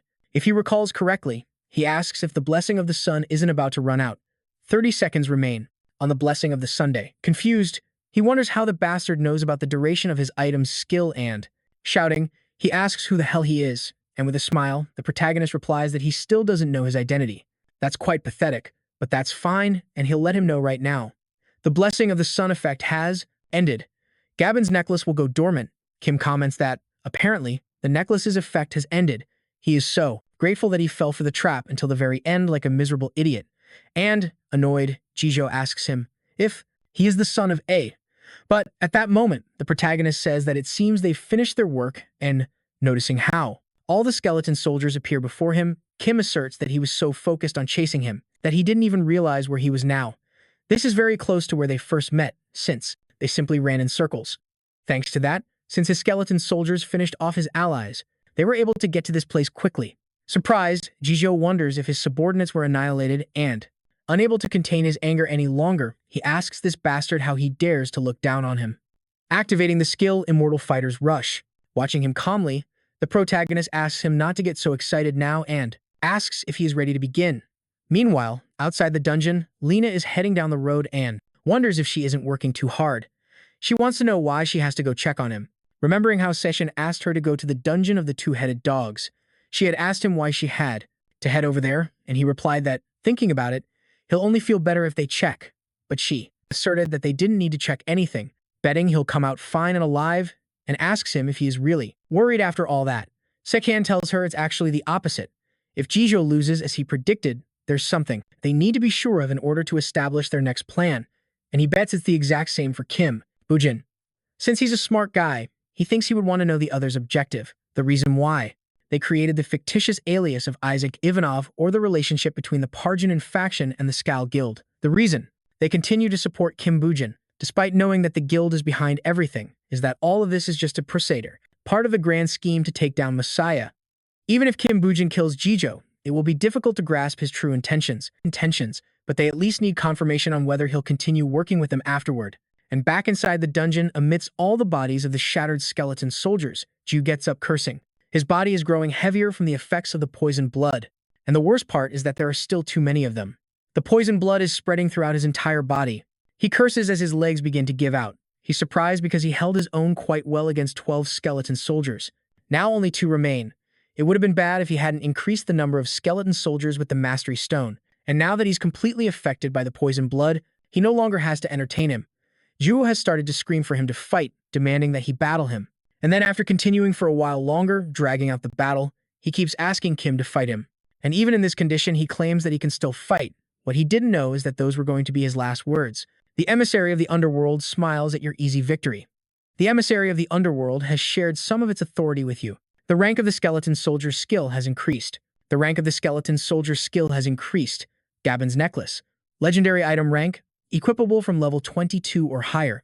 An item that belonged to Gabin, one of the Knights of the Round Table, has the Blessing of the Sunday effects. When equipped, plus 40 health, plus 40 strength, plus 40 magic power, increases attack by 10%, increases defense by 10%, increases resistance by 10%, and allows the use of the Sun's Blessing skill once per day. It's the first time he's gotten an item from the Knights of the Round Table. Anyway, if it's someone like Jiho, that guy will definitely show his face. The eyes of Anubis open. Suzuki tells Jiho he bets it was difficult to get to this point with that head of his, although of course he means his subordinates, not him. And he replies that if he's a house dog, he should bark like one. Since he's on his way to see the master, he'll let him go this time. But he states that the next time he sees him, he's going to smash his noisy mouth. And smiling at that statement, Suzuki replies that he'll be waiting. He introduced himself, claiming to be the newest member of the Round Table, Jiho, commenting that it's an honor to meet the great hero, the magnificent Li Yun himself. Li Yun, that bastard, finally showed his face. If they find out that Zhang Ji died, the Messiah Guild will not stay quiet. Anyone who supported Li Yun's ambitions and turned their back on justice, he'll make sure that each and every one of them pays the price. Orc corpses are positioned in the middle of a dungeon, and these guys are desperate, wondering how much longer they have to wait, but their companion scolds them and tells them to shut up. The two-headed dog is not a monster they can catch by rushing in. When it takes the bait, they'll all jump in together. That way they can take care of it without any casualties. The two-headed dog has been defeated. Incredibly, the dungeon has been cleared, and before Kim can leave the place, he notices that there is someone waiting for him. Li Jin is by his car and asks if he's finally back. Walking closer, the protagonist asks him what brings him here, and he replies that he was running some errands and came by because he heard something interesting. He also has something to give him and asks if they should talk while on the move, leaving that place immediately. Li Jin mentions that Second wants them to enter another dungeon together and asks Kim how the last one was. He directly asks him what he thought about dealing with Jiho. The protagonist certainly expected it to a certain extent, but he can't believe they knew about it too. According to Janjo's memories, he went in with a fake ID and an alias. Secha knew the reason why he asked for a fake identity, yet he accepted his request. Li Jin asks if he actually fought him in the dungeon. He wants to know how he was, and quite calmly, Kim replies that he was stronger than him, annoying his companion with that comment, who then asks him if he's really a power-level analyst or something like that. Furthermore, he questions how he knows his real abilities, asking if he should really show them off. The protagonist tells him that Jiho, while facing 12 skeleton soldiers, took down 10 of them by himself. If he wants to prove he's stronger than him, then he just has to say so and he'll put him to the test. Li Jin, nervous, replies that a truly powerful man doesn't brag about being one and asks if they should get to the important topic and talk about the job. Rather, how unfortunate to realize it's the Horned Fox dungeon in Bucheon, commenting that there have already been 10 failed attempts so far. Since he knows, he'll proceed with the explanation, saying that it should be obvious, but he will enter again as Isaac, and he bets he already knows why. The protagonist wonders if they want to send him to the Horned Fox dungeon as soon as he defeated Jiho. Considering what that probably means, he replies to Li Jin that he'll do it then. He leaves him completely alone, immediately departing from the place and calling Second. He informs him that he has already parted ways with Kim Woojin, letting him know that he has already agreed to enter the dungeon, reminding him that he's someone who never picks a losing fight. Sechin then asks, what about what they suggested? Li Jin replies that he agreed without even taking a moment to think about it. He even already knew the details of the dungeon. He replies that that's a relief, asking Gina to handle it properly from here. Since Kim Woojin accepted their proposal, there's no turning back. He thinks he still can't fully trust him, but they have to do something now if they want to stand up to the Messiah Guild. The truth is, they're running out of time, 2 years, 3 years at best. If a group capable of keeping the Messiah Guild in check appears within that time, those guys won't be shy about baring their fangs. Returning to that remote place where the protagonist is staying, he silently observes the report and, now that he thinks about it, it was after he cleared the Horned Fox dungeon. They approached him, saying they had observed him in the dungeon. His skills are greater than the rumors, asking why he doesn't join the Messiah Guild. At that moment, he told them that if they wanted to recruit him, they had to tell the guildmaster to make an offer in person. And before he could leave the place, a person got out of that car, stating that was the reason she liked him, telling Kim that they need his strength to save the world and asking him directly if he didn't plan on becoming their ally. That was the first time he met Lee Jun. He is interrupted by a text message that arrives on his phone and notices that Si Chan is asking him to show his skills. It's just like before he returned. He bets the guys from the Messiah Guild will be there too. But that situation is pretty good for him, since he'll show off so much that he'll leave them speechless, although it won't really be him, but Isaven. Right now, he'll be too busy to finish preparing in time, but since it's a dungeon he has already cleared once, there won't be a better dungeon to show off his skills. Sometime later, at the Bucheon Sports Stadium, the players are told to get ready. It's almost time to enter the dungeon. Kim asks Lian if he's ready and motivated. He replies that he's always ready to go. He's the guy who conquered the Needle Snake dungeon that everyone thought was impossible, so a dungeon like this is a piece of cake. But inside, he gets completely nervous because he doesn't think he can eat that cake because he's frozen solid. The raid leader asks everyone to put on their Arctic gear, especially the mages and priests who have low health. Everyone must take good care of themselves. She states that if they fall behind because they can't take care of themselves, instead of being useful, they will just get in the way. Observing the girl's attitude, he realizes that she knows what she's doing. There are times when the environment is more terrifying than the monsters themselves. Lee Jina comments that for a tank like him, feeling this cold is absolutely terrible and asks what the temperature is here. Completely ignoring him, the protagonist tells him to get going, and they leave immediately, while everyone else stays behind, moving far enough away from the other hunters. Lee Jina asks Kim if it wouldn't be better to stick with the Messiah Guild for now. Acting on their own in this kind of environment is terrible. With a sarcastic tone, Kim asks him why. He wants to know if he's one of those hunters who can't use their full strength in the cold, but an annoyed Lee Jina immediately replies that that's nonsense, and arrogantly claims his nickname is the Siberian grizzly bear. This kind of temperature is just a light breeze for him. Kim should watch him carefully. He feels great, since it cools his sweat down pretty quickly. Hearing that, the protagonist replies, that's good. He should know this, but this dungeon will be even more difficult than the time with the needle snake. Frightened by this statement, Lee Jina asks if that's really true. He wants to know by how much, but the only thing Kim bothers to say is that he will find out very soon. Equipping Gain's necklace, you feel warmth in the cold. Equipping the Mask of Death, you can connect with a summoned monster. The protagonist says that they should get moving anyway, since it's so cold. That way they can feel a bit warmer. Understanding this, his companion asks if at least this time he'll feed her properly, asking him directly what his plan is for this dungeon. Since it's a survival mission, she wants to know if he's going to build a fort like last time. But Kim replies that there's no need for that, and she's happy with the news since it means no manual labor this time. He has summoned skeleton soldiers. She is shocked when she sees the current appearance of those skeleton soldiers, questioning what the special occasion is for all those skeletons to be dressed up, since if he was going to spend money anyway, he should have gone all out, asking what's up with that leather armor. But as she gets closer to get a better look, she realizes that it's the leather of the needle snake, complaining that even though they both worked hard, he took all the snake leather for himself, thinking that a single one must be worth a fortune, but all the skeleton soldiers are wearing it. Kim replies that her office should have received her share, and knowing this, Lena curses that bald bastard, making Second wonder why his ears are tingling. This woman notices that two people have been missing for a while, wondering if they are the Russians. She asks her companions if anyone has seen Isaac and her partner, Bonovia. One of them apologizes to her, stating that they were too focused on building the base camp. Annoyed, she tells him that an "I'm sorry" isn't enough, asking if he forgot the order from their superiors. Clearing the dungeon is important, but it's more important to see if it's worth forming an alliance with that Russian. For that reason, she decides to head out and asks her companions to finish the camp before she gets back. Nervously, the guy asks her to just send scouts. There's no need for her to go personally. Very seriously, she replies that it's fine. He just needs to blow the whistle if something happens, but she really needs to see them with her own eyes to judge what they're made of. Meanwhile, elsewhere in the dungeon, a pack of wolves is attacking the protagonist group. The woman, watching this, is impressed, wondering if that is really a skeleton soldier. That's on a completely different level from any skeleton soldier skill she has ever seen. Nervously, her companion asks his captain what they should do, wondering if they should help. She asks if he can't tell just by looking. It's clear that this is their home turf. If they dare to go in, they'll just get in the way instead of helping, thinking that those guys are way above their level. As expected of the player who cleared the water snake dungeon, she now knows that they need to report this to the guild. They have to recruit him and get him on their side. The guy snaps his captain out of her thoughts and points out that their companions blew the whistle. She notices they made a long, single sound. It's a call for help. Something must be happening at the camp, so they leave immediately. And all of this is witnessed by Kim. Those hunters alert their comrades that their defensive line has been breached, and defending themselves against the entire pack. They can only curse as they wonder why there are so many of them. The only thing all they can do right now is hold out until their captain arrives. That woman tore several of them apart in an instant with that single blow. Annoyed, she asks all her subordinates what they are doing. These are just first-floor monsters. They must stop running and get into a defensive formation. She tells everyone to secure the camp by slowly retreating. If they're injured, they need to go to the back. The pack leader reveals its position to everyone, letting out a howl that echoes throughout the forest. The hunters have started to feel the ground begin to tremble.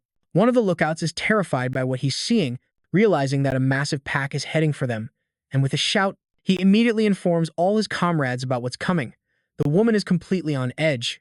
Their defense is already broken, and she wonders how a pack that wasn't even that large managed it. Lena, watching all this, tells Kim that they're going to be annihilated, and nervously asks if he's actually thinking of going in there. And recalling a conversation he had before entering the dungeon, when someone told him that he'd been caught off guard since he had suddenly requested a skill page, but fortunately, there was one for sale and wanted to know if it had arrived yet. With unshakable calm, he replies that it has and thanks him. You have learned the skill Field Aura. The protagonist reminds his companion that he won't have to repeat himself again. That group of hunters is completely cornered.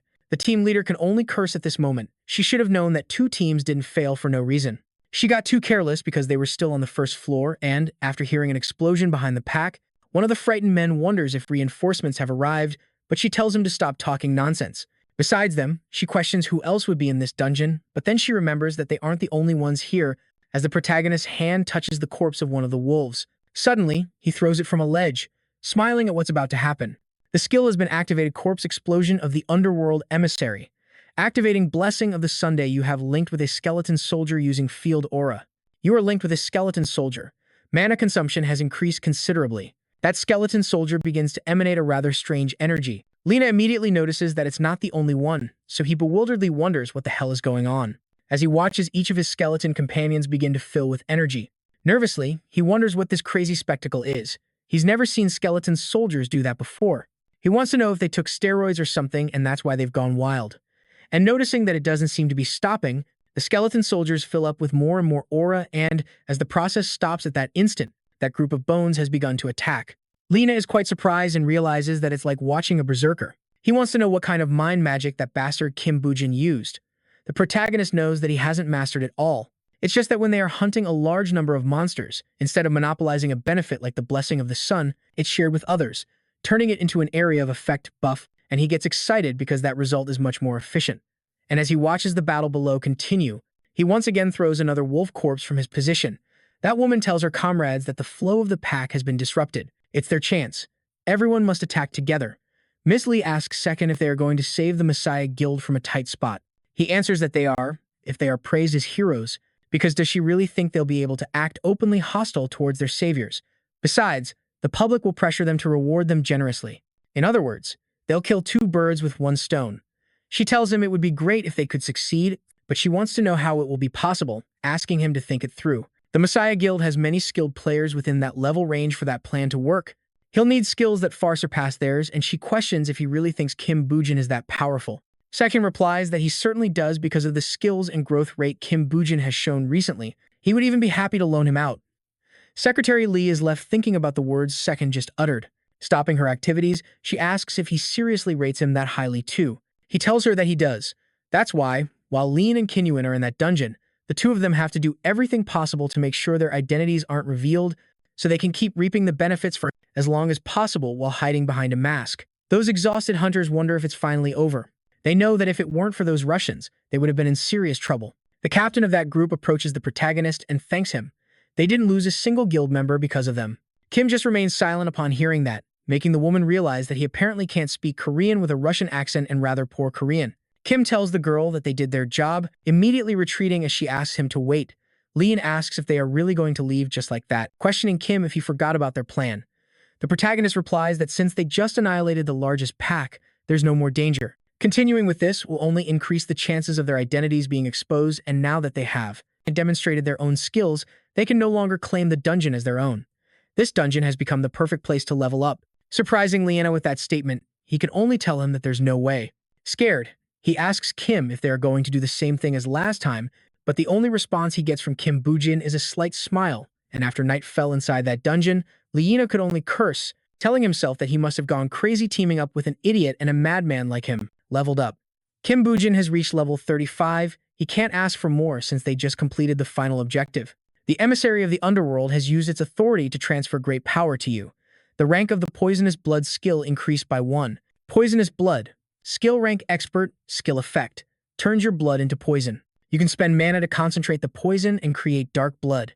The Expert rank of Poisonous Blood with Dark Blood. That will allow him to carry out his plans sooner. Leanna asks him why he's making such a serious face. He wants to know if something is wrong. The protagonist calmly replies that nothing is wrong, but before heading to the second floor, they have one last thing to do together. Annoyed, his companion asks him what he's planning to do now, and the answer he gets leaves him completely shocked as Kim Bujin has just stated that they need to eat something. They need to spend even more energy on the second floor. After lighting a bonfire and preparing some food, this guy celebrates because finally it seems like they are a real team. asking his companion to please take a bite. Kim tells him that he has something to ask him before attacking the horned fox. Even with an immortal body, he can still feel pain, so what he wants to know is if he wouldn't pass out from the pain in the middle of combat. But, excited, while he continues to eat, he asks Kim what kind of idiot he thinks he is. He claims that he, Leona, is not so weak as to pass out during a fight. The protagonist tells him that if that's the case, if his body were to be pierced by the horned fox's horn, he wants to know how long he could endure it. And, scared by the implications of that question, he wants to know if he did something wrong, asking Kim Bujin if he should apologize right now. And moving on to the second floor of that dungeon, that group of hunters is trying to defend themselves from the attacks they are facing. That archer can only curse, "It's too fast." How are they supposed to fight something like this? The captain knows they will all die at this rate. She wants to know if there's nothing they can do, a way to seal the horned fox's rapid movement. But at that moment, she notices that one of the hunters steps forward, and surprised, she realizes who it is. Speaking in a mix of Russian and Korean, that guy states that he is going to kill the horned fox. She is surprised and wonders what he is planning to do alone, asking that Russian guy to wait. She tells him that he won't achieve anything by going in without any plan. And, surprised by what she sees before her eyes, she can only stand paralyzed as she watches that Russian guy and the horned fox staring each other down. This beast is much faster than I expected. It's just like that bastard told me. The damage isn't much, but it's fast. Blocking it is the most I can do. It's going to be hard to counterattack. At that moment, Leona realizes he is losing his balance because of the snow, and before he can react, the protagonist had warned that the horned fox doesn't have any very dangerous attacks, but the problem is its speed. A skeleton soldier is. It would break easily, so it wouldn't work, and a trap using wooden fences would take too much time. So, in short, he wants Leona to stop its movements. He now realizes why he had suggested eating so suddenly. That's how Kim asked his partner if he could do it, reacting that way to the beast's attacks, activating the skill. Blessing of the River Styx. That's hurting him quite a bit, but he finally managed to capture it.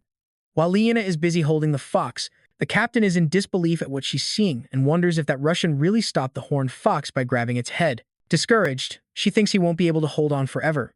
It will be useless if they don't defeat the horned fox while that Russian is holding it back. The horned fox is affected by the dark blood. That woman is feeling terror and awe, and she wonders if those two Russians are really both below level 40. Watching how those skeleton soldiers attack and how that Russian is holding the beast's snout compared to them, they are complete monsters. They're on another level. You have successfully defeated the horned fox. The reporters are excited and asking who defeated it. Was it Can from Messiah, or was it Isaac again? Whoever it was, they're desperate to get an interview and watch as an armored vehicle is leaving the scene. They realize that's Isaac's car. Taking the fox's horn from his inventory, the protagonist asks Second to please give a statement for him. The latter is surprised because he came back sooner than expected. That's quite good, but he wants to know what he needs a statement for. Kim asks him to let the Messiah Guild know that if they desperately want it, they are willing to donate the horned fox's horn. Leona, annoyed, asks him immediately if he's crazy. After everything they went through, he still wants to give it away. Section replies that he understands what he's saying. It's a pretty big plan they have on their hands. Leona complains and tells them that if they don't want it, they should give it to him. Thinking of giving it to the Messiah Guild means they've lost their minds. The protagonist tells Second there's one more thing, asking him to please emphasize if the Messiah Guild wants it. With that settled, they both end the conversation and say goodbye. The next day, all the media are talking about Isaac Ivanov's wonderful performance and his incredible proposal to the Messiah Guild. He can trust them to take care of things like this. Sechin did it quite quickly in receiving a call from Park 1. The next day, they arrange a meeting at his complex, and after hearing the numerous speculations about Isaac Ivanov's identity, Park is annoyed because it's the only thing the news has been talking about lately. In any case, he tells Kim that he's better at getting jobs done than he expected. Those bastards from the Skull Guild have apparently ceased their operations in Korea and returned to Japan. A part of him wants to go and annihilate them completely, but he's satisfied with how things ended up and how he has fulfilled his part of the deal. He needs to be rewarded appropriately. He asks Kim not to get cocky and to continue getting stronger. He has many things prepared for him. That's how they give him a new skill page, with which he will be able to create a mist using his blood. Park Yong-won tells him that he's asking him to become a superior individual as part of his elite squad, which he understands. At that moment, the news reports that the Messiah Guild has published an official announcement thanking Isaac Ivanov for his words, but they will only accept his good intentions. Instead, they will send a generous reward for saving their guild members, calling them damned idiots. Park Yong-won states that they're only going to suffer losses by trying to keep their stupid pride. The protagonist knows that if he had remained silent, they would have tried to steal the horn from him by manipulating public opinion. But that only works on people who can be labeled as enemies of the Messiah Guild. on top of having saved their members. He is offering to donate the horn, so there's no way they can make him the bad guy in order to protect their image as heroes. If they want the Horn Fox's horn, they will have to pay a high price for it. That's how he replies to Park Yong-won that as for how much they'll lose, it just depends on what they reward him with. The fact that he was given a level 40 skill page means he wants him to focus on leveling up, so he decides to ask Park Yong-won if he would be able to get him some dungeons to level up. He replies that he doesn't see why he couldn't do it, telling him to just buy from a dungeon seller and send him the bill. He will take care of the rest. With that said, the protagonist smiles and thanks Park Yong-won. The news announces that the Messiah Guild plans to send Isaac Ivanov a thank you gift. They are a guild that helps those who are on the front lines trying to save the world. Lee Jin-ah can't believe that bastard Kim Woo-jin put on that show about donating and knowing this would happen. He managed to keep the horn and get a gift from the Messiah Guild at the same time. He wonders what gift they'll give him. He's really intrigued. Oh Se-chan immediately replies that they're going to give him the summon golem skill and, surprised, Lee Jin-ah asks him how he knows. He replies that they had already agreed on it before announcing it to the press. It doesn't matter what the gift is, but that they offered it before the announcement. It will make it seem better than it is. They offered the summon golem skill because he accepted it instantly. That said, and as he prepares another snack to eat, his friend tells him to wait, annoyedly asking what about him, wanting to know why he hasn't received anything. He should get a reward too. And putting a pile of boxes in front of him, O.C. Chan replies that there he has it. With a smile, he tells Lee Jin-ah that since he likes food so much, he has been storing it as a gift for him. But annoyed, he snaps back at O.C. Chan, telling him that those are gifts sent by people who think they are Russian. He wants to know why he's acting like he bought them himself, since he contributed significantly to clearing the dungeon. He wants items or skills too. After some time, and after devouring the contents of several boxes, Lee Jin-ah asks his friend what's wrong. He's been staring at that for a while now. O.C. Chan replies that he has received a request to purchase a dungeon from Park Yong-won. Surprised, he asks if he didn't just say he was going to stop doing business with him, reminding him that he insulted him, calling him a bastard who only cares about his own pocket, and now he wants to do business with that person again. Besides, he thought he had already taken control of the Phoenix Guild's leadership. He wants to know why he would need a dungeon broker. Apparently, he's saying he wants to buy some to train his new elite soldier. He can't believe he's taking good care of his subordinates. Curious, Leanna asks him, who is this elite soldier? He replies that he knows him very well and realizing it's Kim Boo-jin, angrily asks if he wants to cooperate to take down Perrin 1. Those two are a couple of damn con artists. Fed up with such arrogance, Second tells him that it's called doing business, asking if he needs Kim Boo-jin to teach him a thing or two and handing him the sheet for a dungeon, stating that this one looks good. Looking at it, he asks if he's trying to send him on a survival mission. Section asks him what he thinks of that. He replies that survival-type dungeons are quite rare, so he should be able to get a good sum of money for it. Surviving in a B-rank dungeon for 7 days sounds like the perfect place to level up by risking your life. Confused, Section asks him why he's giving that to him. He wants to know what he's doing, telling him to go and clear it immediately, asking if he doesn't need to raise his own level too. Nervously, Leanna asks him to wait. Now that he thinks about it, he doesn't believe that's a suitable mission. Section replies that he's finally improving when it comes to judging dungeons, but he has to go immediately, and after entering that place with Kim Boo-jin, he can only curse because he has to do another dungeon with that guy. This is turning into a living hell. The protagonist asks him if they should start with a light walk. Meanwhile, at the Hanan Group's facilities, the #1 financial company in South Korea, they became the most influential company in the world by sponsoring the Meshin Guild. Park Shin-ji can't believe they're telling her that Jang Ji-ju is dead. One of her subordinates tells her that's right. He entered the dungeon saying he would capture Kim Boo-jin, but he never came back. She asks why he had to go and do something nobody asked him to and wants to know where Gaewon's necklace is. And since this guy can't answer her, she asks if he means that the necklace was stolen. It must be recovered at all costs. She thinks that it's not difficult to find a replacement for Ji-ju in the guild, but there are no items that can replace Gawain's necklace. The guild's small failures seemed like a minor problem at first, but that spark has fanned the flames, creating great tension between the sword master and the bowmaster. The alliance that was believed to be perfect is starting to break, and the source of all their problems is Junin. If she had known things would end up this way, she would have eliminated him much sooner. But now that his forces have grown so much, there's no way to get rid of him. So she asks this guy about the new member of Parjun's elite forces. She wants to know what happened to him. He asks Miss Park if she's talking about Kim Boo-jin. They are doing everything they can to try and get rid of him, but Perrin 1 is doing everything he can to protect him, so they won't be able to get close easily. Not only that, but it seems he's intervening with every item and skill page he can to strengthen Kim Boo-jin. She demands that he stop and that he stop making such useless excuses.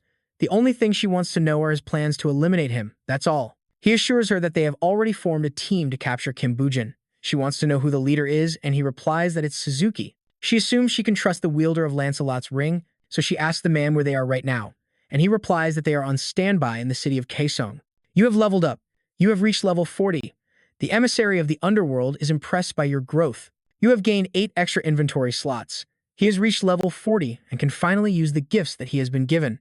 Leon is surprised because the more he learns about that guy, the more impressive he becomes. He's the only one who could level up so quickly and easily by setting traps after analyzing the environment. He's smarter than he looks. Not only does he know what kind of monsters and how many will appear depending on the dungeon, he also knows their specific position. On top of that, he also knows the most efficient way to hunt them. He knows absolutely everything, almost as if he has already lived it. With a smile, he proclaims that he should be able to escape a tiger's mouth now. You have learned the skill, Golem Summoning. You have learned the skill, Blood Mist. Leon comments that since they've achieved their goal, they can relax a bit and clear the dungeon. Kim replies that it's just the opposite. Since he has new skills, they have to give it their all. That way they can estimate how much offensive power they really have. After a while and a great deal of sacrifice on Leon's part, both hunters leave the dungeon as Miss Lee approaches them. Worried, she asks Mr. Leon, what's wrong with him? She wants to know if he's okay, getting closer as she sees the bad shape he's in. She asks if he's hurt, as he mutters with what little strength he has left. He tells her that he is extremely hungry. The protagonist asks if he could speak with Mr. Section, and while she replies that he can, Leon comments that even slaves are given food. Miss Lei says he can contact him with that phone, and after Second answers, the protagonist tells him it's Kim Bujin speaking, wondering to himself if he should already be in Kaesong, so he tells Second that there's a place he wants to go. After that call, Second knows it has to be Kaesong of all places and wonders what is going on. After the gates appeared, the isolated North Korea opened a small door to receive help from the outside world. That was the special city of Kaesong. Entry wasn't restricted, and if you could clear the dungeon, anything was permitted. As a result, the special city of Kaesong became a nest for players who committed crimes, and the city was quickly engulfed by greed. A bus is now heading directly there, to Kaesen. This nervous guy is shaking his leg incessantly. A guy approaches him and says that it's the first time he's seen him and asks if this is his first time being a storage. This kid doesn't know what he's referring to, so he proceeds to explain that it's about being an inventory mule, all so that the other hunters can bring more items from the dungeon.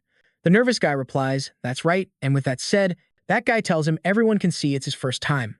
From the looks of him, he doesn't seem to be on a wanted list for a violent crime and asks if he scammed someone, telling him not to be so nervous. Most of them are in the same boat, however, it's not much, since most of the people here are violators or murderers. The fact that they're untouchable is simply because they're players and, with a smile, he asks if this world isn't lovely.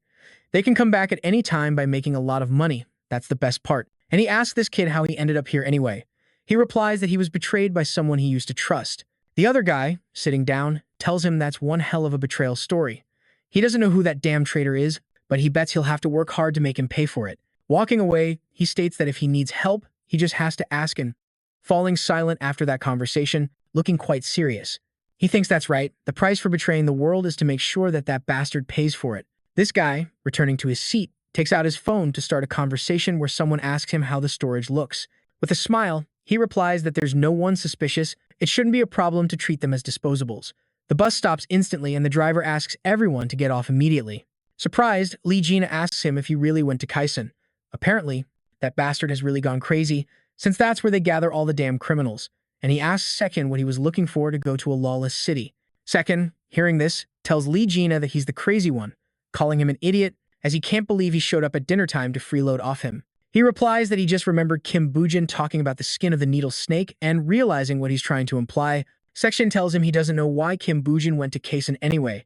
Lee Gina comments that it seems like he's changing the subject because he has something to hide, but he tells him that this is a bad time, since that guy is also in Kaisen. Interested, Lee Gina asks who he's talking about, and Second replies that there's a guy who is a monster even stronger than Kim Bujin. He thinks he should be around level 50.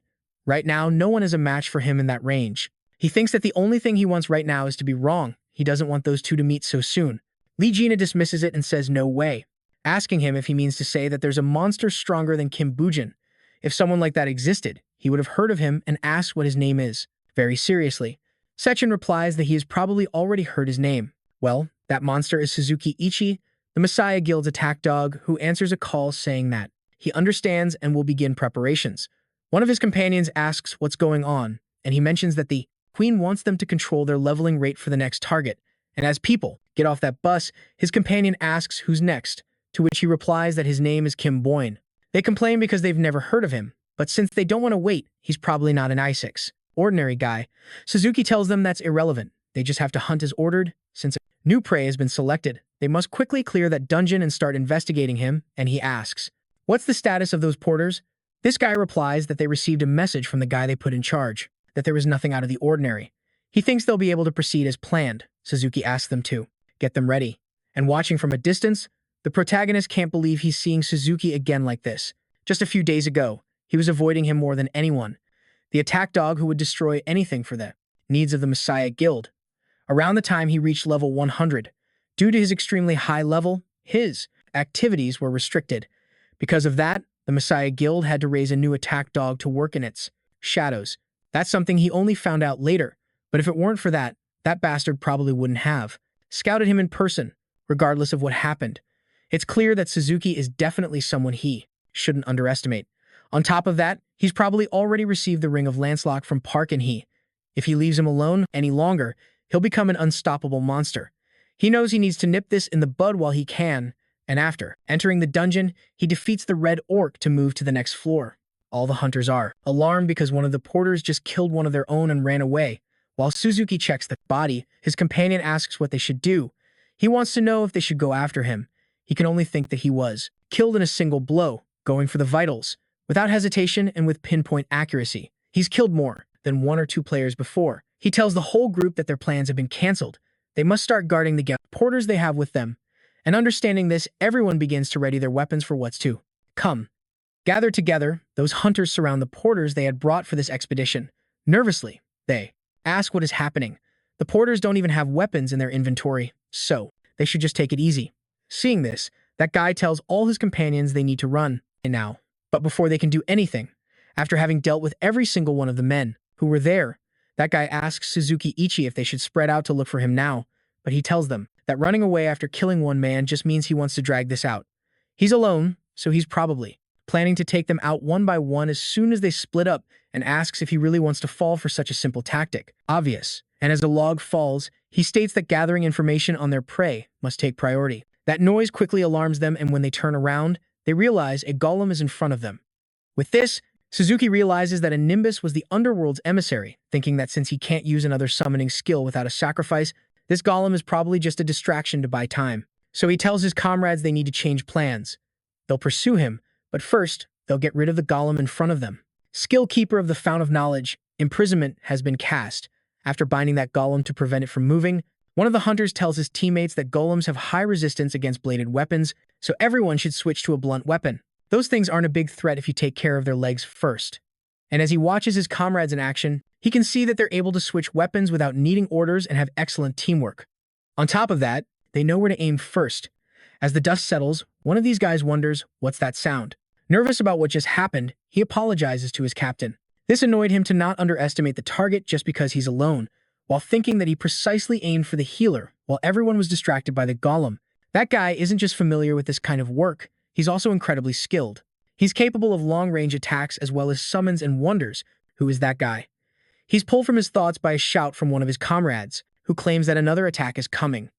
Watching what's approaching, they wonder if those are players, where they came from, and if they weren't the only ones in this dungeon. One of the guys, getting ready, says he'll buy some time, so they should get in formation. The Silent Hunter skill, Multiple Shot, has been activated. He can't believe those things charged right through him instead of dodging. Do you want to know who those guys are? He wonders how it's possible for it to be so agile for a skeleton soldier, and as everyone starts defending against the monster's attacks, these guys can only curse because they're completely relentless, since they don't have to worry about injuries. I've never heard of skeleton soldiers that can fight so intelligently. The Holy Light Executioner skill, Sever, has been cast. Suzuki knows that skeleton soldiers mimic their summoner's movements, which gives him an idea of how skilled he might be, and knowing that nothing good will come from dragging this out. This guy is surprised by what his captain just did, who then tells him not to let his guard down, thinking that they're just miserable skeleton soldiers. They must treat them like veteran players and use all their strength, and, since they're wearing sturdy armor, they must aim for the exposed parts. Acknowledging the order, this guy lunges forward and asks everyone if they hurt him. From now on, they'll focus on the cracks in his armor. Suzuki tells himself that he can feel it, He's definitely hiding in the middle of this battle somewhere. If only he could deal with the player who summoned these things. And looking to the side of the field, he states that he's finally found him. Noticing that the guy was wearing a skull mask, Suzuki wonders if that guy could be the needle snake hunter, Isa Ivanov. Then, after one of the skeleton's bodies falls to the ground, the man informs his leader that there are only 2 skeletons left. But as Suzuki observes the person before him, a blonde man wearing a skull mask, he wonders the exact same thing, if that is the needle snake hunter. He questions if he was an ally of their guild, and wants to know why he is here. Why is Isa Ivanov in this dungeon? With the only 2 skeletons he has left, the protagonist begins to flee. Suzuki, watching his retreat, wonders if his plan is to wear them out and, considering he's a necromancer, they'll be at a disadvantage if they give him time. His companion tells him that they've lost 4 men and they have to pursue him, but Suzuki tells him they can't do that until they figure out his intentions. They will be on standby. Ignoring his captain's words, this guy lunges forward, claiming that there is no time. He's weakened now. Suzuki can only think that normally, now that he has lost his summons, they should go after him. But what if summoning skills aren't the only ones he has? So he yells at his companion that it's a trap. The emissary of the underworld's skill, Corpse Explosion, has been cast. Everyone wonders what is happening with that smoke. Suzuki tells everyone to be on alert. Without a line of sight, they don't know what might be coming, and after some of the smoke has cleared, he hears his companion apologize, stating that he lost control, he has been poisoned. Seeing this, Suzuki realizes his blood is black, and as one of the healers approaches saying he is going to heal him, Suzuki stops him and makes him see that his blood has changed color. It's too late. That man collapses to the ground immediately. Frightened, he claims it's just a damn poison and will be fine, and asks his companion to go and heal him quickly. Starting to run toward him, he exclaims that he doesn't want to die like this, and so suddenly, Suzuki knows there is no information about Isa Ivanov using poison, but for him to use a poison so potent as to kill his subordinate instantly, he wonders why he didn't use it from the beginning. Right at that moment, he realizes the implications of this, observing the wounds of his other companions and the smoke that continues to surround them. His companion comments that he didn't notice it because of the explosion, but wonders why the dark mist hasn't vanished. The Ring of Lancelot has activated its high resistance to blood poison. Suzuki warns everyone that it's a poison. They must get away from the dark mist, and his companion, entering a daze, asks him, "What do you mean by poison? I haven't noticed anything." "You have been poisoned. Your health will steadily decrease due to the effects of the poison." Suzuki now realizes that everyone has been poisoned. That was his target. He wanted the poison mist to leave him and his subordinates defenseless. And, while one of the skeleton soldiers approaches from behind, making him turn to look. Immediately nervous, he realizes they weren't after him, but his subordinates, which makes him realize that guy's next target. The Executor of Divine Light has become interested in this battle. The emissary of the underworld has become interested in this battle. The protagonist thinks that Sally, as expected, is on a completely different level than Jiho. He wanted to distract him and get rid of him in a single blow. If he's not careful, he could be the one who dies today. The skill of the Gawain necklace, Blessing of the Sun, has been activated. Miss Le tells Sechin that she managed to locate Kim Bujin and, as he predicted, he has gone to that dungeon. With that, Sechin wonders if he really went to kill Suzuki. If that's true, then that means he's targeting the Messiah Guild. Kim Bujin would be an incredible ally, but only if he returns alive. Miss Lee asks what they should do now, and he replies that he thinks they should have that prepared. The thing he worked so hard for months to barely obtain, the power of the Pharaoh. In the dungeon, almost all the hunters are on the ground. Suzuki continues to fight fervently against them, and, after only the 2 of them are left, he asks the protagonist if he has run out of tricks yet. He can only think that, even by concentrating the effects of the sun's blessing on him, he can't believe there's still such a difference between them. He's much more strong than he remembered. He was too arrogant to think he could defeat Suzuki by himself. This guy comments that he's the first person he's had to try this hard against. However, he's sure he already knows that he has lost too much blood. He won't last much longer. He has been poisoned. Lancelot's ring has activated its high resistance to blood poison. If it weren't for that ring, he would be dead now like his subordinates. At this point, he's already quite tired. If he loses more blood, he'll be the one to die. And, approaching Isaac Ivanov, he says goodbye to him. The protagonist is nervous, not knowing what to do at that moment and remembering Parang One's words when he commented that, due to his poisonous blood, in case of an accident, he couldn't receive surgery or a blood transfusion. Therefore, he had prepared something just for him, telling him that it might be useful when he gets stronger. But, until then, it might save his life at least once. And, keeping in mind the skill page that he received before Suzuki completes his attack, he lunges at him. This guy can't believe that this bastard is resisting until the very end. The emissary of the underworld's skill, blood absorption, has been cast. Excessive bleeding. All your stats have been drastically reduced. You have recovered 5% of your health. You have stopped the bleeding. The protagonist tells him that someone like him should already know the true nature of Lee Se-jun and wants to know why he still follows that bastard. Suzuki simply starts to laugh and asks Mr. Ivanov if that was his reason for attacking. Everyone says the world is going crazy, but that's far from the truth. Those with power, it's only right that players rule the world. It's absurd to try to finish the game, and he claims that hiding the natural law is stupid. Lancelot's Ring. Rank of the legendary item equipable from level 1. It is an item that the Lady of the Lake gave to Lancelot. It has the power to protect its wearer from any negative status effects like poison, curses, mind control, and so on. Effects when equipped. Plus 100 magic power. High resistance to all negative status effects. Window of status. The effect of Lancelot's Ring has been removed. The effect of Lancelot's Ring has been removed. You have been poisoned. Your resistance has decreased due to excessive bleeding. The protagonist asks him if he is really talking about justice, about natural law, and since he was stronger than him today, he should be able to accept that he is going to die at his hands, opening the Eye of Anubis.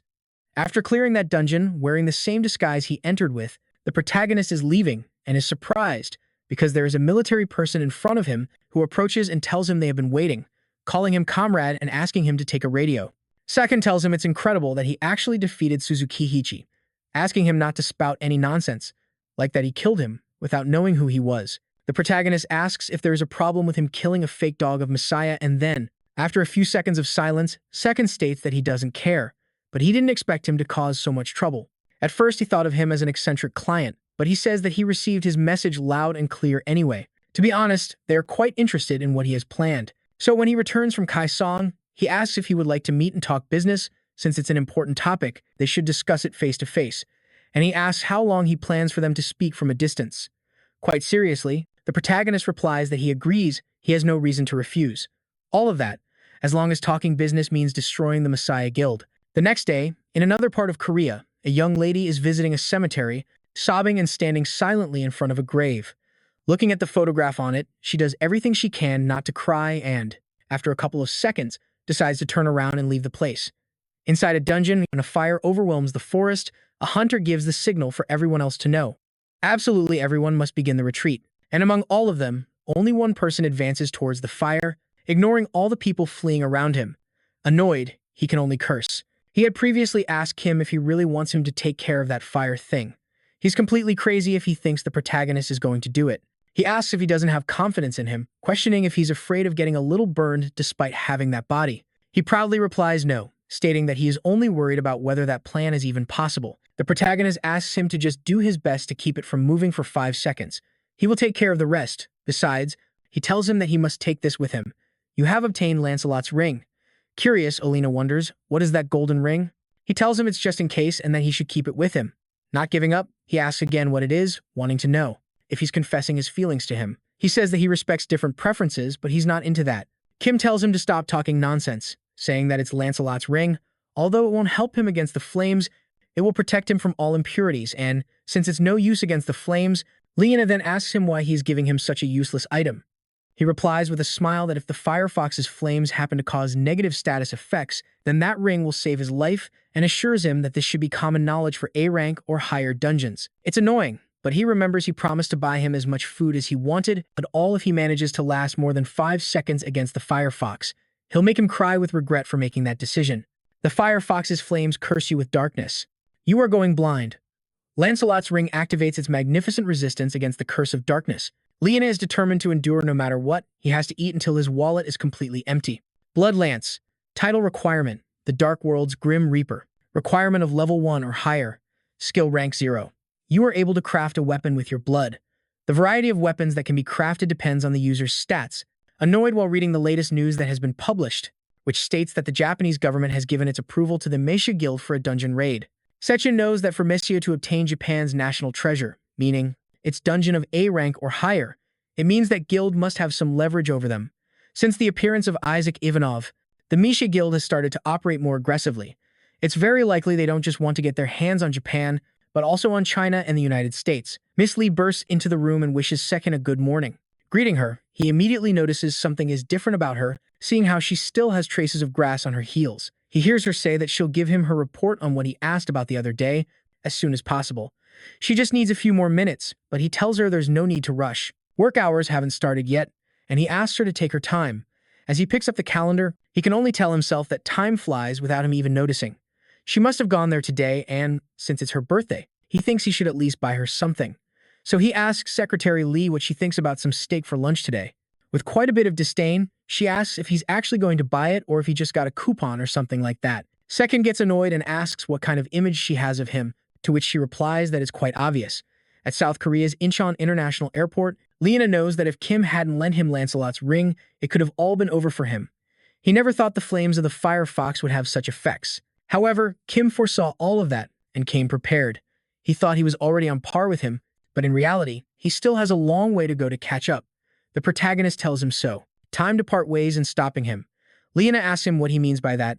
Isn't he going to keep the promise he made him? Kim asks what promise he's talking about, and he replies that he had told him that if he could last 5 seconds against the fire fox, he would buy him as much food as he wanted. The protagonist, quite calmly, tells him that he did. However, he only lasted for exactly 4.9 seconds. Furious, his companion complains because he's playing dirty, especially when it comes to his sacred food. He lasted at least 50 seconds, and yet he dares to say it was 4.9 seconds. He wants to know what the hell he's talking about, watching as Kim has started to walk away. Following him, he asks where he's going. He just repeats that it was 4.9 seconds. Lena tells him that in that case, it's fine. They should just call it 5.9. He should at least acknowledge that, but Kim Woojin remains firm on 4.9. Park Sang-won is reading the news about Isaac Ivanov. He thinks it's truly an impressive name. He can't believe that at first he thought he was just a fool, making a big fuss, and he asks the protagonist if he doesn't think the same. He replies that he agrees. Ms. Kim enters the room and tells the president that she has something to report, but noticing that Mr. Park seems to have a guest, she tells him that she'll come back later. He tells her it's fine, she can speak now. He wants to know what's going on. She informs him that Johann Jorg, whom they were trying to recruit, ended up joining the Messiah Guild. It seems the Messiah Guild stepped up due to Johann's growing influence in Europe. Hearing all this, Kim can't believe that he has joined so quickly. As he recalls, he joined much earlier, and he wonders if killing Suzuki moved up the timeline. He'll have to watch the situation and change his plans accordingly. Park states that he wanted to use Johann to keep the Messiah Guild in check, but instead, he has now become a threat to them. He'll have to come up with a plan B. Interrupting, the protagonist tells him that, being the case, he wants to know what he thinks about recruiting that Isaac Ivanov he mentioned. He replies that it would be great, but they have no information on him. Achieving that will be difficult. Ms. Kim comments that, according to rumors, Isaac has recently been appearing quite frequently in the black market. Apparently, he does it in order to buy skill pages for the Skeleton Knight. Park thinks he must be having a hard time, since that is a very rare skill. Thinking for a moment, and since they have that information, he states that things might be easier than he thought. Meanwhile, at the Messiah Guild's headquarters, Peroni informs Lee Se-jun that Suzuki is dead, as are all his subordinates. He asks her about the workshop, to which she replies that the Keong workshop has been destroyed, with nothing left of it. Annoyed, he asks her to tell him who exactly had the guts to provoke them like that. She states that they have information that one of Park Sang-won's men was seen in Kaesong using a fake identity, although it's hard to believe. She thinks that it was Park Sang-won's forces who did it. Lee Se-jun asks her how she's responding to this situation. She tells him that regarding Parung-won, she has already taken action against him, stating that soon it will be known that due to his foolishness in trying to keep the Messiah Guild in check, he is doomed to bring about his own demise. Furthermore, she wants to talk about another matter. They have recruited that man to keep Isaac in check, a player who shows great ambition to expand his forces throughout Europe. His title is the Reaper of the Dark World, and his main skill is the Skeletal Warrior. Apparently, he is capable of producing an infinite number of skeletal warriors. He is, in himself, an army. No matter how strong his enemy is, they will be defenseless against his attacks. Those who have witnessed his overwhelming power call him the King of the Undead. They have decided on Johann Gork instead of the mysterious Isaac, since Johann doesn't hide his ambitions and will be easier to control. Besides, even though Isaac told the media he is friendly towards their guild, they have suffered a great loss because of that man, so just in case, they will use Johann to keep him in check. Lee Se-jun approaches softly towards her and, touching her shoulder, tells her she is right. The greater their ambition, the easier they are to control. And while she is quite nervous about how her master is behaving, he says that the King of the Dead is a man he really likes. As he leaves, he tells Miss Parchinii that he will give her one last chance, and in doing so, leaves the woman completely terrified. Returning to Perron 1 after leaving that place, he can only remain quite thoughtful about everything that is happening. Miss Kim asks him if something is wrong, wondering if the negotiations with the Frontier Guild didn't go well. He replies that no, there was nothing wrong with the negotiations.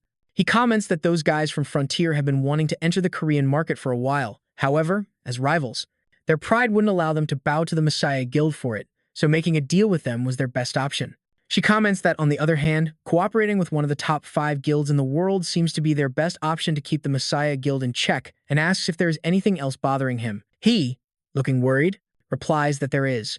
In this world, nothing is free, thinking that those who approach with apparent good will always have hidden motives. If the Frontier Guild plans to play dirty, he will make sure to use his brilliance to bring them down. So he asks his secretary to call Kim Bujin and tell him to come early tomorrow to the Phoenix Guild headquarters. She asks if they are really talking about the Frontier Guild. The MC asks if he has to work for the Frontier Guild from now on. Perrin tells him that he won't be working for them, just receiving their protection while he levels up safely. They had told him that they would enter a dungeon in 2 days, so he must make sure to be ready by then. After that meeting, the MC knows that in order to keep the Messiah Guild in check, he had no choice but to receive help from a third party. There's no way that cunning Park Shinji didn't foresee Parjongan's plan to team up with the American Guild, Frontier right now. Judging by the situation, there's a high probability that the Frontier Guild and the Messiah Guild are working together behind the scenes. However, he knows it's not good to rely solely on their positions. He needs more information. At the location of the dungeon entrance, these hunters are excited because they're going to meet up with the Frontier Guild. They had heard that their best members would be the ones coming. This guy can't believe they're going on a dungeon raid while having their backs covered. They're so lucky, he's glad he joined Param 1's elite team. They are interrupted by the sound of a doorknob turning, and as it opens, it reveals a man's face, who apologizes for being late, stating that he was delayed preparing the briefing for both teams at once, introducing himself and saying his name is Ujin Kim. He's part of the Frontier Guild's legal team and asks the hunters to please take a seat. He has a few things to inform them. Just as they've already heard, the Frontier Guild will be doing everything possible to keep them safe, so they would be grateful if all of them cooperate with the established restrictions. For example, from now on, you are forbidden from entering the dungeon without being accompanied by at least one member of their guild, and when you are inside the dungeon, you must do absolutely nothing. Worried, that guy stands up and asks, "What do you mean by do nothing?" Jamie tells the guys that they seem to have misunderstood something in the contract, because it says clearly that you will only level up safely. There isn't a single sentence that refers to your rights or freedoms. Therefore, what he just said are not simply suggestions. If you don't follow their restrictions, it could be a bit problematic for both parties. And forcing him back into his seat with considerable strength, he tells the guy that he just needs to sit still and be quiet. He proceeds to explain it more simply so they'll understand.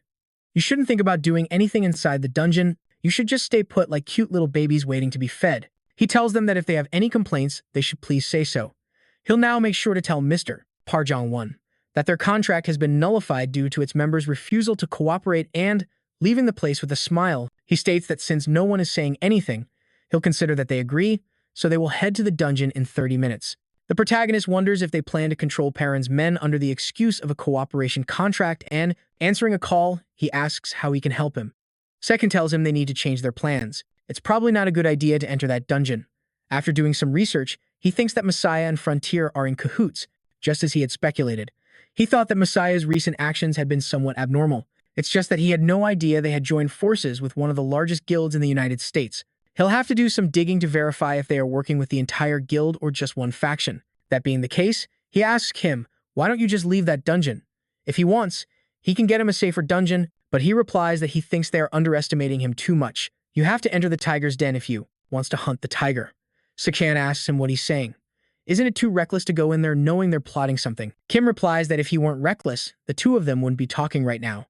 Besides, he doesn't think this is the right time for a chat, now that they know the two of them are working together. Sechin replies that it's true. They'll have to come up with a new plan quickly. Kim tells him he only has 2 things to ask of him. First, he must tell him any information related to those Frontier guys as soon as he finds out. And second, he'll need him to take care of the resulting consequences. Smiling, Sechin tells him he's got it. Since he's already made up his mind, he should just go and do whatever he wants, and he'll take care of cleaning up his mess brilliantly afterward. He has leveled up. All the hunters from Parjong-won are completely bored. They can't believe they've leveled up again for the 2nd time in a row. This is the worst dungeon they've ever been in, but you get used to just sitting around and doing nothing, although they think it's not all bad. They're earning money for just sitting around, and besides, the raids end pretty quickly. At this rate, and it won't be long before they're at the level to go on a raid with Master Parjong-won. They had heard rumors that he's preparing for a 6th-floor dungeon raid, And although none of that has been officially announced, there have been rumors that they've started recruiting elite members. Who would have thought that apparently the Frontier Guild is helping speed things up for Parjung-won with these raids? After all, it will be easier for them to carry out their plan when Parjung-won enters a dungeon. The dungeon has been cleared. Relieved, they're happy it's finally over, and approaching them with great arrogance, this guy tells them that he doesn't remember telling them to stand up and wants to know why they're doing something without permission. Nervously, these hunters ask him what he means. The dungeon has already been cleared, so everything is over. Besides, they're in this together, so they should get along. Looking at them with great anger and contempt, he asks them not to misunderstand their position. They aren't here to make friends, so he'll say it again. They are not to do anything inside the dungeon without his permission. Back at Session's offices, he tells Kim Woo-jin that he bets anything that he already hates it and is fed up since they don't let him do anything. But Parjung-won is an incredible guy. He's so vigilant that he can't try anything fun. However, he assures him that it will end soon. That guy must be impatient. He sent a press release much earlier than expected.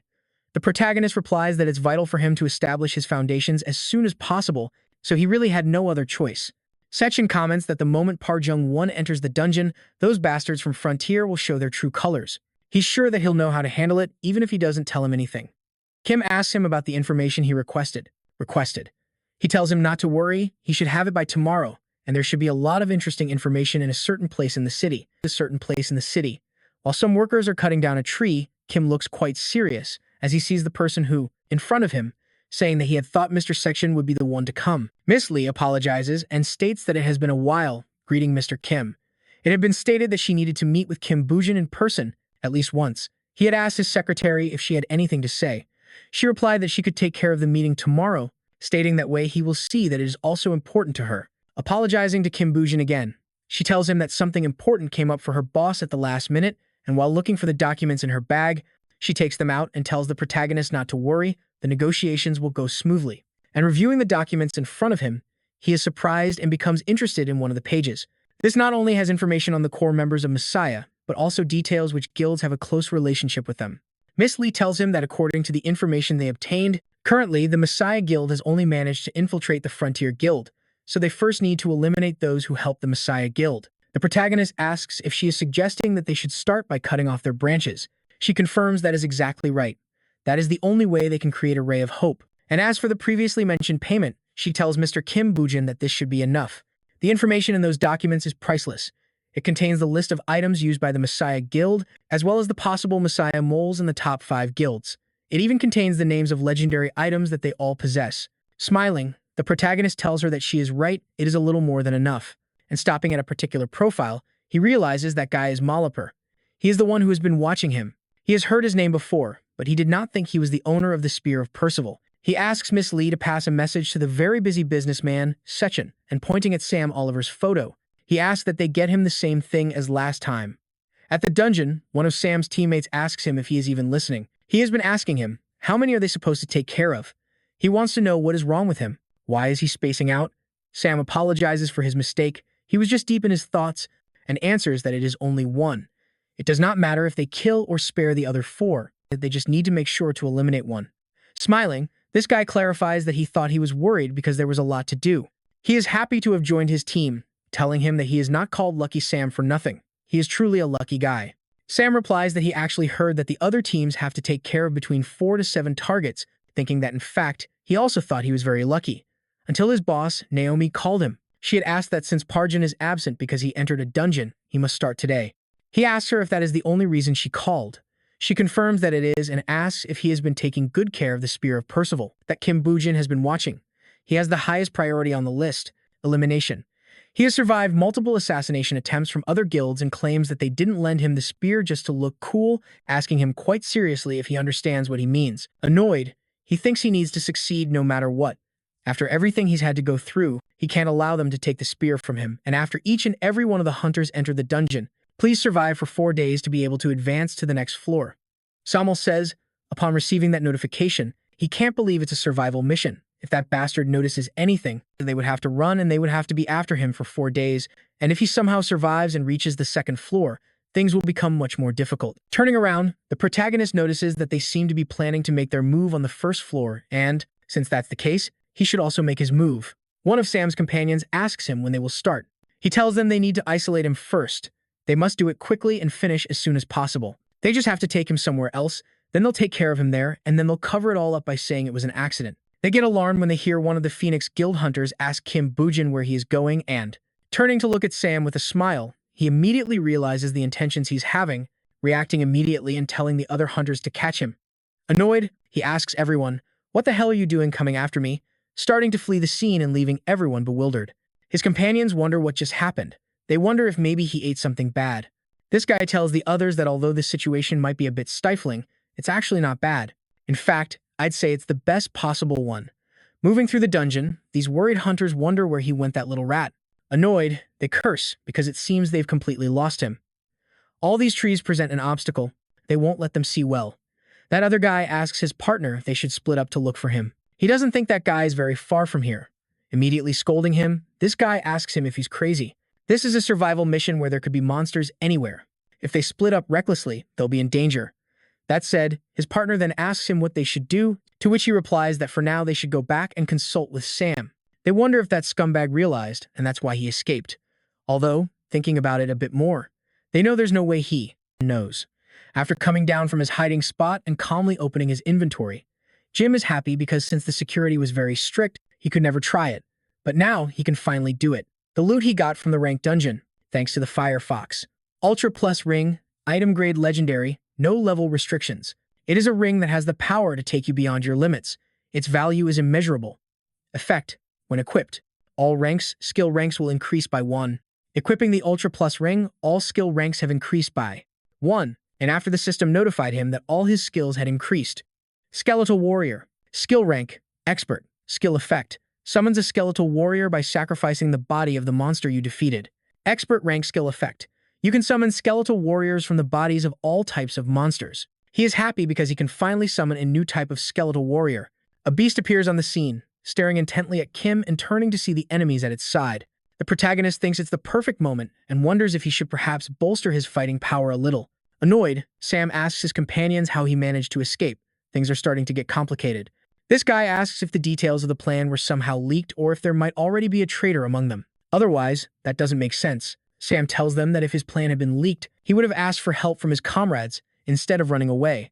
In fact, it would have been the complete opposite. That guy wouldn't have even entered here. This guy then asks, what should they do now? They can't just stay in this place waiting for him to show up. Sam tells them to calm down, since they're here. They are going to use the characteristics of the survival mission to their advantage. They don't need to wear themselves out defeating monsters. They just need to focus on finding him. His companions ask Sam why he killed them too. He asks if they can't see how things are. He already got rid of them before everything got worse. Anyway, they have to get out of here before the monsters come, attracted by the smell of blood. Moving forward, Sam thinks that Sally, as his boss Naomi told him, is not an easy guy to exterminate, but even so, he knows he can't understand the whole situation, no matter how much he thinks about it. Moving on, he notices they pass right over one of the monster corpses and wonders if that guy started hunting them while he was escaping, but before he can continue thinking, now he understands. From the beginning, they were his target. He tells his companions that it seems they have fallen into a trap. They must prepare to counter the attack. This guy curses and tells them that his arm is injured. They need to get closer to heal him, but a skeletal warrior has already appeared in front of him, which in an instant gets rid of him. Cursing, this guy asks someone to do something. He can't see anything because of all that dust. After being hit by an arrow, Sam can only curse, as he knows that at this rate they will be eliminated before they can even fight. The skills Silent Hunter and Windwall have been activated. He's annoyed because he never thought he would have to use this here. Percival's Lance. Item grade: Legendary. It can be used by someone at level 1 or higher. Physical attack: 225. It is a lance that was used by Percival, a Knight of the Round Table. The wounds inflicted by the lance cannot be healed easily. Effects: physical attack power increases based on level, damage is increased by 30% when attacking, and penetration power is increased. Observing all this, the protagonist realizes that it's Percival's Spear, the third legendary item of the Round Table series. He knows its capabilities very well. He has experience facing another player who had it, due to its increased penetration effect. It can't be blocked with simple unique grade armor, and he watches as that guy instantly gets rid of one of his skeletons. He also knows that wounds inflicted by that spear cannot be healed for a certain amount of time, but as he summons another skeleton soldier, Sam notices some strange behavior coming from those guys. He wonders why the skeleton soldiers are suddenly retreating, spotting a beast's paw and becoming immediately alarmed as he realizes what it is. he notices that a completely different monster has appeared in front of him. Thank you for helping us reach 10,000 subscribers. This channel was born as a simple project to share our passion for manhwas, and thanks to you, it has become something much bigger. To those who have subscribed, left a like, shared the videos, commented enthusiastically, or even made a donation to support this work, from the bottom of my heart, thank you. Behind every number is a person who believed in this project, who enjoyed the stories, and who helped bring them to life with their constant support. Thank you as well for your recommendations, your ideas, your constructive criticism, and your patience. Thank you for being part of this community that grows a little more every day. With this video, we conclude the first season of the 7 main manhwas we have been narrating. It has been an epic journey, full of intense moments, unforgettable characters, and unexpected twists. But don't worry, these stories will return after a few months' break. We will be back with new seasons and even more exciting chapters. In the meantime, it's time to decide which new adventures will follow. In the coming days, we will open voting for you to choose the next 3 stories that will join the channel. This project has always been as much yours as it is mine, and I want you to continue to be an active part of the direction we take. Thank you for being here. Thank you for making this possible. See you in the next chapter, and without further ado, this was Yusuke, and I hope to see you in the next adventure. Music.